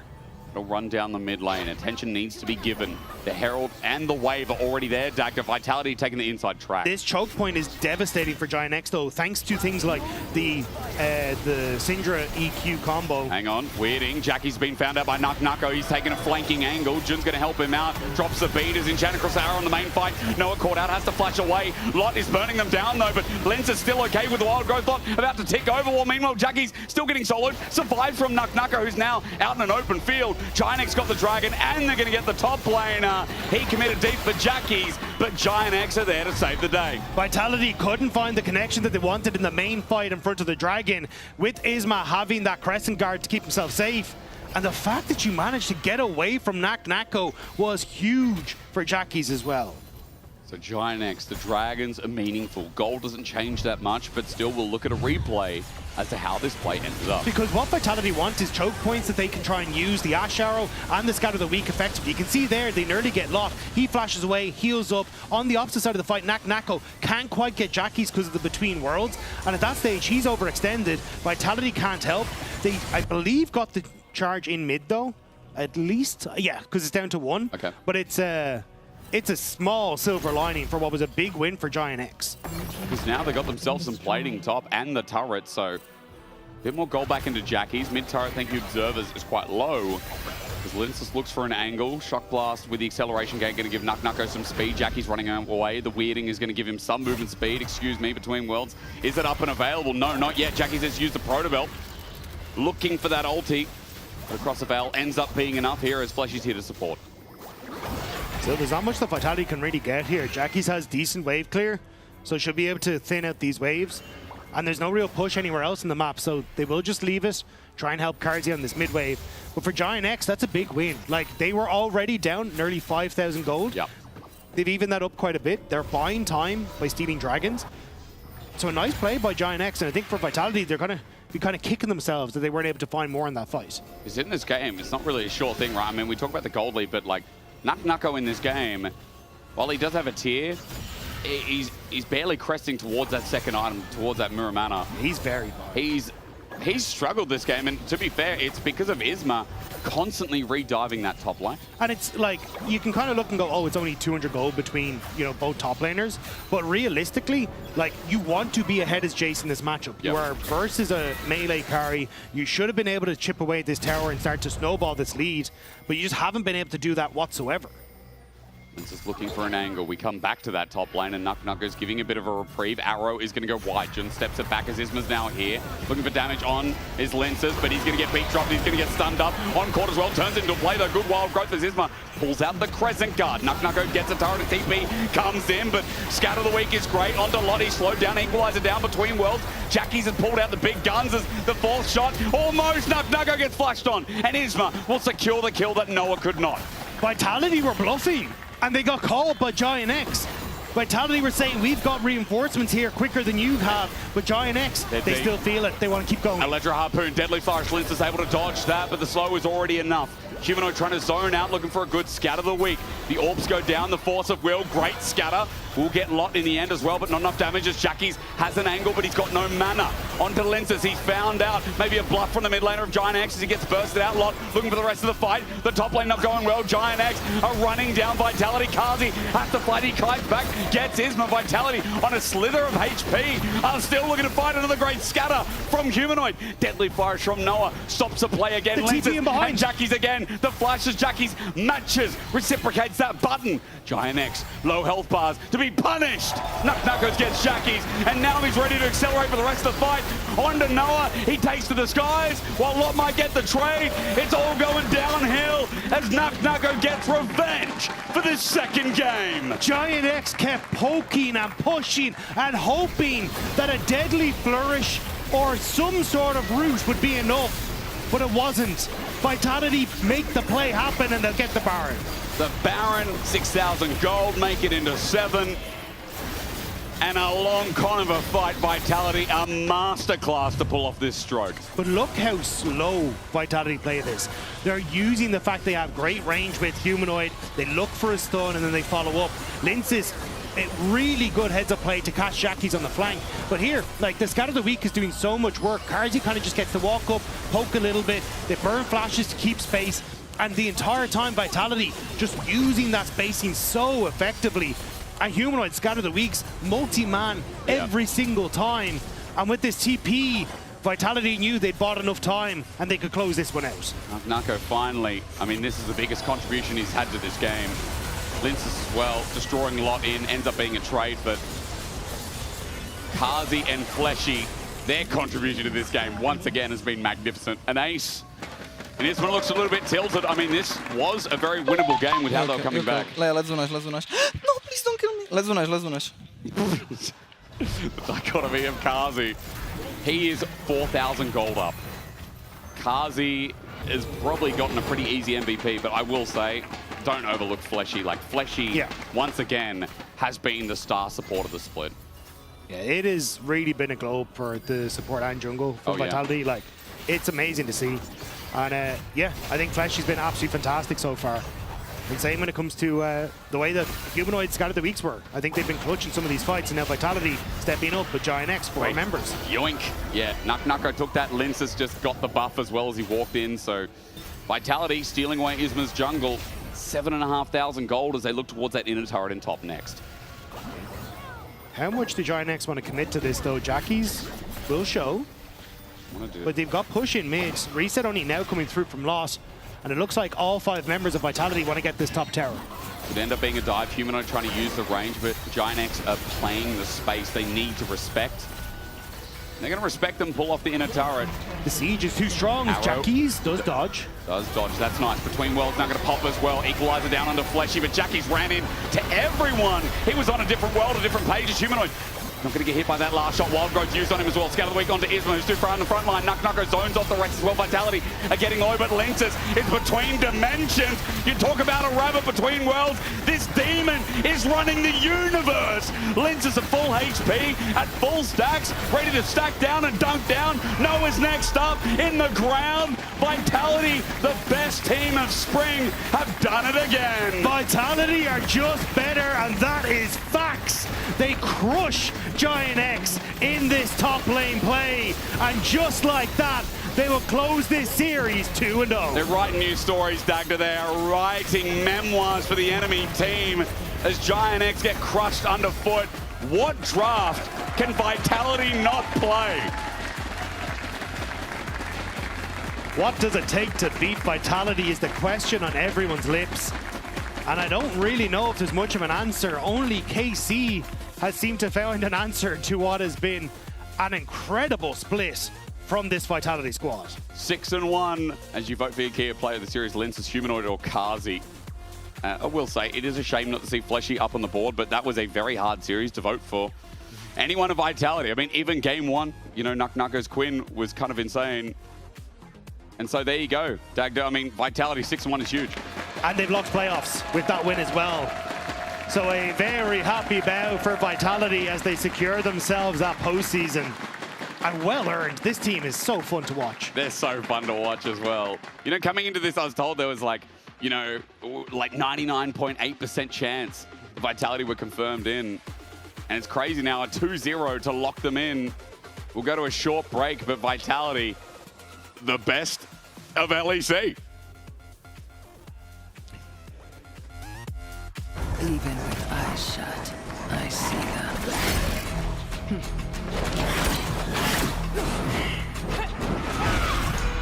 Vile creatures. Lurking. Watching. You wanna play too?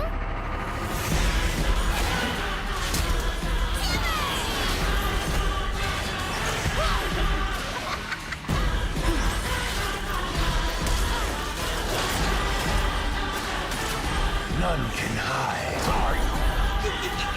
They laugh from the shadows. They won't be laughing for long. I'll cut out their rot.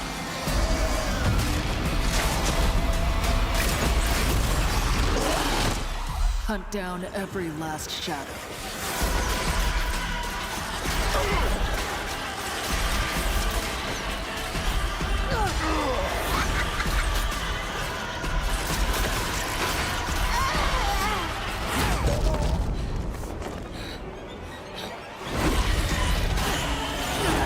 Cleanse this place once and for all.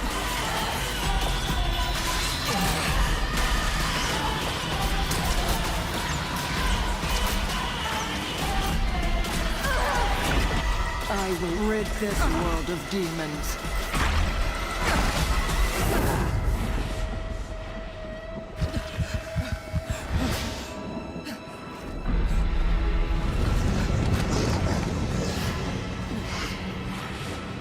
No matter the cost.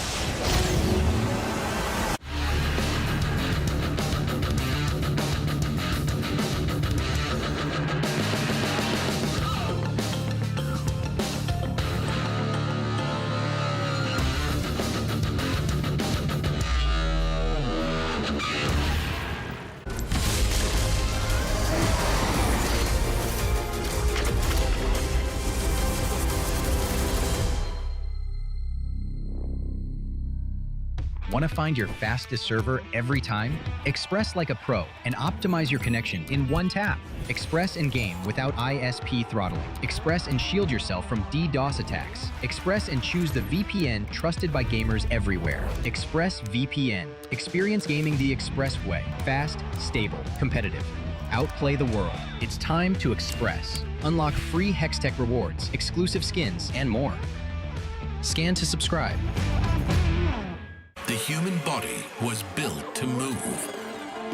Not trapped at a desk in one singular posture for 12 hours a day. It's time your chair evolved. This is Secret Lab Titan Evo. Ergonomically engineered for you, gamers, hybrid workers, artists, backing your every move.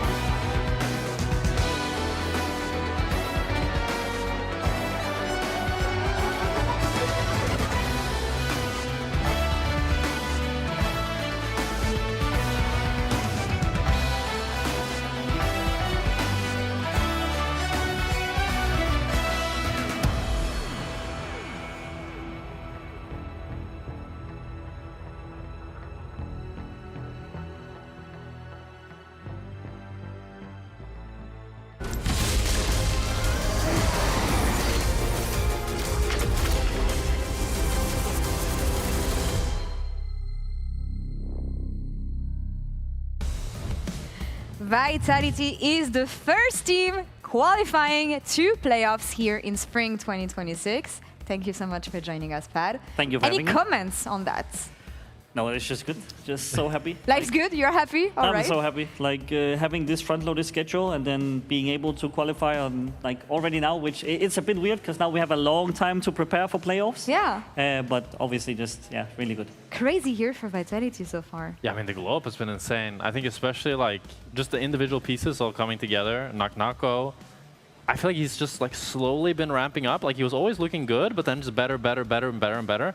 And it's been really cool that you guys can also execute like more niche drafts now, like that draft game 1 I was talking to you earlier about, that I loved it so much. And not just the draft, because like as you said, if that draft went bad, everybody would probably be blaming you. But the execution of the draft was perfect as well. Just super nice to see. Yeah, I mean, I think it's so nice to build confidence in a way from our players that we just know they're so good at executing when it matters. And if we have 3 winning lanes and they actually need to play out matchups really well, we just trust them to do it. And then if they, for some reason, don't today, then we tank the flame. Yeah. It's okay. It's interesting because when I hear people talking about Vitality, it's like, oh yeah, they have this good mood, good atmosphere, but it's the honeymoon phase. It just feels like it's the identity of the team. So from the inside, working with those guys, having the results that you have and this stability through chaos. Talk to me about what you've been doing with the boys. I think what has been really important for these lads is that you allow them to express themselves creatively in the game. So a lot of what we are doing is, rather than like omega hard lines for early game structures and mid game structures, is that we just feed them so many tools that they can choose from, like from the best teams that we enjoy watching. So rather than when they have a map opening, they need to do X, Y, Z, and they have to say X, Y, Z, they have 3 choices. And these guys are just good enough to make the right choice out of 3 every time. So we just try to feed them really good league. Is this the best team atmosphere that you've ever worked in? Because it seems like everybody's really liking each other and really happy, but I mean, it's always hard to say from the outside, right? I think it's like maybe slightly lower than Mad Lions 2021, but very similar, like very similar vibes. So it's amazing. Like I'm happy to go to work every single day. Love it.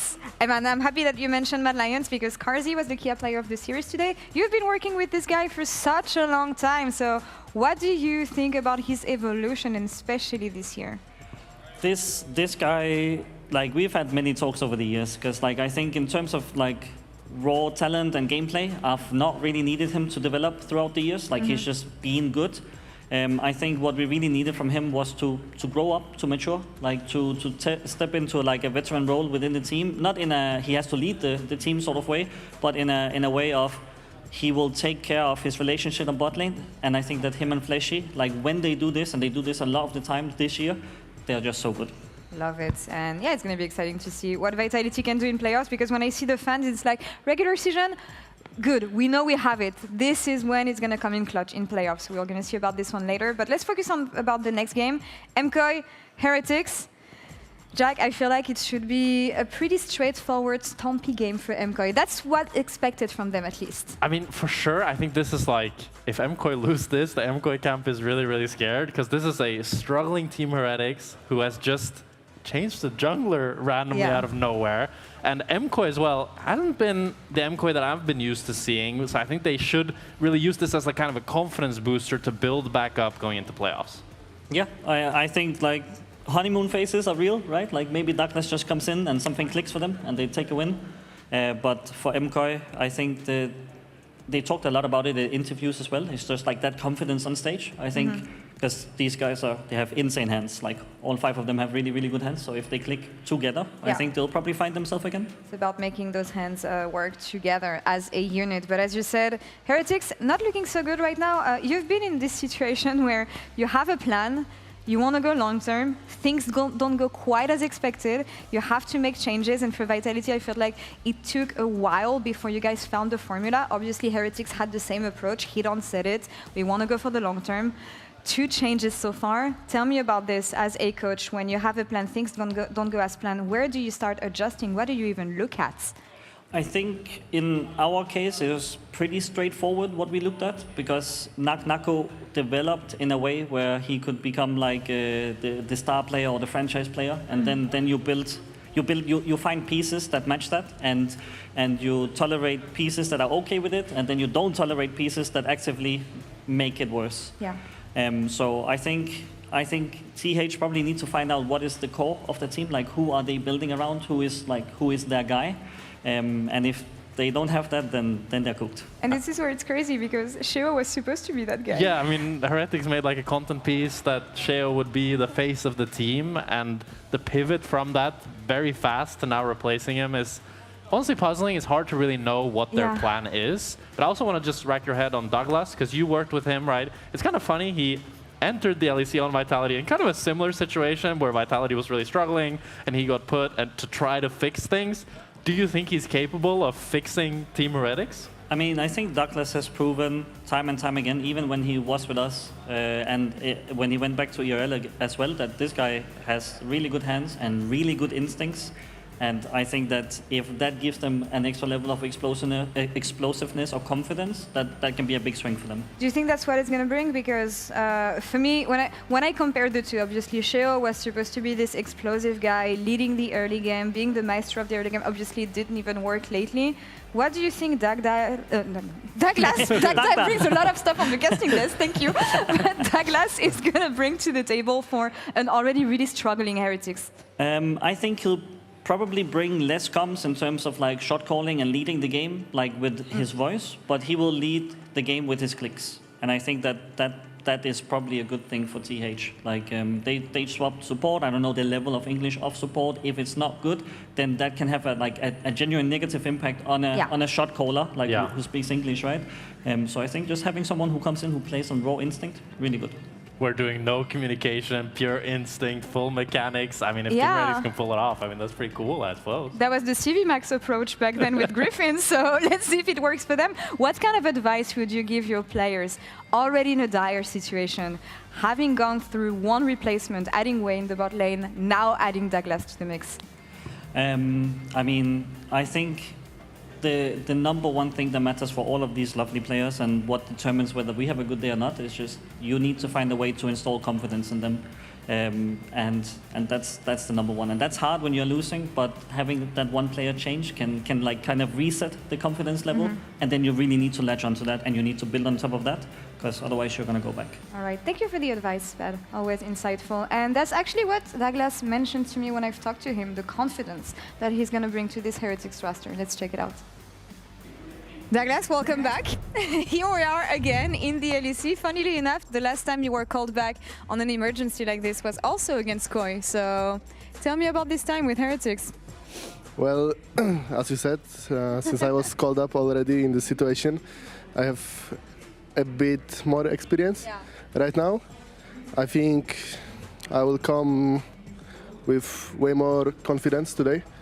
And obviously the situation is not the easiest, but we'll see what we can pull off. Yeah, as you said, like, it's not common or easy being called in a situation like this. So from the experience you got last time, what do you think is going to be different for you? Where do you get this confidence from? I mean, after that timing, I obviously got my 2 splits in LEC, so I'm used to the stage. I don't think I will struggle, or I'm at least not looking forward to struggle. I want to come with the confidence, and we will just see how the things goes. What's your early read on the struggles that Heretics have been facing? As someone who's been looking at things from the outside, joining them now, what do you think? Well, since I was at the academy, I had access, obviously. And from the things I could tell, I think it's confidence the most. I think if we'll play today as 5, I will push forward my team, and I just want everyone from our team to be confident and not be scared to make mistakes. What do you think you can bring to the team? Because of course the team was very dysfunctional. Obviously there's been changes, support, now bringing you in. What do you think you're going to help in making difference? Even if it's a long process, of course. Well, I think I've improved a lot the last 2 years, so maybe it is my time finally to take over in the communication topic, and I want to become a very good leader on this team. Well, best of luck. Again, not an easy situation, but I know you're going to do your best, and looking forward to seeing you on stage again, Douglas. Thank you. All right, re-debut of Douglas as we welcome you here to another Dagda and Nuck. Congratulations on the win. Huge dub. You locked in playoffs, and you first time Quinn. Yeah, just first time Quinn. It happens, you know. What do you mean it happens? Were you planning to do that today, or you just...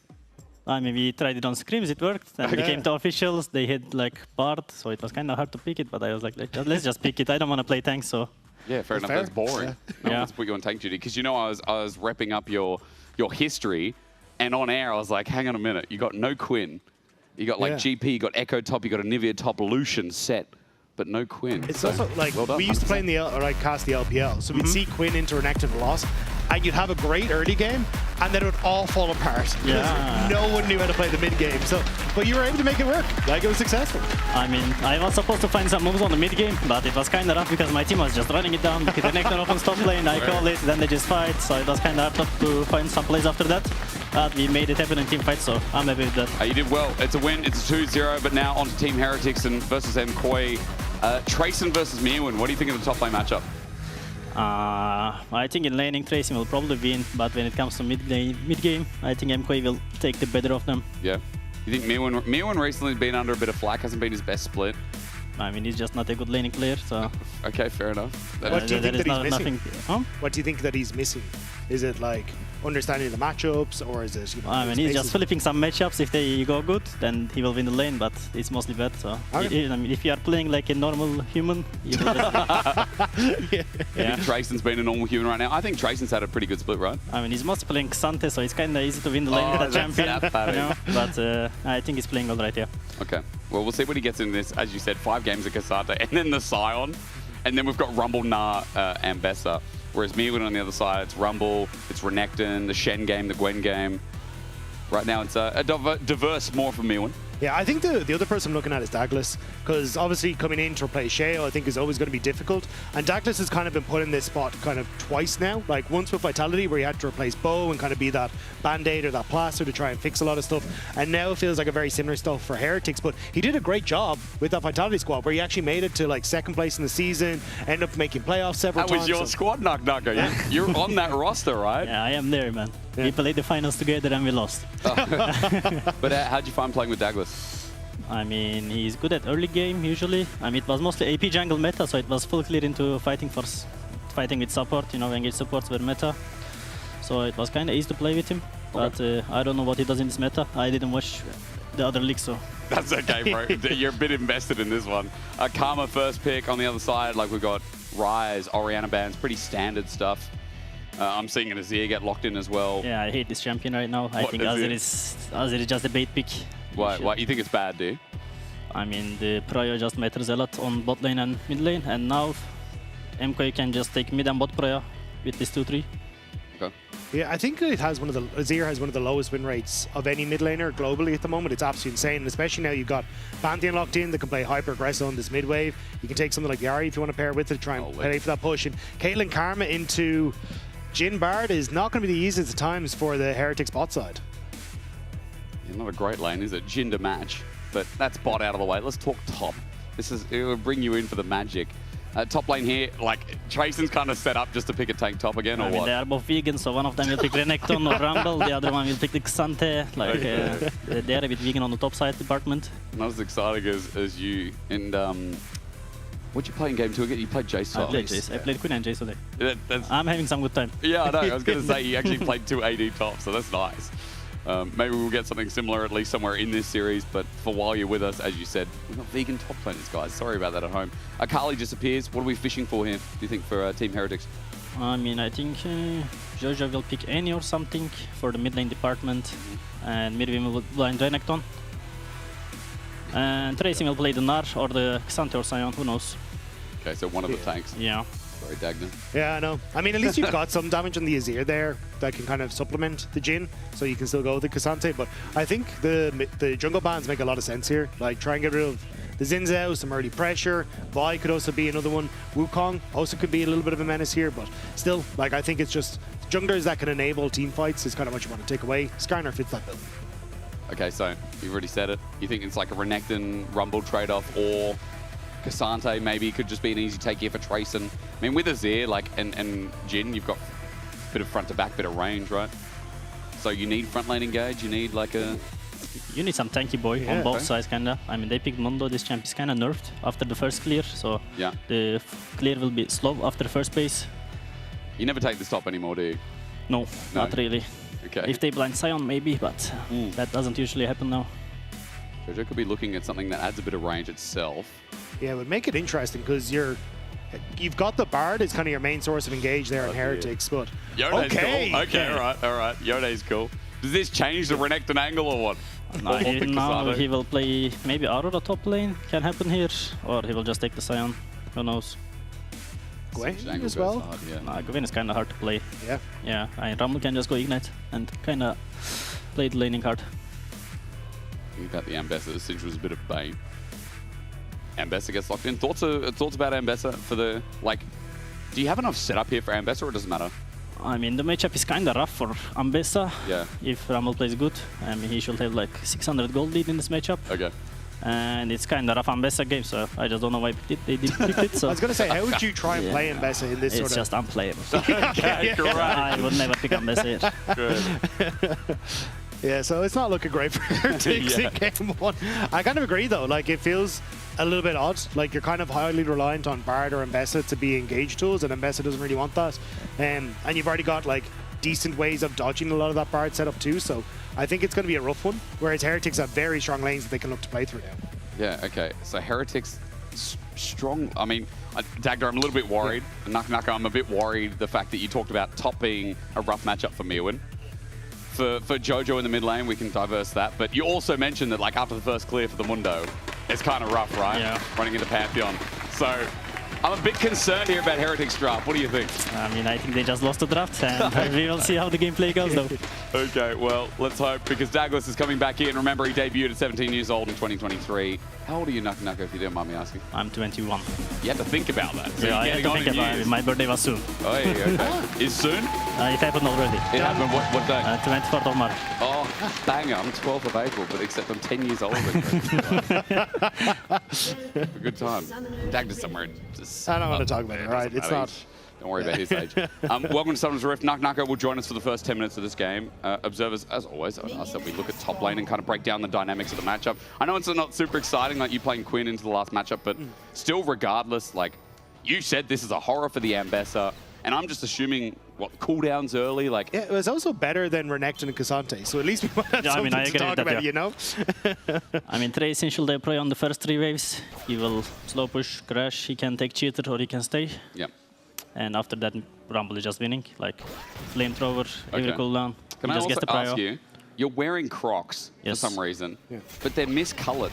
One's pink, one's black. Yeah, and my jungle is wearing pink on the left and black on the right. So it's synergy. Yeah, it's the jungle top synergy for the team vitality department. Who buys them in the house? Are you buying them yourself? Pat bought me both of them. So. Oh, it's a shame. In this top lane matchup, though, you can kind of see the junglers have swapped both sides, right? Yep. You've got Pantheon clearing towards bot, whereas Mundo's coming top. Are you a little bit nervous on either side if you don't have jungler support in this sort of matchup, or are you happy to just kind of play it out in these early levels? I mean, I think Douglas is kind of scared that he will get invaded after 3 camps, so he's pathing to top lane because MK should have bot prio in this matchup. And they have to play really safe on bot to not get dove because Mundo is pathing away, and in top lane nothing will happen, I think, so it's just better for the MK side. And in the Rumble side of things, obviously opting towards the Arcane Comet here, we've seen a lot of different things on the Rumble. Like, where is your mindset on different keystones, like taking first strike in different matchups? Or I'm not playing first strike. No? I just go Comet and try to win the lane. Okay.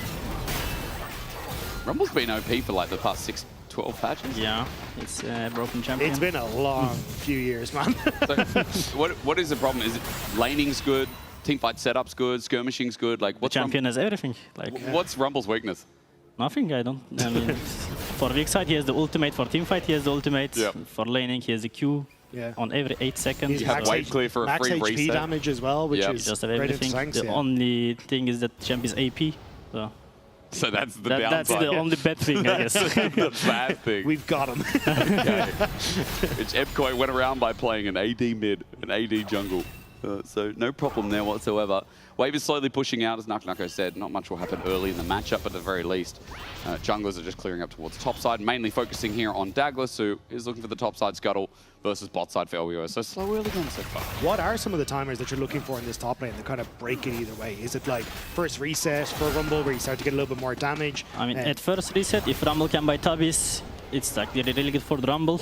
But if he can just have components, Ambessa is a bit chiller to play. Yep. But overall, after first phase, Rumble should have even more prio.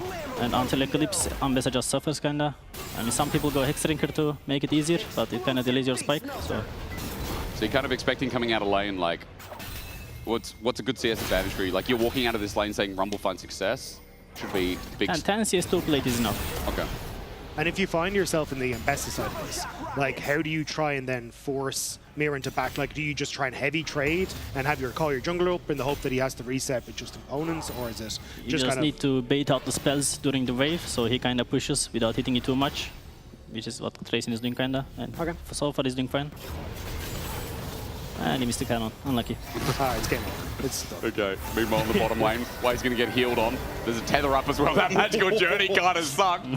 But he does get out. Alvaro ain't able to poke him. I don't think he has a Mantra Q available, but looking for the range regardless. Ice on the run as well. That's slow going to come through, and Alvaro looking for tether part 2. False shot.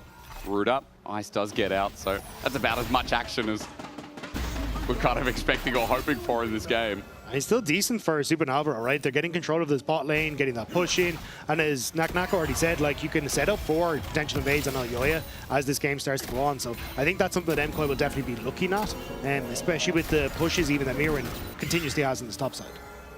Now, Nak, you have already versed both Heretics and MKOI. Yes. What do you think of MKOI? Because that was a bit of a rough series. Douglas is coming top. I'm not sure if this is going to actually happen. Mirren's looking for the award. Yeah, he's going to back off. What do you think of MKOI this split? Because it's been super up and down. Like, Jojo's laning has been insane. But as we already talked about, you know, you said it yourself, Mirren, his laning hasn't been too good. You also called him a vegan top laner for what it's worth. Elyoya's kind of been a bit flat. What have you thought overall about MKOI? I mean, our series, the top lane matchup was kind of over at min 2 because, it was just unlucky for him, not gonna lie. Like, he missed every CS on the first wave. Yep. If I was him, I will be mentally out. And I think, like, the rest of the games, they played fine against us. I think they were good. Yeah, okay. Who's been your hardest matchup so far? KC probably was the hardest. It's the only game we lost. So I guess it's them. Also started the split though, because it's interesting because KC haven't had many series.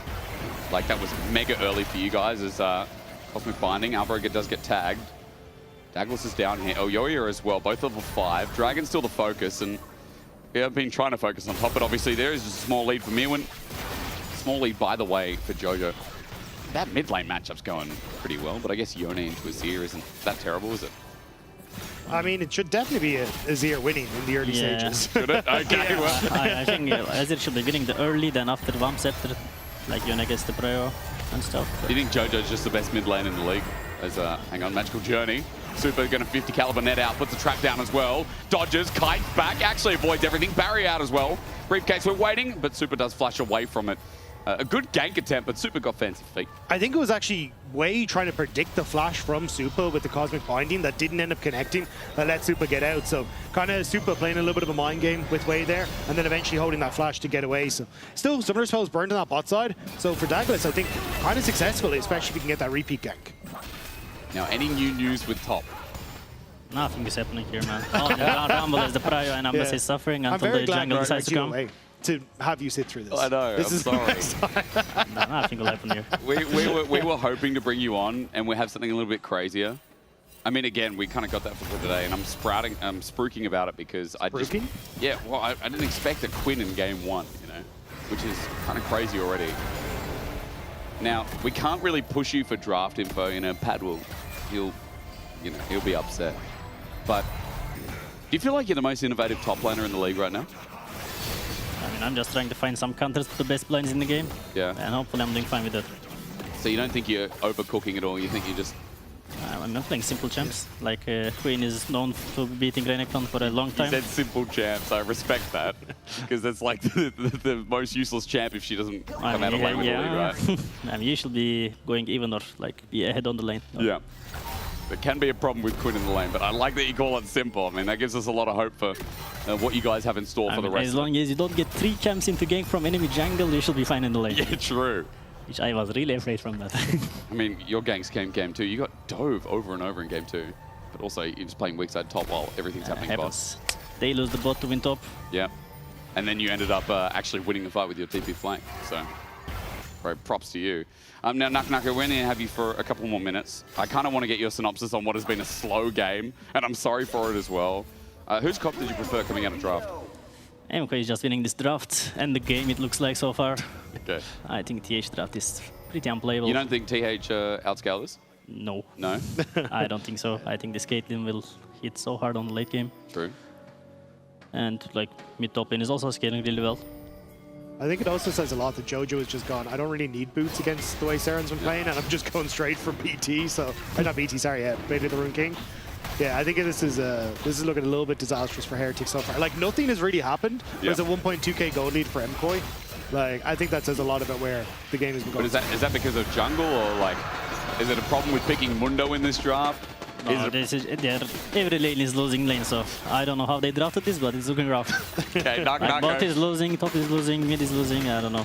Yeah, I appreciate you coming on. I'm sorry that top lane wasn't more exciting. We appreciate getting your input here for what it's worth. I mean, so far, hang on, top getting a bit exciting. As you leave, they'll start fighting. They're swapping, so he has to find some good trades on Rumble. And they will bait the Ambessa ulti here to kill the Ambessa probably. And then Magical Journey as well, as you said, trying to bait it in. Way's just taking this. There's no way out as he flashes through the equalizer. It wasn't bad. Elyoya's ulti wasn't that great either. Yeah, that was disaster from Elyoya. Wasn't that good turn of play. They do stop the back on Trayson, so Super gets to stay in the lane while TP's going to be burnt. For me, when this is Mega, right, he just gets an open lane. Yeah, and I don't know what Ice did, but he was opening top, and now he's going back to bot lane. He's walking. Yeah. It's a he's long looking walk. rough for Heretics for now. Okay, well, this looks pretty disastrous, as you said. Dag, do you have any questions for Nucko about his career, about his life, before he has to leave us? No, I think we will let you out of your misery. Yeah.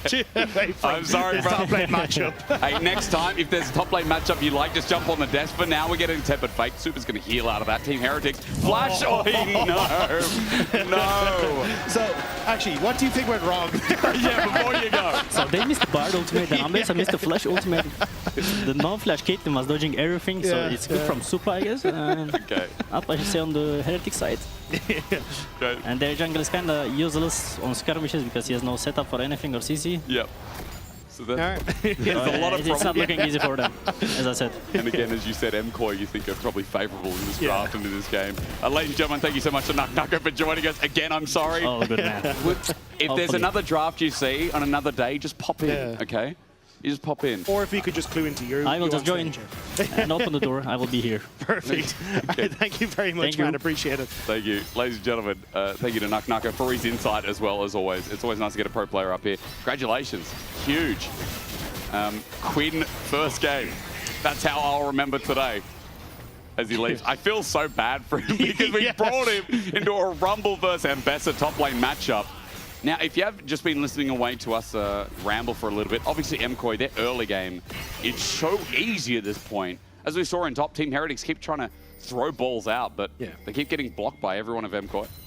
I mean, MCOY just understand they're in such a strong position that they can just move around however they want to. So putting Soup into this top side means that they're able to get more plates in the top lane, whereas Rumble is fine to kind of just clear out the wave and boss, like ult the wave if needs be. So Ice never really gets an advantage. So even though the CS lead isn't that big, it's the plates that are nailing it for MCOY.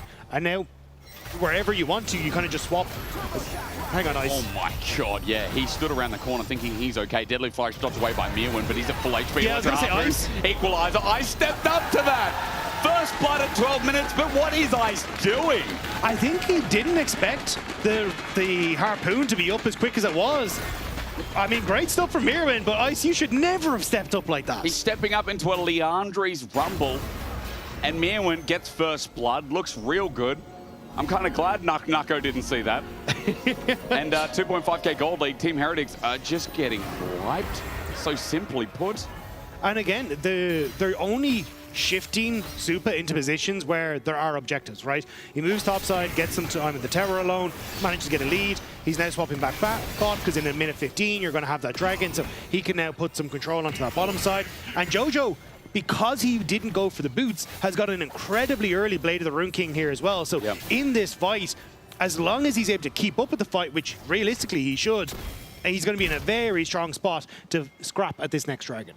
Well, Jojo with his first item you mentioned. Super with, his soon to come. It's all looking pretty good. As Saren just dodges away from the knock-up from the Mortal Steel. And you mentioned the Dragon in 40 seconds. At least Team Heretics got the first one, but it does feel like this next one, in no way, shape, or form, will be theirs again. Yeah, I mean, at least there's some vision that has spotted out exactly what MCOY are up to. So there's the ward that spotted Super Navarro there. There's a ward at Raptors that did spot Elyoya starting to move towards mid. But all that Elyoya is trying to do is let Jojo clear the wave like this. You can see Saren very scared of any sort of play. Elyoya will be spotted moving bot here again. But I don't think Heretics want to fight. Up and available, Elyoya is going to pop the trigger. Douglas is here to help out, but that Starfall flies across onto Ice again. He heals out, cleanses out, Tempered Fate. He's going to grab onto two. Elyoya blocks the damage. Deadly Flourish doesn't connect onto Elyoya. 3 versus 3 will continue with health bars blinking a little bit. But Dragon now up, and the attention will stay bot. It did feel like a weird overforce from MCOY, though, in the 3v3. Like, sure, you have more damage, but you're just kind of committing into the face of Heretics and not really getting much for it. At least the Bard ultimate is down, which makes any sort of play a little bit easier. but you're also lacking in engage tools for MKOI. Like, it's either the ultimate from Jojo or Elyoya kind of looking for that flash engage or the ultimate engage. So that being down makes it a little bit more difficult for MKOI to really find the fight they're hoping for. Still, they'll search for it. Elyoya getting into position as Mirwin today is having a killer. Nuko explained the matchup, but like still, Trayson cannot step up to him. He's forced out once again. No teleport for Trayson, I believe, available as well. That's still on about a 20-second timer, so Mirwin with an advantage, despite not having his ulti. Yeah, now the Eclipse has been picked up, which is where Nuko was saying this matchup gets a little bit easier. But with the acceleration that this top laner's had, I think it gets a little tough. Heretics, though, understand that they can move into position here with the push that they have, so they will get the Dragon. But they lose turret for it, top Dagger. I mean, that's a 1.7k gold lead rumble. Mirwin, him and Gordon Ramsay are going to be cooking this game. Yeah, I think this is where the fact that you have such strong lanes is going to end up playing a major factor for MKOI. Like, if Mirwin wasn't nearly 2k gold up, I think you'd be able to punish with the Eclipse pickup from Trayson a little bit easier. Yeah. But you're not really in a position to do that now. So MKOI have winning top, Jojo is in a fantastic position with the winning mid as well, and now Super Navarro get to continue punishing in their matchup. So even though you've lost a couple of dragons, if you can just take turrets, you shrink the map for Heretics and makes it very difficult for them to contest the rest. MKOI also now in position with both their strong top laner and their fed bot lane to now play for this topside Rift Herald, and Heretics can't really contest. It does just feel like, again, those dragons, while it does slow the game down, while it gives Heretics some leverage, aren't going to be important in the grand scheme of things. Herald goes down, as you said, that might open up mid lane, and then there'd only be that outer turret in bot remaining. His way goes for a little adventure. There's that Herald we talked about. Mirwin on a flank, his equalizer. Lines down, escape from ice becomes harder. Tempered Fate stops the Herald charge. It's nice from Wei, and good for Heretics, all things considered. As Deadly Flourish finds Elyoya, a briefcase gets sent out, and the Herald not opening up mid.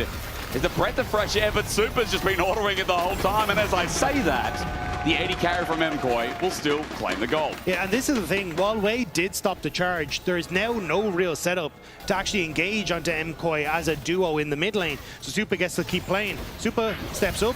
You can see here, like, he knows that he's fine. Like, as long as you step away from the Deadly Flourish, there is nothing Heretics can do. As you say, I've never seen a Caitlyn that confident in front of three. Seren, is he caught out? Is the next question for you all. Is trying to set up that Mortal Steel. Jojo gets tagged out. Good trading here from Seren, but Jojo continues to be comfortable here, and 4,000 gold lead is where MKOI have just crested at this 17-minute mark. I'm just wondering when Jojo's going to finish his boots. That's the only thing that's in my brain, because he's going straight for the shield bow now as well, and he's basically just going, yeah, like, I have the mobility that I need to try and chase down Seren. This time, though, spotted, I think Douglas was as he came into the spot push, so Jojo aware that there's more than one of Heretics in the spot lane. And maybe MKOI want to play with that information. Elyoya is trying to stack up. He also has that ulti available. Jojo's going to hover outside the brush. Control ward spotted. And he'll help clear that out. As Seren's getting a lot of attention from Team Heretics right now, but MKOI are trying to wrap around. They'll be spotted on a ward, but deep in the blue buff, looking for a contest, and to make Douglas a little bit more uncomfortable with his re-debut to the LT. I mean, it's just with the control that they have over mid, it becomes significantly easier.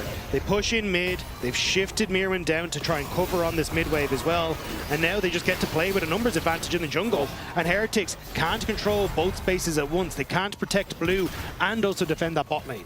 Seren just got chunked out, and he's got low mana, so he can only Emperor's Divide and maybe full commit. The shifting sands on the way out will be an afterthought as Douglas sets himself up. There's Jojo again, fake sealed, right into Seren. He gets clapped down as the first victim of the fight as Trayson equalized it on, flashed away, but he's ticking, he's burning. He gets hit by Elyoya from a spear from downtown. Team Heretics have lost two, and MKOI just that damn strong. Trayson gave his life to try and stop that equalizer from ripping through Heretics, but it still wasn't enough. It's two now going over. The push that we talked about on bot lane is happening, and MKOI are taking over this game slowly but surely. And Jojo was slick with that. He just saw Seren and said, yep, that's a free target, and he took the kill with ease. This turret will crest over 6,000 gold. And what a clinic this has been from MKOI for game one. Yeah, I mean, the flash forward completely catching Seren out, didn't give him enough time to react, and the immediate follow-up with the ult. That's what I'm talking about. Trayson jumped onto Mirwin to try and CC him long enough that there couldn't be the ultimate across. But even then, the equalizer ends up just turning onto him and burning him down instead. And 3-0 at 19 minutes. Mirwin might be caught out though, so maybe finally a kill over to Team Heretics. Douglas gonna get the flash out of him. Tempered Fate not gonna connect, but instead the curtain call does. Shut down over to Ice, and that's good to have the kills on your carry finally. Especially when it was MKOI who had the tempo advantage on the map. The push had gone in bot side, Trace was catching that wave. So in a position where MKOI could have been the ones with a TP that could have made the play, instead, Heretics getting one back. So it is something nice, a little bit of an overextension, but I think it's still a long way from fixing everything in this game. Well, thank you very much for production. I've been told that we are in a very low kill game, as you can all see. But Vitality versus G2 of game 3 went 8-1. Now, that was our lowest kill game so far. If MKOI can continue on this path, which Team Heretics have just made hard, then there is a possibility we get a new record for Spring. Now, Baron has just spawned. That's a way to end the game, but Dragon number 3 for Team Heretics, that would keep the game going. Mirwin having bot push is probably going to say no to Team Heretics getting anywhere near that Dragon for now. Trace can stop it off with the Hex Shrinker so we can try and match against this Rumble. But MKOI, this is what we're talking about. They keep these waves pushed in, and even though they lost the first 2 Dragons, it now becomes incredibly difficult for Heretics to compete for any of the rest of them. And you just get to stack Infernal Dragons, which for MKOI, they're going to be very, very happy with. Thank God it's 3% now. I mean, like, every patch has been a nerf to them, right? Yeah. Started at 6, then went to 5, went to 4. We're at 3, and even that's still a little bit more uncomfortable. With an Infernal Soul, with Caitlyn, Yone, Rumble. Yeah, that's not going to be fair either. But still, I mean, outside of that one pick where Mirwin's been caught out, I have to say, like, there's been nothing but good news. There's been nothing but quality play from MKOI this game. It is really nice to say and see when we have been a little bit more critical of MKOI. I think Mirwin's laning phase has been talked about, able to capitalize off of Jojo, Super and Alvaro, how their 2v2 has been going. This is really nice to see as Team Heretics getting shut out. I think it is really unfortunate for Heretics though, because this is kind of just the start for them. They are sitting at 1-5, now having to bring Douglas in for Sheo. And it's not like it gets like, well, Fnatic and Shift is a little bit easier for them, but they kind of need to make this happen. Like, they had this insane miracle run at the end of last split, and some of the teams that they did beat, like MKOI, are still to face here in the hopes they can get there.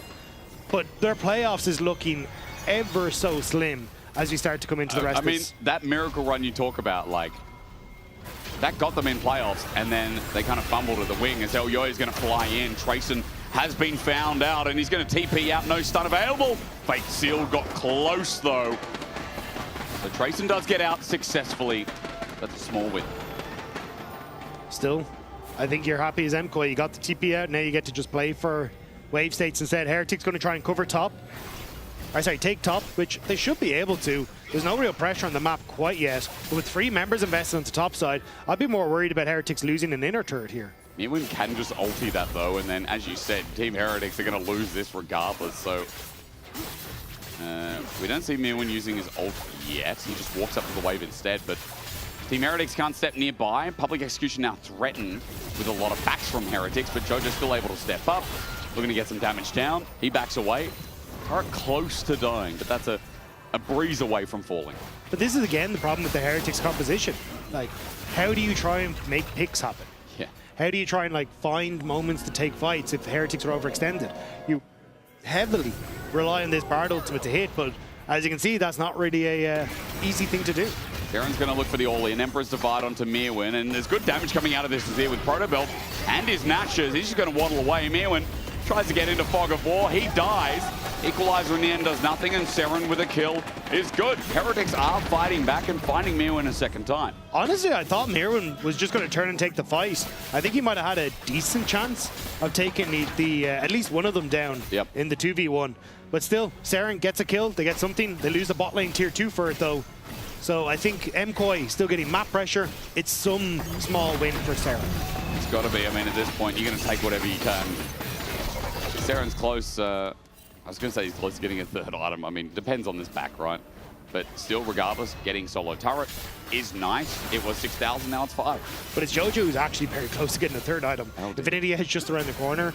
Like 1.6k was the lead there just momentarily. So I think this is where, again, for Heretics, you have to hope that both Saren and Douglas can kind of get to a late game point where maybe they can carry. We already heard from Naknaka, like, late game Caitlyn, late game Yone. Yep. These are not things to sniff at. And I think they're going to be happy to continue taking fights as they're stepping up as 2. From Super. He's got a last whisper.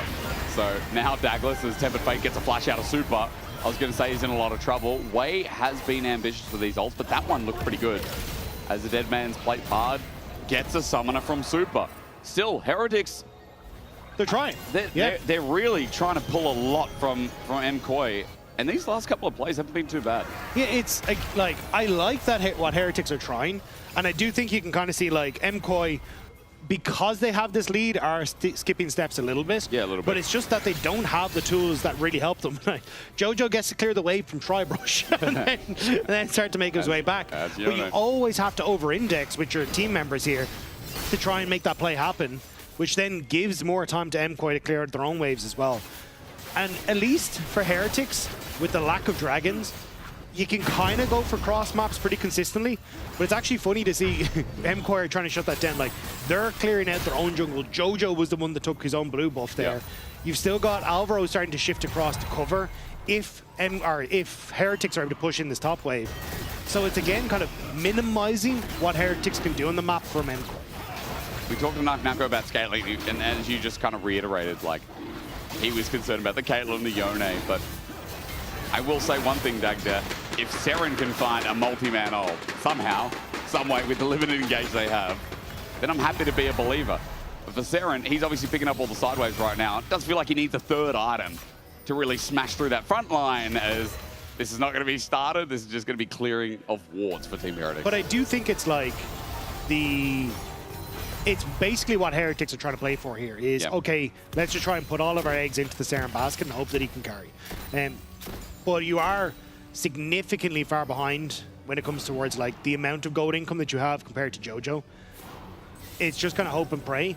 Maybe one team fight goes awry and you can pick up like all the bounties that are there, but here we go. Epic execution is great. Jojo's taking damage, and here's Saren to reciprocate as well. The Fate sealed out, but Saren's matched it as well. The Soldier's out, flashes, looking for the ulti, but he's just going to auto as Jojo gets out. Saren does not pull the trigger, and his flash is down. Jojo gets away, and that pick looked like it was an opportunity. I think Saren needed to body block the ultimate. He could have used the Emperor's Divide afterwards to kick Jojo back in towards Tracing.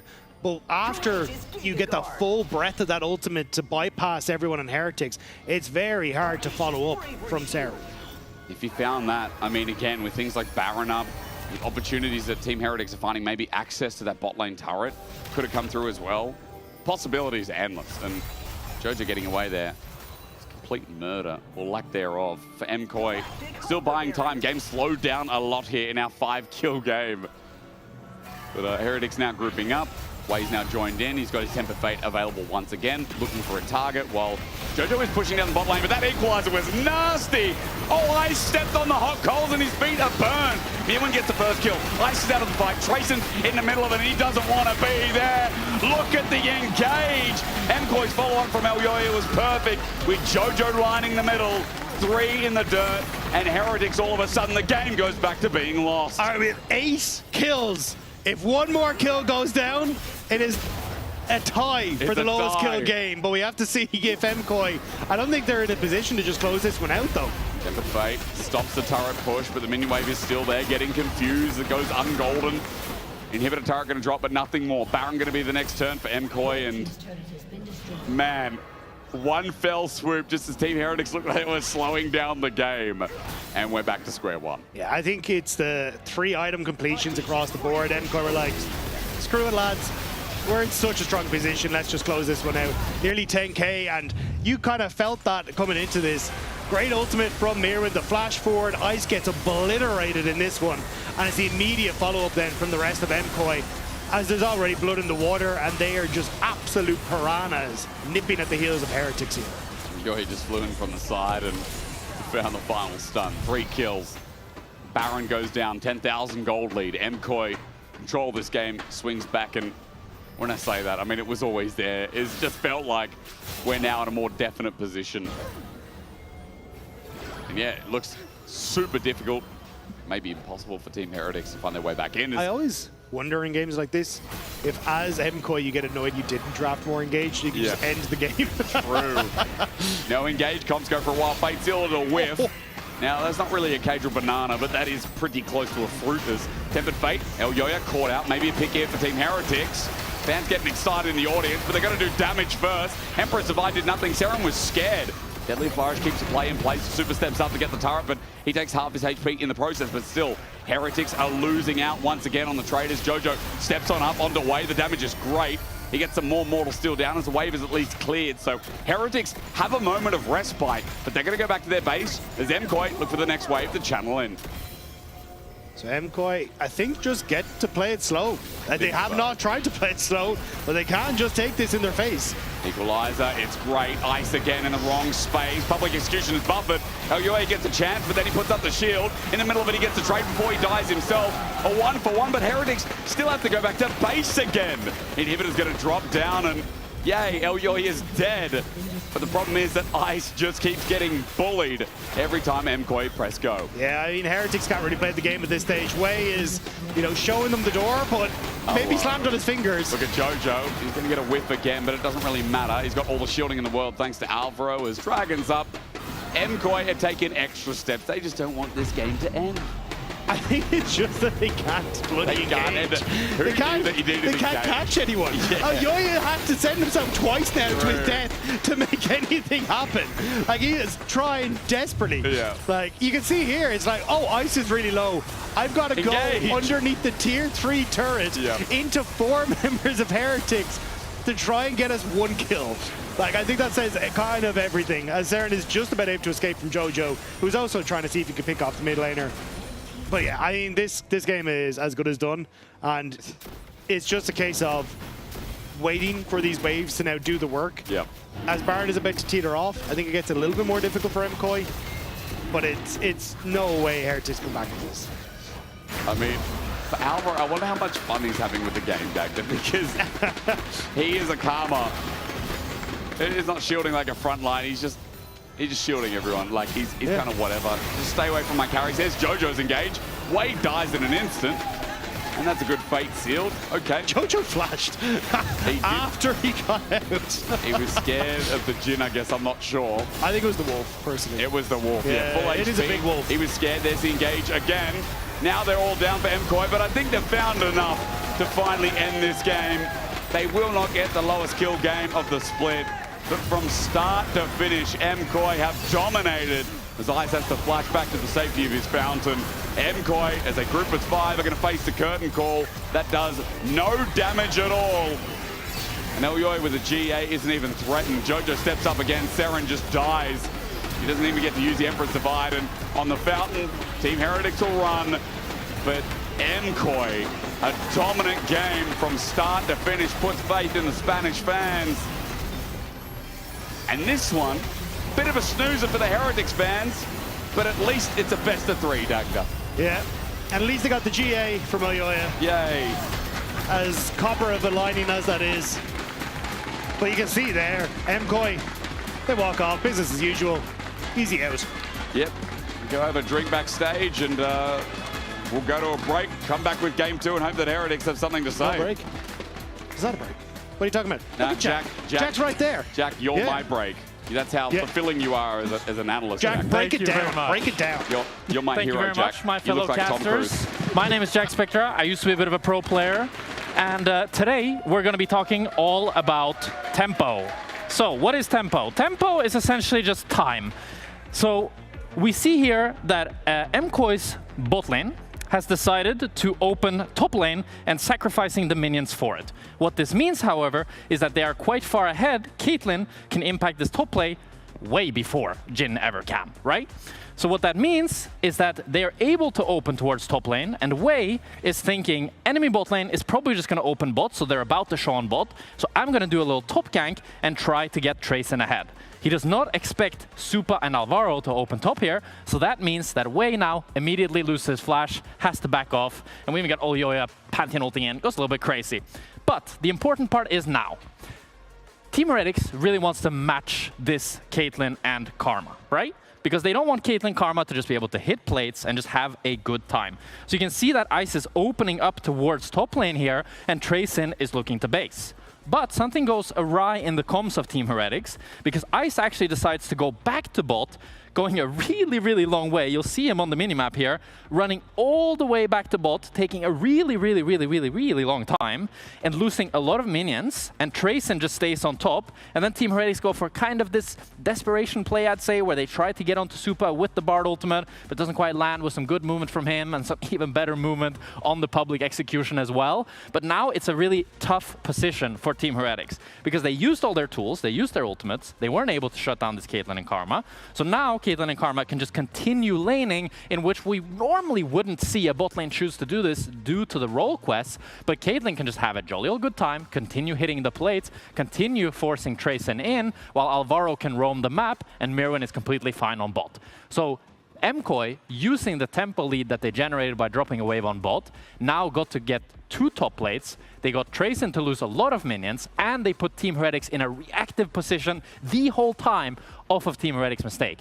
And then the cherry on top is the fact that Ice wants to go for a bit of a greedy recall. It gets chunked by Mirwin, and even wastes his flash and dies as the kill unfolds on screen. So pretty tough game here from Team Heretics, but a really nice masterclass from MKOI to showcase how you can utilize the tempo, utilize the lane swaps to generate huge leads, which eventually just let them completely snowball the game and just take over from that point. I also really like their draft and how it's set up to continue their snowball. What do you think? You liked a lot of things, eh? I liked a lot of things. I mean, MKOI was, they kind of stomped them. I mean, they that was expected though, and as you said, Heretics were in a pretty tough spot, and as a man once said, let's just pick whatever and let us lose in peace. And I do appreciate the fact that in 2026 we're still giving a meaning to that sentence, guys. Yeah. No prior, no nothing, just like I kind of love the Nak analysis at the very start of the series, where he was just kind of like, I have no idea why he would pick Ambessa into this rumble. And they're like, the Mundo, yeah, they need a tank, but now they have no winning lanes anyway. And so I felt like it was a kind of tutorial game for MKOI, where, I mean, while there's been some debate around the strength of this team, the thing that you shouldn't really question is, number one, Jojo's going to school you. Like, he's been having a fantastic, an unbelievable split overall. And when you give this team the tools to win, generally they win. So, yeah, I'm really quite disappointed with what we saw from Heretics. Obviously, they're in a bit of a tough spot, bringing in a sub just like this, kind of out of the blue, in a sense, especially with so much on the line for them. But I was hoping for a little bit more. I was hoping for at least, yes, instead they... Come on, do something. Exactly, yes. It's that meme. Yeah, I mean, yeah, especially when you know that you're facing off against the stronger teams, you gotta surprise them. You gotta hit them where they're not gonna expect it, especially coming from a surprising team themselves, because this is what MKOI was known for, so... Yeah, I what think do we have? it starts with the draft. I think the fact that MKOI had such hard winning lanes just means that Team Heretics are always on the receiving foot. And you saw that even when Team Heretics are the one that are reactive, they don't even react well, right? Like Ice opens up or up towards top and then goes all the way back to bot, and he loses quite a few waves there and then ends up dying. And I think there's just, if you're going to win as Team Heretics, you need to surprise them, as you guys said. And the way that you do that is by either picking champions that MKOI aren't going to expect, or picking just hard-winning matchups where you can have high volatility, and that can be the surprise, that you know the matchup a little bit better, you're willing to click forward when they don't expect it. But I don't think you can do that in mid lane, because Jojo is always going to be clicking forward, and he's just kind of the best mid laner in the league, so it's going to be top or bot for me. I just felt like that maybe they should just give Douglas a little bit more agency. If you're going to bring in this player in, someone that MKOI won't have scouted as much, maybe a little bit less experience against, put him in a position to play his game and try and play around him, whereas I felt like Heretics kind of stuck to the formula that they know and hoped that he would slot in, and they ended up with a weird draft where they had no tools. And while all of this was happening, I did feel like Jojo was just Jojoing. He was Jojoing everywhere. Like, the man was having such an amazing game. Like, on the Yone, I think I looked at it, was 23 minutes, 30 seconds, and he had 291 CS. Like, his playmaking in this game was spectacular. His silent pressure was good. And we were talking about the matchup earlier, Law. In the early laning phase, it can be rough for the Yone, but in Jojo's hands, he just sits there and goes, like, when I'm in a weak losing matchups, I think I should fight. But his logic is also when I'm in a mid, fairly even matchup, I think I should fight. And then also when I'm in a winning matchup, I think I should fight. And I mean, it pays off for him beautifully just because of the leads that he's always able to build for himself. And this is a champ we haven't seen him on a while, but you can see that he's still got the hands to pile the unit. And I think what I find fascinating about Jojo is, I completely agree with you, Vetty, that he always kept playing forward no matter what. But before, it kind of felt like it was a boon at times, you know? He was going a bit too crazy. But now, when was the last time we had a bad Jojo game? He is always winning lane. He's so consistent for this team, even in an MKOI that's the most struggling iteration we've seen. Even if he falls behind, he finds ways to impact the game later on. It's absolutely phenomenal how he's playing, and I feel like it's kind of a similar to the Giant X situation. It's like the rest of the lineup is playing so well that I feel like if Jojo now, or if the rest of, sorry, I lost myself a bit. The rest of MKOI can now level up with Jojo, then I think we actually have an MKOI that's better than what we saw before, because Jojo always, for me, he felt like he was great, but he was pretty inconsistent. And we wanted to see a dominant performance here from MKOI, especially against Heretics, and that's what they gave us so far. Let's see what happens in game 2. Sends himself up. There's Jojo again. Fate sealed. Right into Seren. He gets clapped down as the first victim of the fight as Trayson equalized it on. Flashed away, but he's ticking. He's burning. He gets hit by El Yoya from a spear from downtown. Yes, we can press for I'm gonna flash W, okay? E1. Look on the yawn, Jojo. Yeah. Wait, if he gets closer, okay? That's one attack. If he doesn't walk up, we're gonna end on next mid. Give me Q3. I walk up, Yo-Yo. I walk up. Eyes on the others.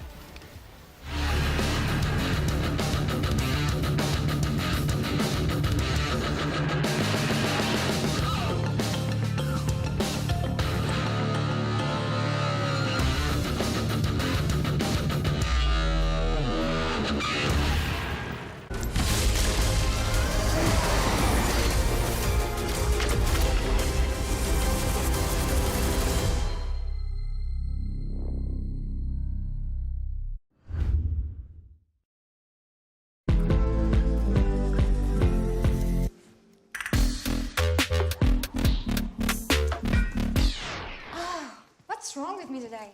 I think you should have a break.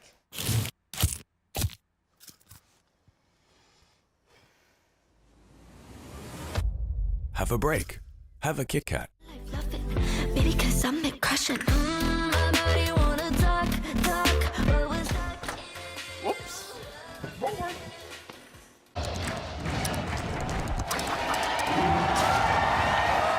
Red Bull gives you wings.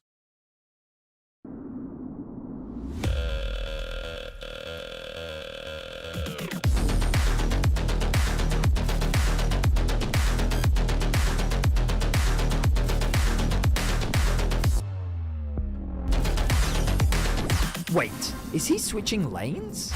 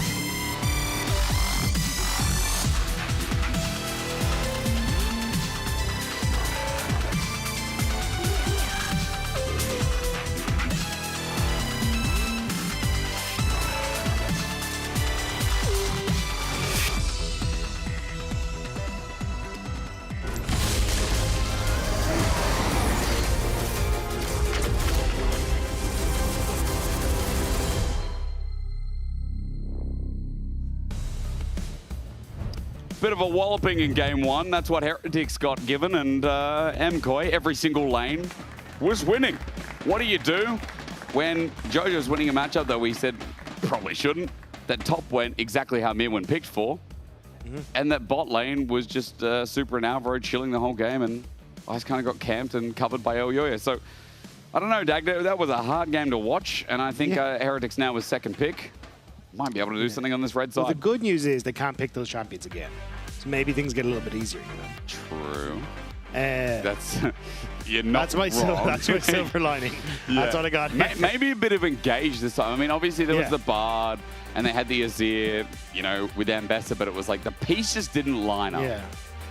But Heretics are going second pick, which means to me there's... Oh, I was about to say, they can probably get the Ashe Seraphine. But now if you take the Lulu, and you go Lulu Yunara, I think you're still fine as MKOI. Yeah. Or what if, if MKOI just go Yunara themselves here, or they just go to Lulu, as you said. Would Team Heretics pick something like a Blitzcrank? I don't know. They're mucking around with a pick for now. I think it would just be like, you take Lulu, you get Corki, Nami on the opposite side, then you go for the Xin Zhao and the Yunara, and then I think you got a fairly nice STEMI Ionia team to draft there, at least you're playing TFT. But Jarvan, actually going to be the pick. So looking more towards the engage.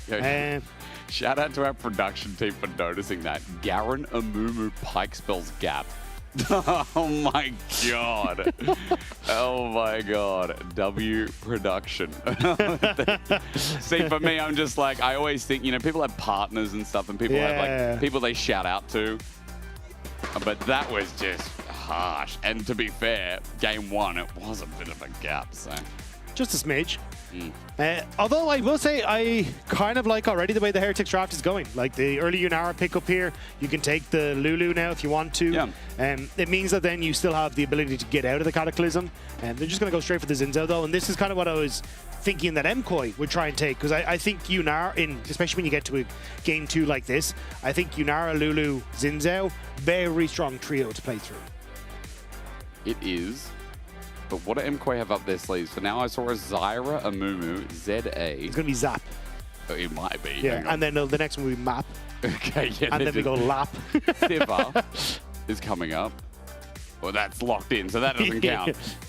Because gas. It'll be gas. I was thinking if there's another champion with S stacked, then we're gonna have to ground them for a bit. Lulu is taken away from the Yunara combo, so pretty standard from MKOI. That's a lock-in of Seren's Anivia. Actually, it could be a flex. We have seen top Anivia. Let's hold our horses. We've seen support Anivia as well. We have as well. Yeah. Triple flex here for Heretics.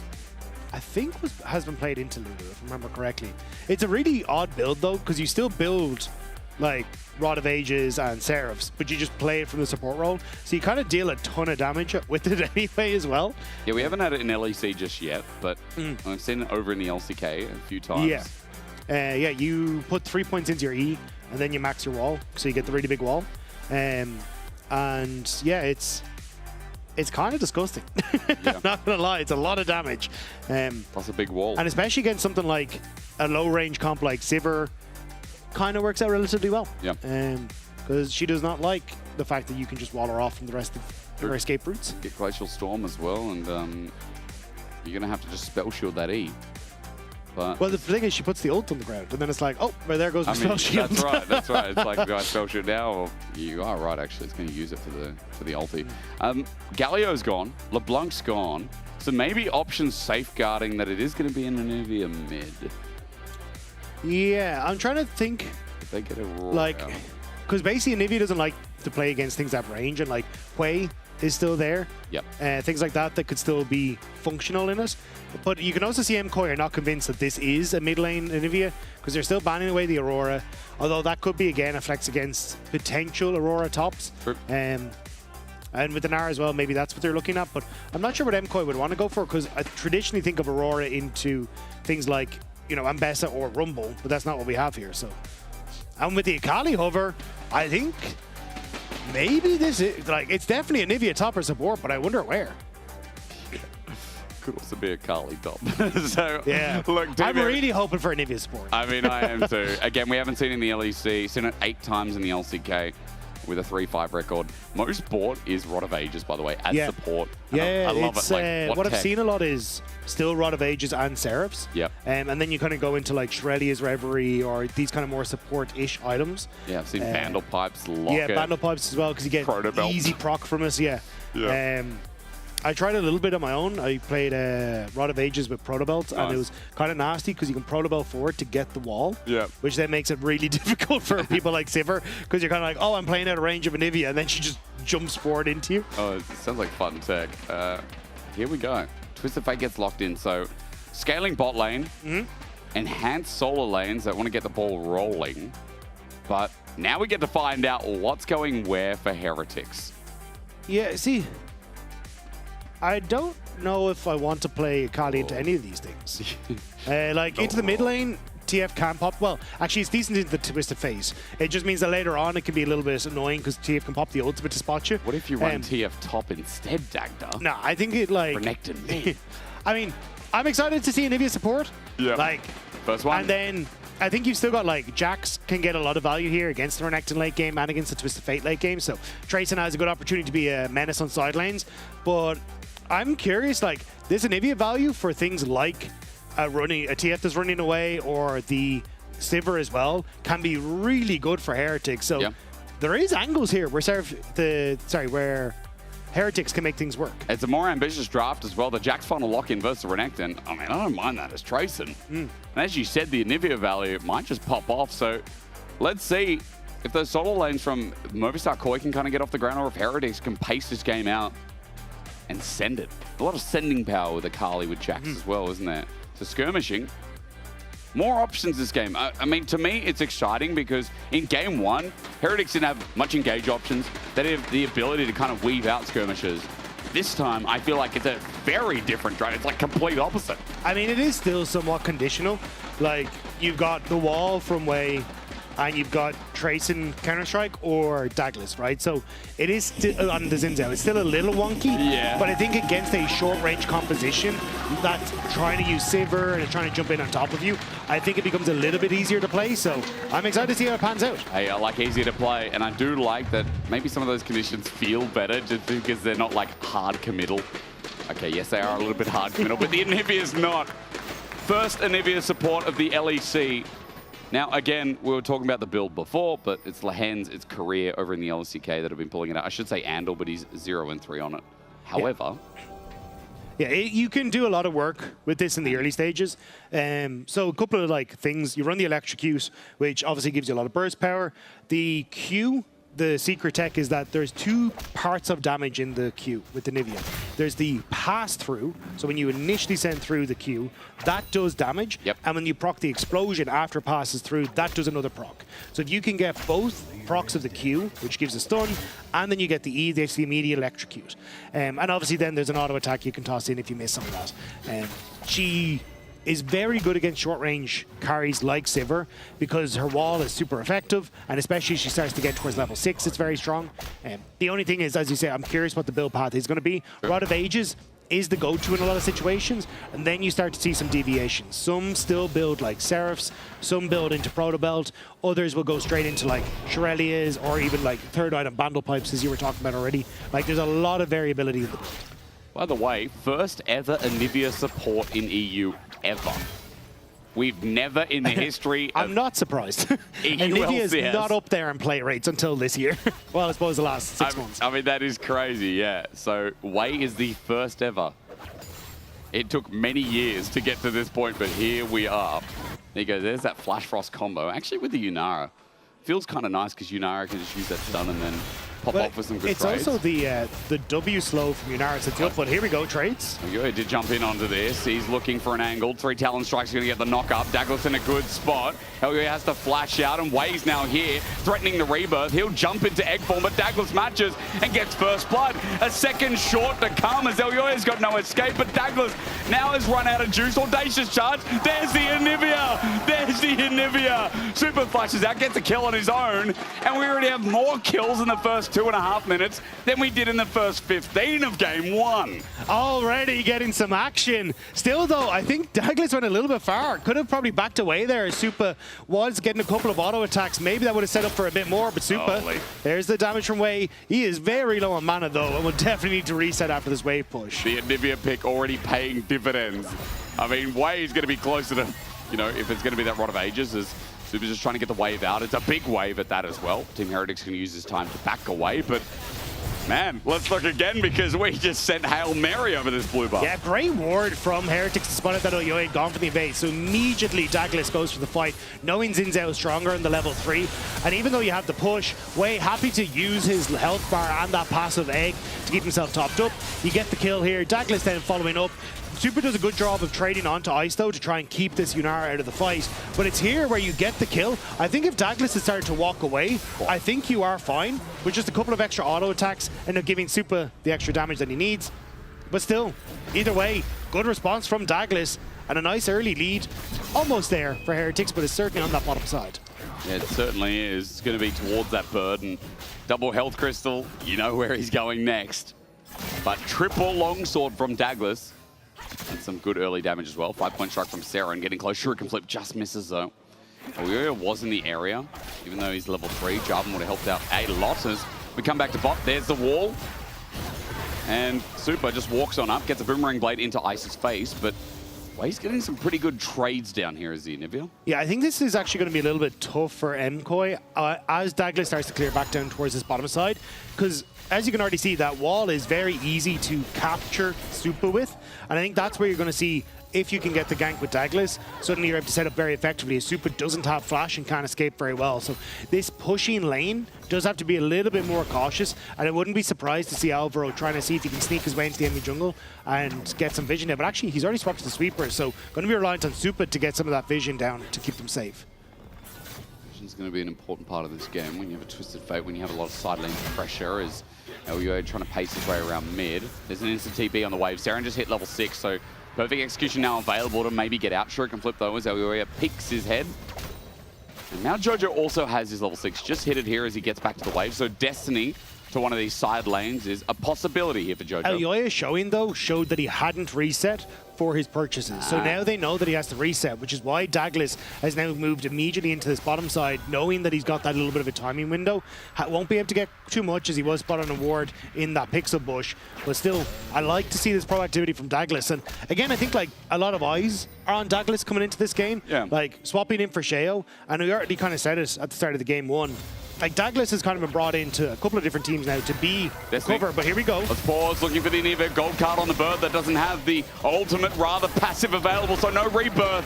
Alvaro gets the kill.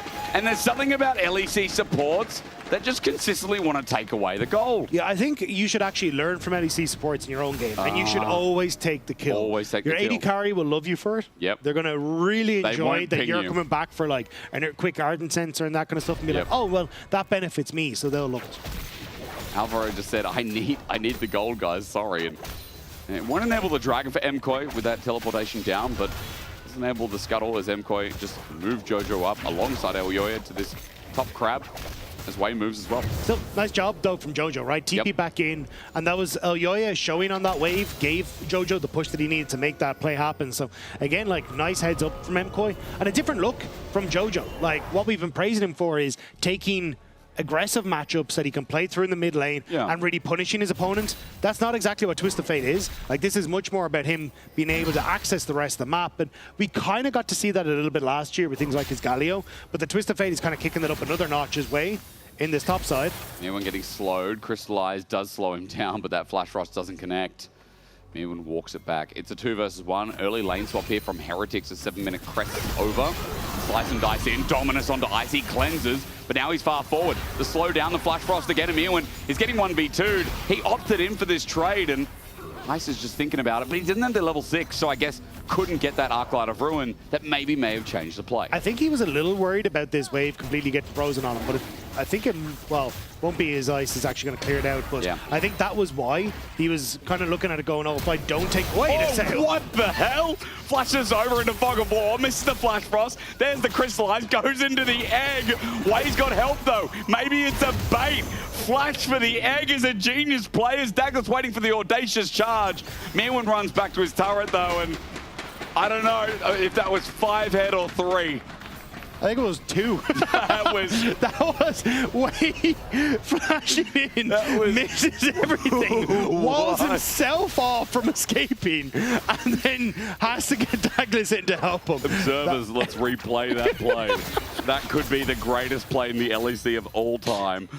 Oh my god. I've seen 3 walls from Way. Yep. The second one pushed Mirwin out of the Flash Frost. Yep. And that was the third one. That was the third one.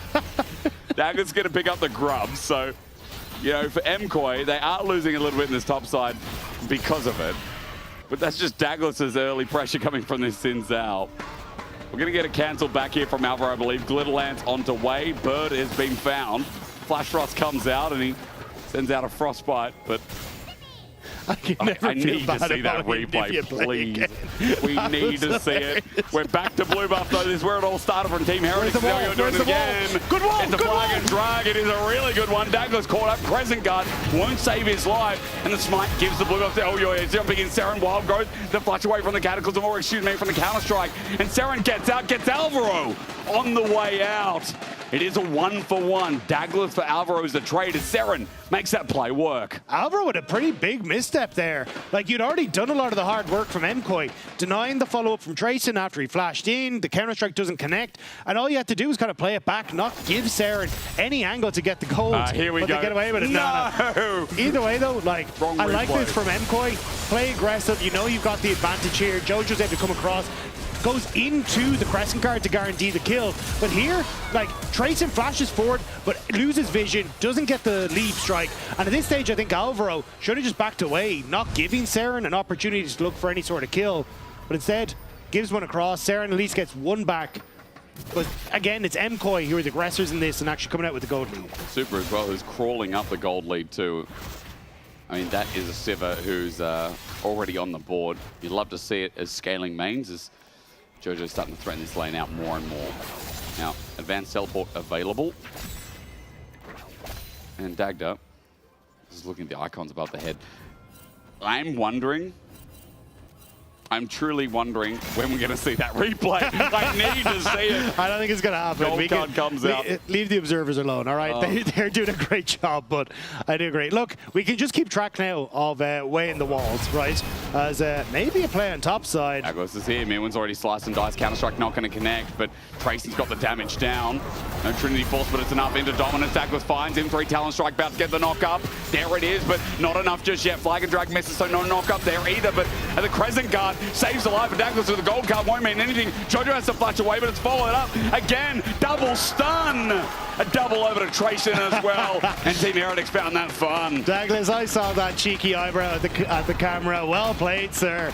And again, turn around what was MKOI trying to make a big play. Like, nicely done by Douglas. To cover it, he was patient, waiting for Mirwin to step into the river where there was no real way for him to easily escape, and they turn around the play.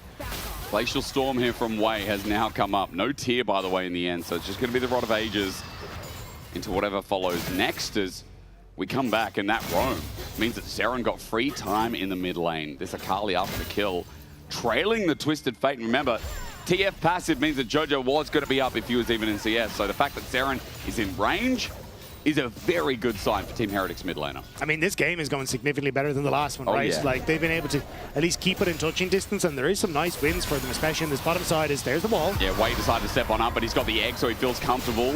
Glacial Storm is there, but there's a knock-up. Destiny going to be used well. Douglas caught out, has to go with the audacious charge. Wild Growth knocks him up, but he's in the middle of 4. Douglas will die. There goes Seren once again in the back line, but he gets polymorphed. Goes into the Shroud, finds Super, gets out again. He repeats the play as Team Heretics, and now launching onto Elyoya from the back backline, Ice and Wei have been cleaning house. Down a 2 for MCoy, and Seren just keeps sliding through the whole team. It did look a little dicey for him. The gold card into the polymorph made it very difficult for him to actually try and finish off, but the DPS wasn't there in the end for MCoy. We get to watch it again. Wei with the Glacial Frost does a lot of work here to stop Super from being able to follow up as easily on this play. Jojo follows through. The wall growth finishes off Douglas, but a huge amount was invested to finish off the jungler. So as you get this fly through from Seren, he gets a ton of damage onto Super, picks him off, and Ice has been left pretty much untouched this whole fight to try and follow up with the DPS as well onto Jojo. Having a much better game, I guess has more options. I read those lips. I read those lips as well. I read those lips. Yeah, that was said. But I gotta be honest, I think this game, Wei's having a great time. Like, this is a great Anivia support. The debut of Anivia support in the history of LEC, and this is what we get. Yes, that's cinema. That's hey, you Jojo, couldn't ask for anything better. Roman again here though. We'll be spotting an award. He's got no ulti though. I know. I thought they might have just full committed to the top side, but Seren has threat of 1v1 as gold card just being hovered. Jojo going through and cycling. Blue in the end, but Hextech Gunblade for Seren. He's very powerful right now as the Akali. And again, that gold's being trailed. He's got 2 kills, got Super on the way out. So 115 down really isn't bad as Dragon's being thought of for Team Heretics in bot lane. especially because the lead for Super was like 1.2k. So Yeah. the fact you managed to eat away a lot of that is very impressive, because Super and Alvaro have been doing a decent job of picking up a bunch of the kills and also getting control over bot side. So it has helped out a ton for Heretics. Dragon now for them as well. The counterplay, they're looking for it, but Wei is in that top side to match the cross map. So for Heretics, much more confident now in this game. He has been moving a lot. That is a very flappy bird. Like, yeah, he's always moving for the responses. And for Wei, again, that's why I think he's had such a great game, because his setup and fights has been pretty good so far. For Heretics, again, you know, the Dragon's being even. The game state's not bad. And Dagda, I do feel like we talked a lot about the movement of solo lanes. I did bring it up in conversation. So far, Jojo's had good ultis, but it hasn't netted a massive amount outside of Super, obviously picking up the gold. Yeah, it has been tough, because I think Heretics have done a really good job of matching a lot of the plays. They are going for invades, but like Douglas can delay for so long with the pressing card that Heretics usually get to follow up, and it's actually been Seren an awful lot of times been profiting off the back of it, because he's been able to pick up some drages from the end of the fights. So in this kind of scenario, you know, Seren is very threatening to Jojo in the side lane. Trayson has been accelerated as well, so he's going to be relatively strong against Mirwin and Jojo. So side lane threats looking good for Heretics, which makes as you can see, the push on mid vital, which Heretics are winning because of this Anivia, and making it very difficult for Super to step up. Boy, Ice feeling confident, can step up like that. And both AD carries are pretty strong right now. Obviously, Super feels fine. Mirwin sliced and diced into that. Trayson's going to take the ulti. Ruthless Predator's good, but Long Con is always going to work out for Trayson here. As in the river, they're going to fight as well. Crystallized out, the Flash Frost, and sending everything in. Wade's going to go into the egg form to start the fight off. Wild Growth probably saved Super as Douglas went in, but now he's just in the middle of the fight. A Renekton jumps in, jumps out, while Ice takes in Elyoya from the back end. He decided to ulti, and he ran at the Jarvan to get the only kill of the fight. And I mean, for Ice, it's huge. Jojo just going to keep pushing on this bottom side to look to take this turret, but you're still getting Rift Herald and kills for Ice, plus this potentially to go down as... Actually, hang on, Douglas needs help. Yeah, he does indeed. He's got an Audacious Charge, looks for some healing, but Mirwin just sets up this kill with ease. Doing the Herald, trying to be sneaky, and Mirwin punishes him. All right, good read from Mirwin. Didn't realize how low Douglas was as he went in towards the pit, so... Bird steal. Not going to be it, but I think this is going to help out a lot for Super, because Super is very good at clearing waves when he can get to the wave, but it's a little difficult with this position that he's in to actually do it. But with the Rift Turret, if they can take mid turret, it's great. Here though, Wei tries to cut off Elyoya with the wall, doesn't quite work out in that he ends up going into egg, but it still gives time. Seren barely gets out, but we're back to mid. There's that charge. Gold card did get away the cleansers. Cataclysm follow-up is fantastic from Elyoya, but the Flash Frost, oh my god! Wei just equalized the kill. Destiny out from Jojo as Seren jumps in. 2 members to kill, 2 members to look at. There's the start of the public execution, rather perfect as gold card will save Super's life. Still jumping in as Seren. Sure, it can flip, but it won't be taken. Again, another good stun. Wait. I mean, this bird is crazy. I mean, the wall 1 was great. Wall 2 actually forced Jojo to use the Destiny to escape because of the placement. And it did get some value, but it's still like MKOI getting value on the map. The tower went down, they matched on kills, so it's still a little bit awkward for Heretics. Like, they have good ways to try and play through their solo lanes, but you can see now, had good ways to play through their solo lanes, but you can see like Mirren getting that kill on towards Douglas, now Jojo getting some plays in the mid, he started to open up the gold lead. It's not looking quite as clear cut for Heretics anymore. No, it's not. But it's still looking competitive, and that's an improvement on game 1. That was just one of the slowest games we've had at the split that just didn't really involve Heretics at all. Super, oh, good stun up as well. Glacial Storm after that Crystallize comes through. Wei doesn't have the egg, so he can't be as ambitious as he has been. As, by the way, he picked up a 16-minute tier. Yeah. So he wanted to get the Rod of Ages as soon as possible. He's got Santa's Slay as the upgrade for his support item, so... Yeah. Yeah, I mean, it's very good. Like, you've so many ways to proc us. Yep. It's really strong. Really nice. And the tier probably could have been bought a little bit earlier, but it's not the end of the world. Again, you're a support, so you're kind of just taking value where you can. And Rod of Ages giving you those extra few levels, especially for the wall value, because of how long that wall is. It is generally okay to just rush it, even though, like, you're not getting tier value, basically. True. I mean, it won't be hard to stack up anyway with the way these fights are going. It's 20 seconds till the Drake, third one for the game, but either side looking for their second. MKOI have a bit of a gold lead, but I'm trying to look across the board and how influential these items are. Lich Bane picked up by Jojo. Still no second item for Seren here, who's been finishing these fights. Ice on his second with a Fiend Hunter Bolt is worth mentioning. Yeah, I think the big win here is that because that mid lane tower down, instead of having to catch the wave here as Supa, you're now catching it way up further, which is denying like these kind of flank angles for Wei that was able to deny you. So now you're constantly getting this push on the mid wave, which is easier then for Supa because he knows that he can have his flanks warded and can continue to keep pressure, which is making it more difficult now for Heretics to contest, like Mountain Dragon, which was just taken, especially as Jojo is able to match the Jax, but now the Jax is TPing in behind. Yeah, it's a deep TP. Ewan gets a half HP, but the fight is already going pear-shaped for Team Heretics. Their jungler just dead. He went in for the contest, but the TP hadn't finished yet. Now that Trayson's here with Wei looking for the flank as well, Heretics think, okay, yeah, there's an angle, but Ice just gets ulted by Elyoya. MKOI picking apart the pieces of the fight as Wei drops the Crystallize. The Glacial Storm says, get away from me. But MKOI have already taken apart every single piece that Heretics sent. MKOI just wanted to deny Heretics access to this wave because they're taking mid, they're putting pressure on bot, which has been collected by Seren, and the fights are going their way. What had started off as a little glimmer of hope for Heretics with a 300 gold lead has suddenly ballooned to a 3.3k lead for MKOI. Rough fight. And you can see exactly that. Here's Heretics. The engage here, Mirren immediately gets onto the back line. And the call here is, oh, they're overextended. But Douglas doesn't realize how quickly he can go down. Yeah. Immediately taken out. And at this stage then, Heretics are completely split. Heron can't reconnect with the rest of the team. Jojo targets Ice as he knows that he has no follow-up. Wei is too far away to get the wall. But maybe he can look for one on Supa. But Supa has Flash if needs be. The Flash wants to put out the ice wall, but commits not to it. Now, nothing down on this bottom side of the road as Wei is just going to run in again, but the wall the wrong side. Supa again just walks it out. Douglas is going to get scuttled. Well, Jojo's here on the bottom side of the map. He doesn't have his ulti up and available.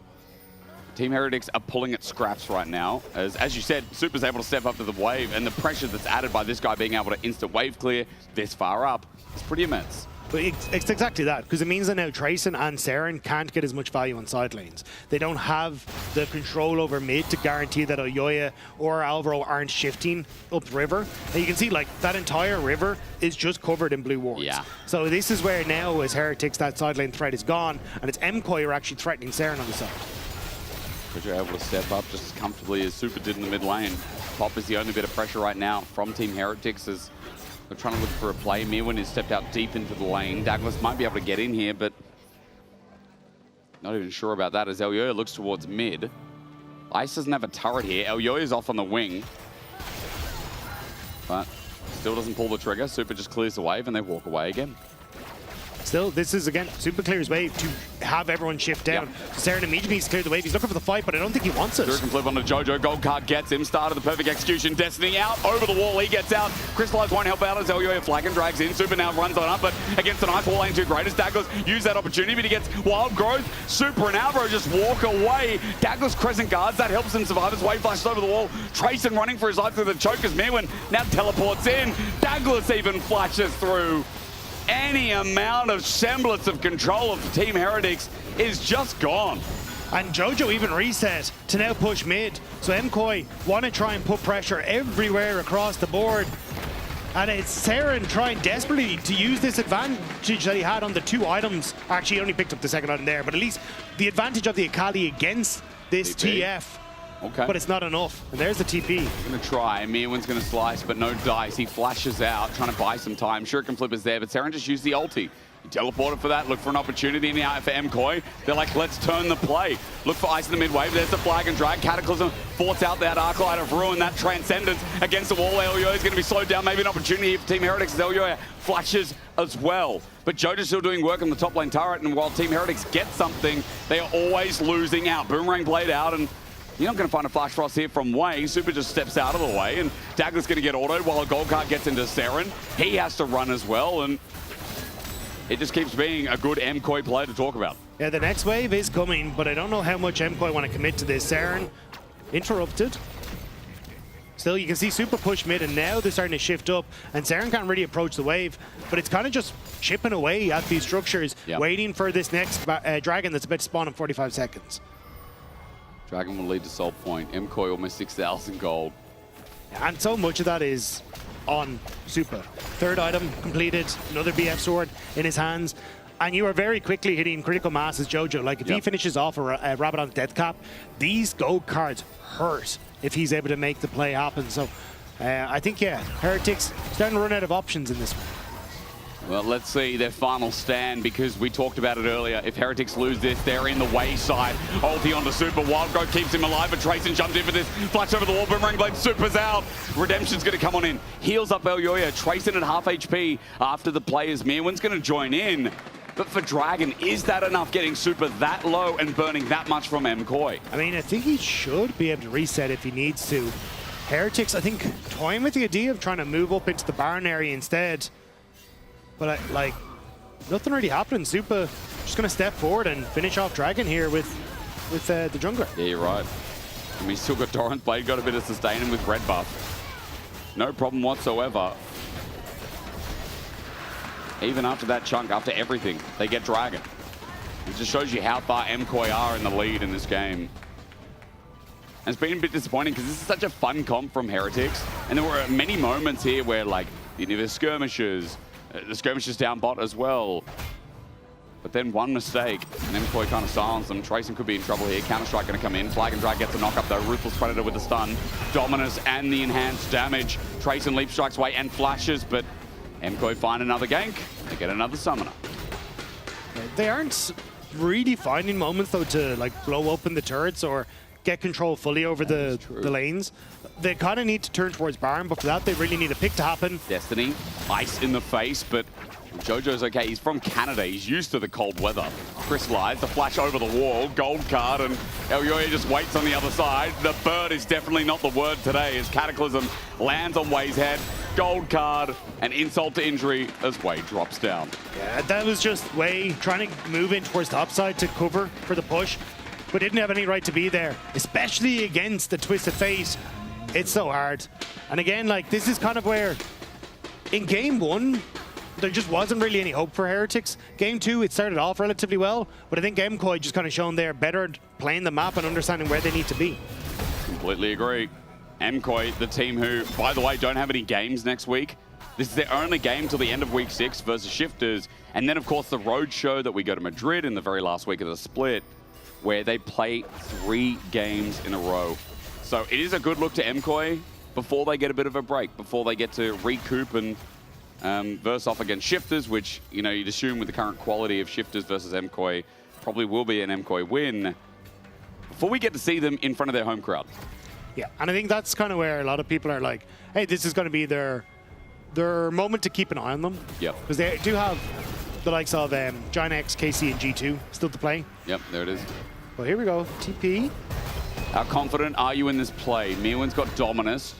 The TP from Seren has been committed. Elyo's going to flag and drag. They find Seren with the gold card. He goes golden. Jojo going to reposition here. Well, meanwhile, Trayson so far deep. It ain't going to work out. Seren's already dead before the play continues any further. Trayson runs into a boomerang, and Super brings it right back. Gold card from range. Gets way, and with no egg available, all he can rely on is a wall, is a bit of flash frost. There's the said wall, but a Renekton in the way as well. Elyo looking for the chase, and Super boomerang blade almost kills the bird where he stands, or rather flaps.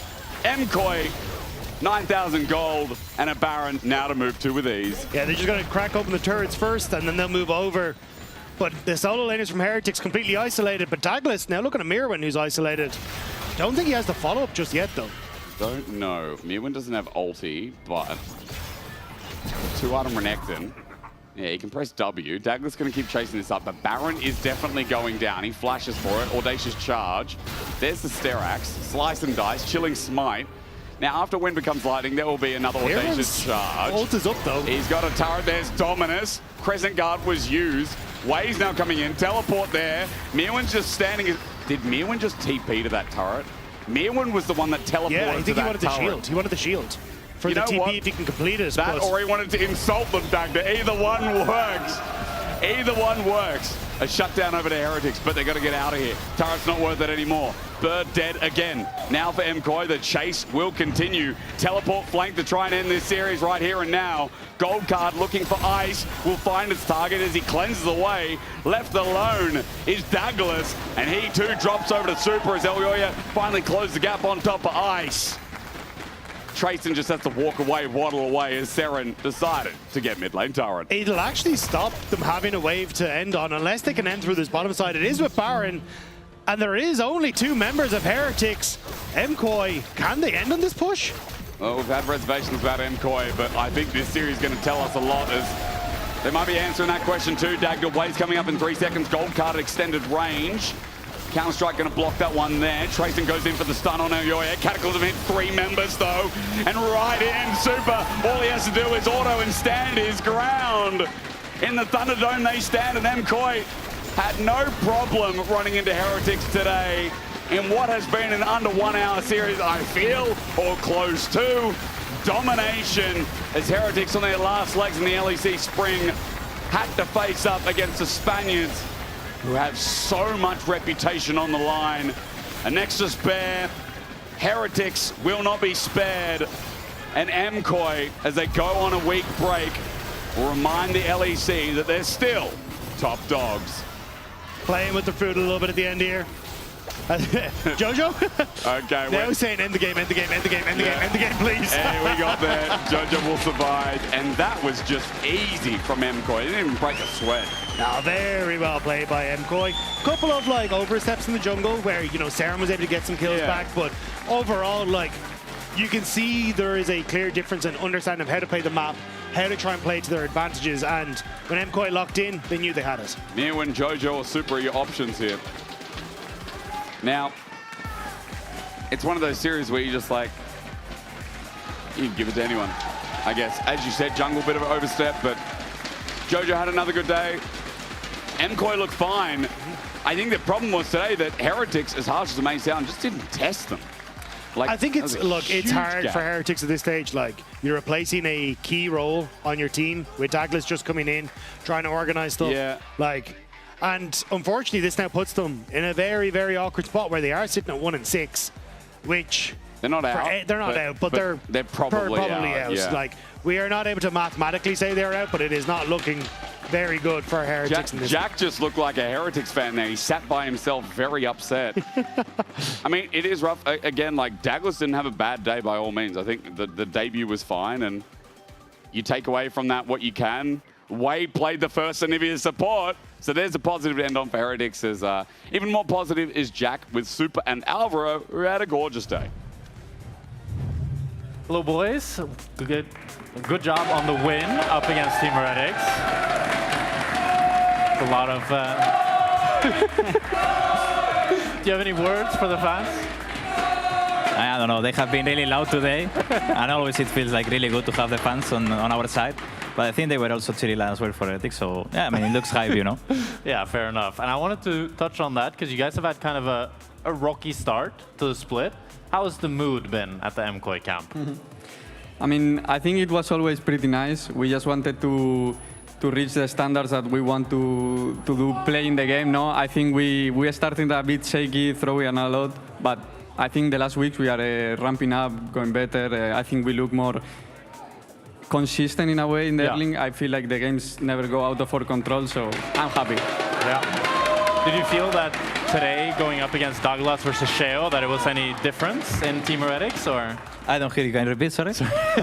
So Team Heretics, right? They replaced Sheo with Douglas. Did you feel like that changed your game plan going against they them? weren't trying to be that much proactive as I think they used to be before. But at the same time, I'm not really sure how to evaluate because I don't know how much time they had to train. Yeah. But yeah, I could see that in some occasions, like I remember that Douglas was doing the Herald and the rest of the team were just pushing the waves.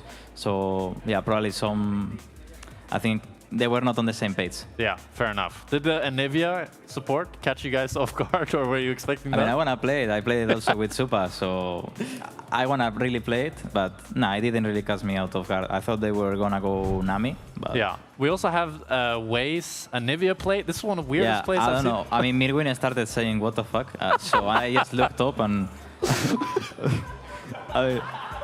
yeah? But Mirwin didn't even know what was happening. Yeah, it was, do you have any idea as a pro support yourself what was going through Waze's mind there?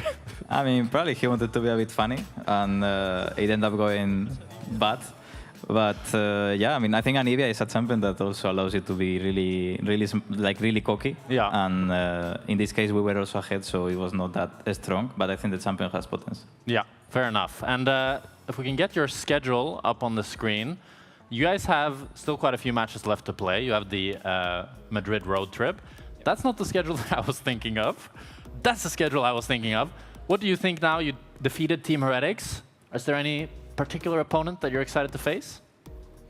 I mean, I think the Roadtrips Madrid is going to be amazing. I think we have 3 out of probably, with Vitality, the most strong team in the league. Yeah. And I think in KOI we love the playing on Madrid, so I think it's going to be amazing. So I'm looking especially to play into G2. Yeah. And when you say G2, is it just like revenge from last year, or is it the bot lane? Because I've also been curious, like, I think KC right now, their bot lane looks really phenomenal, but we've barely seen games from them. Vitality's bot lane looks really good. What bot lanes do you guys fear the most? Or not fear, but respect the most? I mean, I fear a lot Alvaro and Supa, not going to lie. Okay. Yeah, we always have that meme as well on our team that, for example, Merced, the team that he fears the most is ourselves. So, I mean, we always go with that mentality.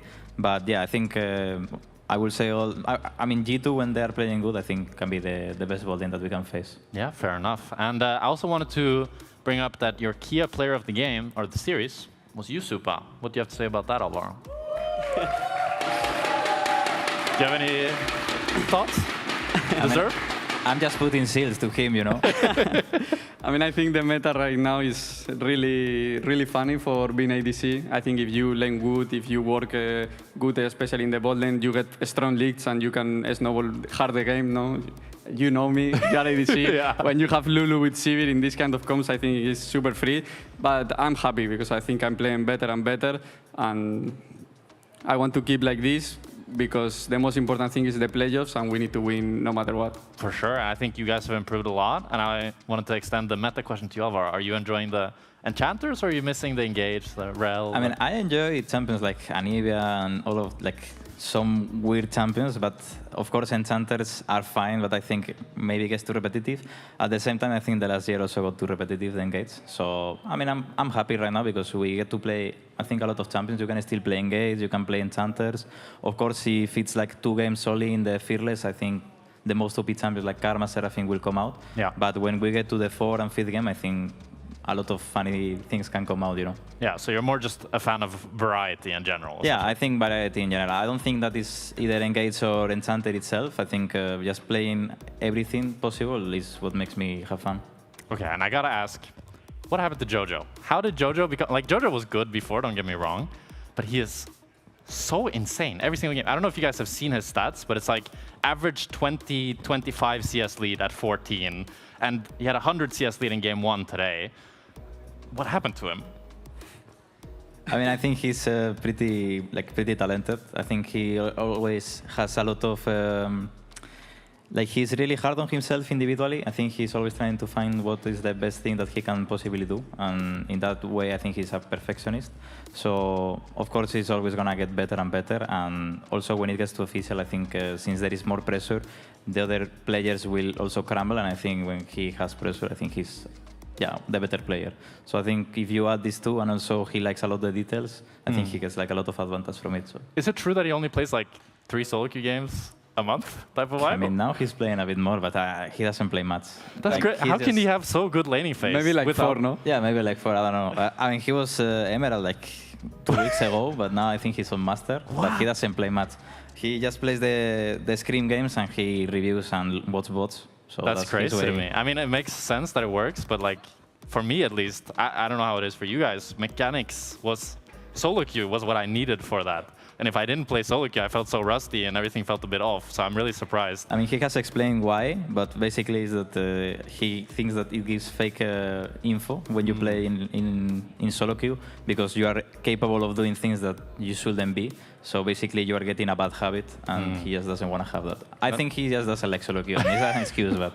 I mean, solo queue can be pretty annoying, so I understand him. But if we could bring up the standings, I wanted to scratch your guys' head and ask you, is there any surprises for you guys in the standings? I mean, Vitality at first, Na'Vi, Giant X, any of these teams?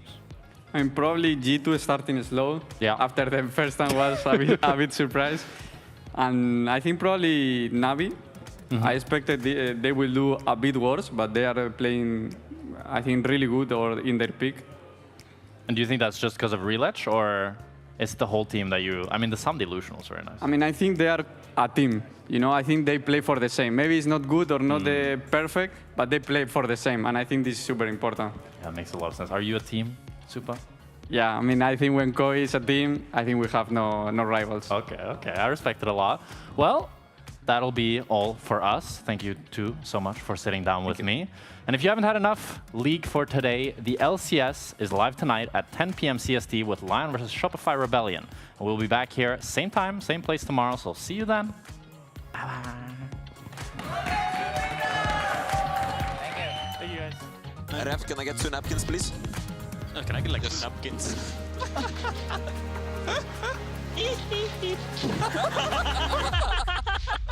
What the f is wrong with Cleansed by 1, and that's enough. Noah will just stand, auto, get the kill. Now Linces for the retrade, gets a 1-for-1. Kazi onto 2, flashes autos, double kill. Bypasses and the Locke is coming back in. He's got a flash available, but he has to use it now. Linces going to match it, equalize it down, but Linces gets the kill and flies out. Does a stand, auto, flash from Noah, gets it himself, clear lands. Wild Growth for the knockup, Flashy with a double. LEC support. Vitality!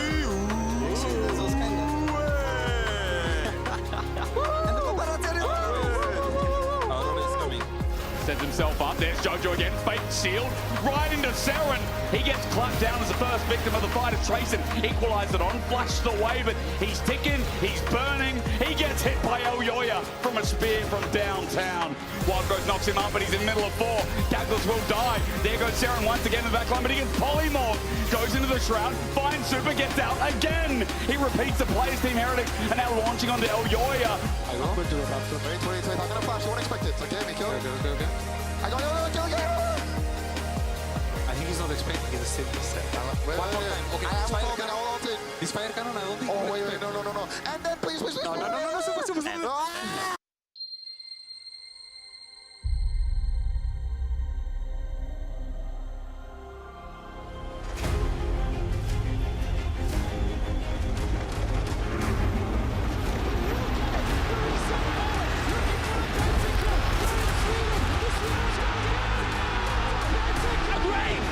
G2, the perfect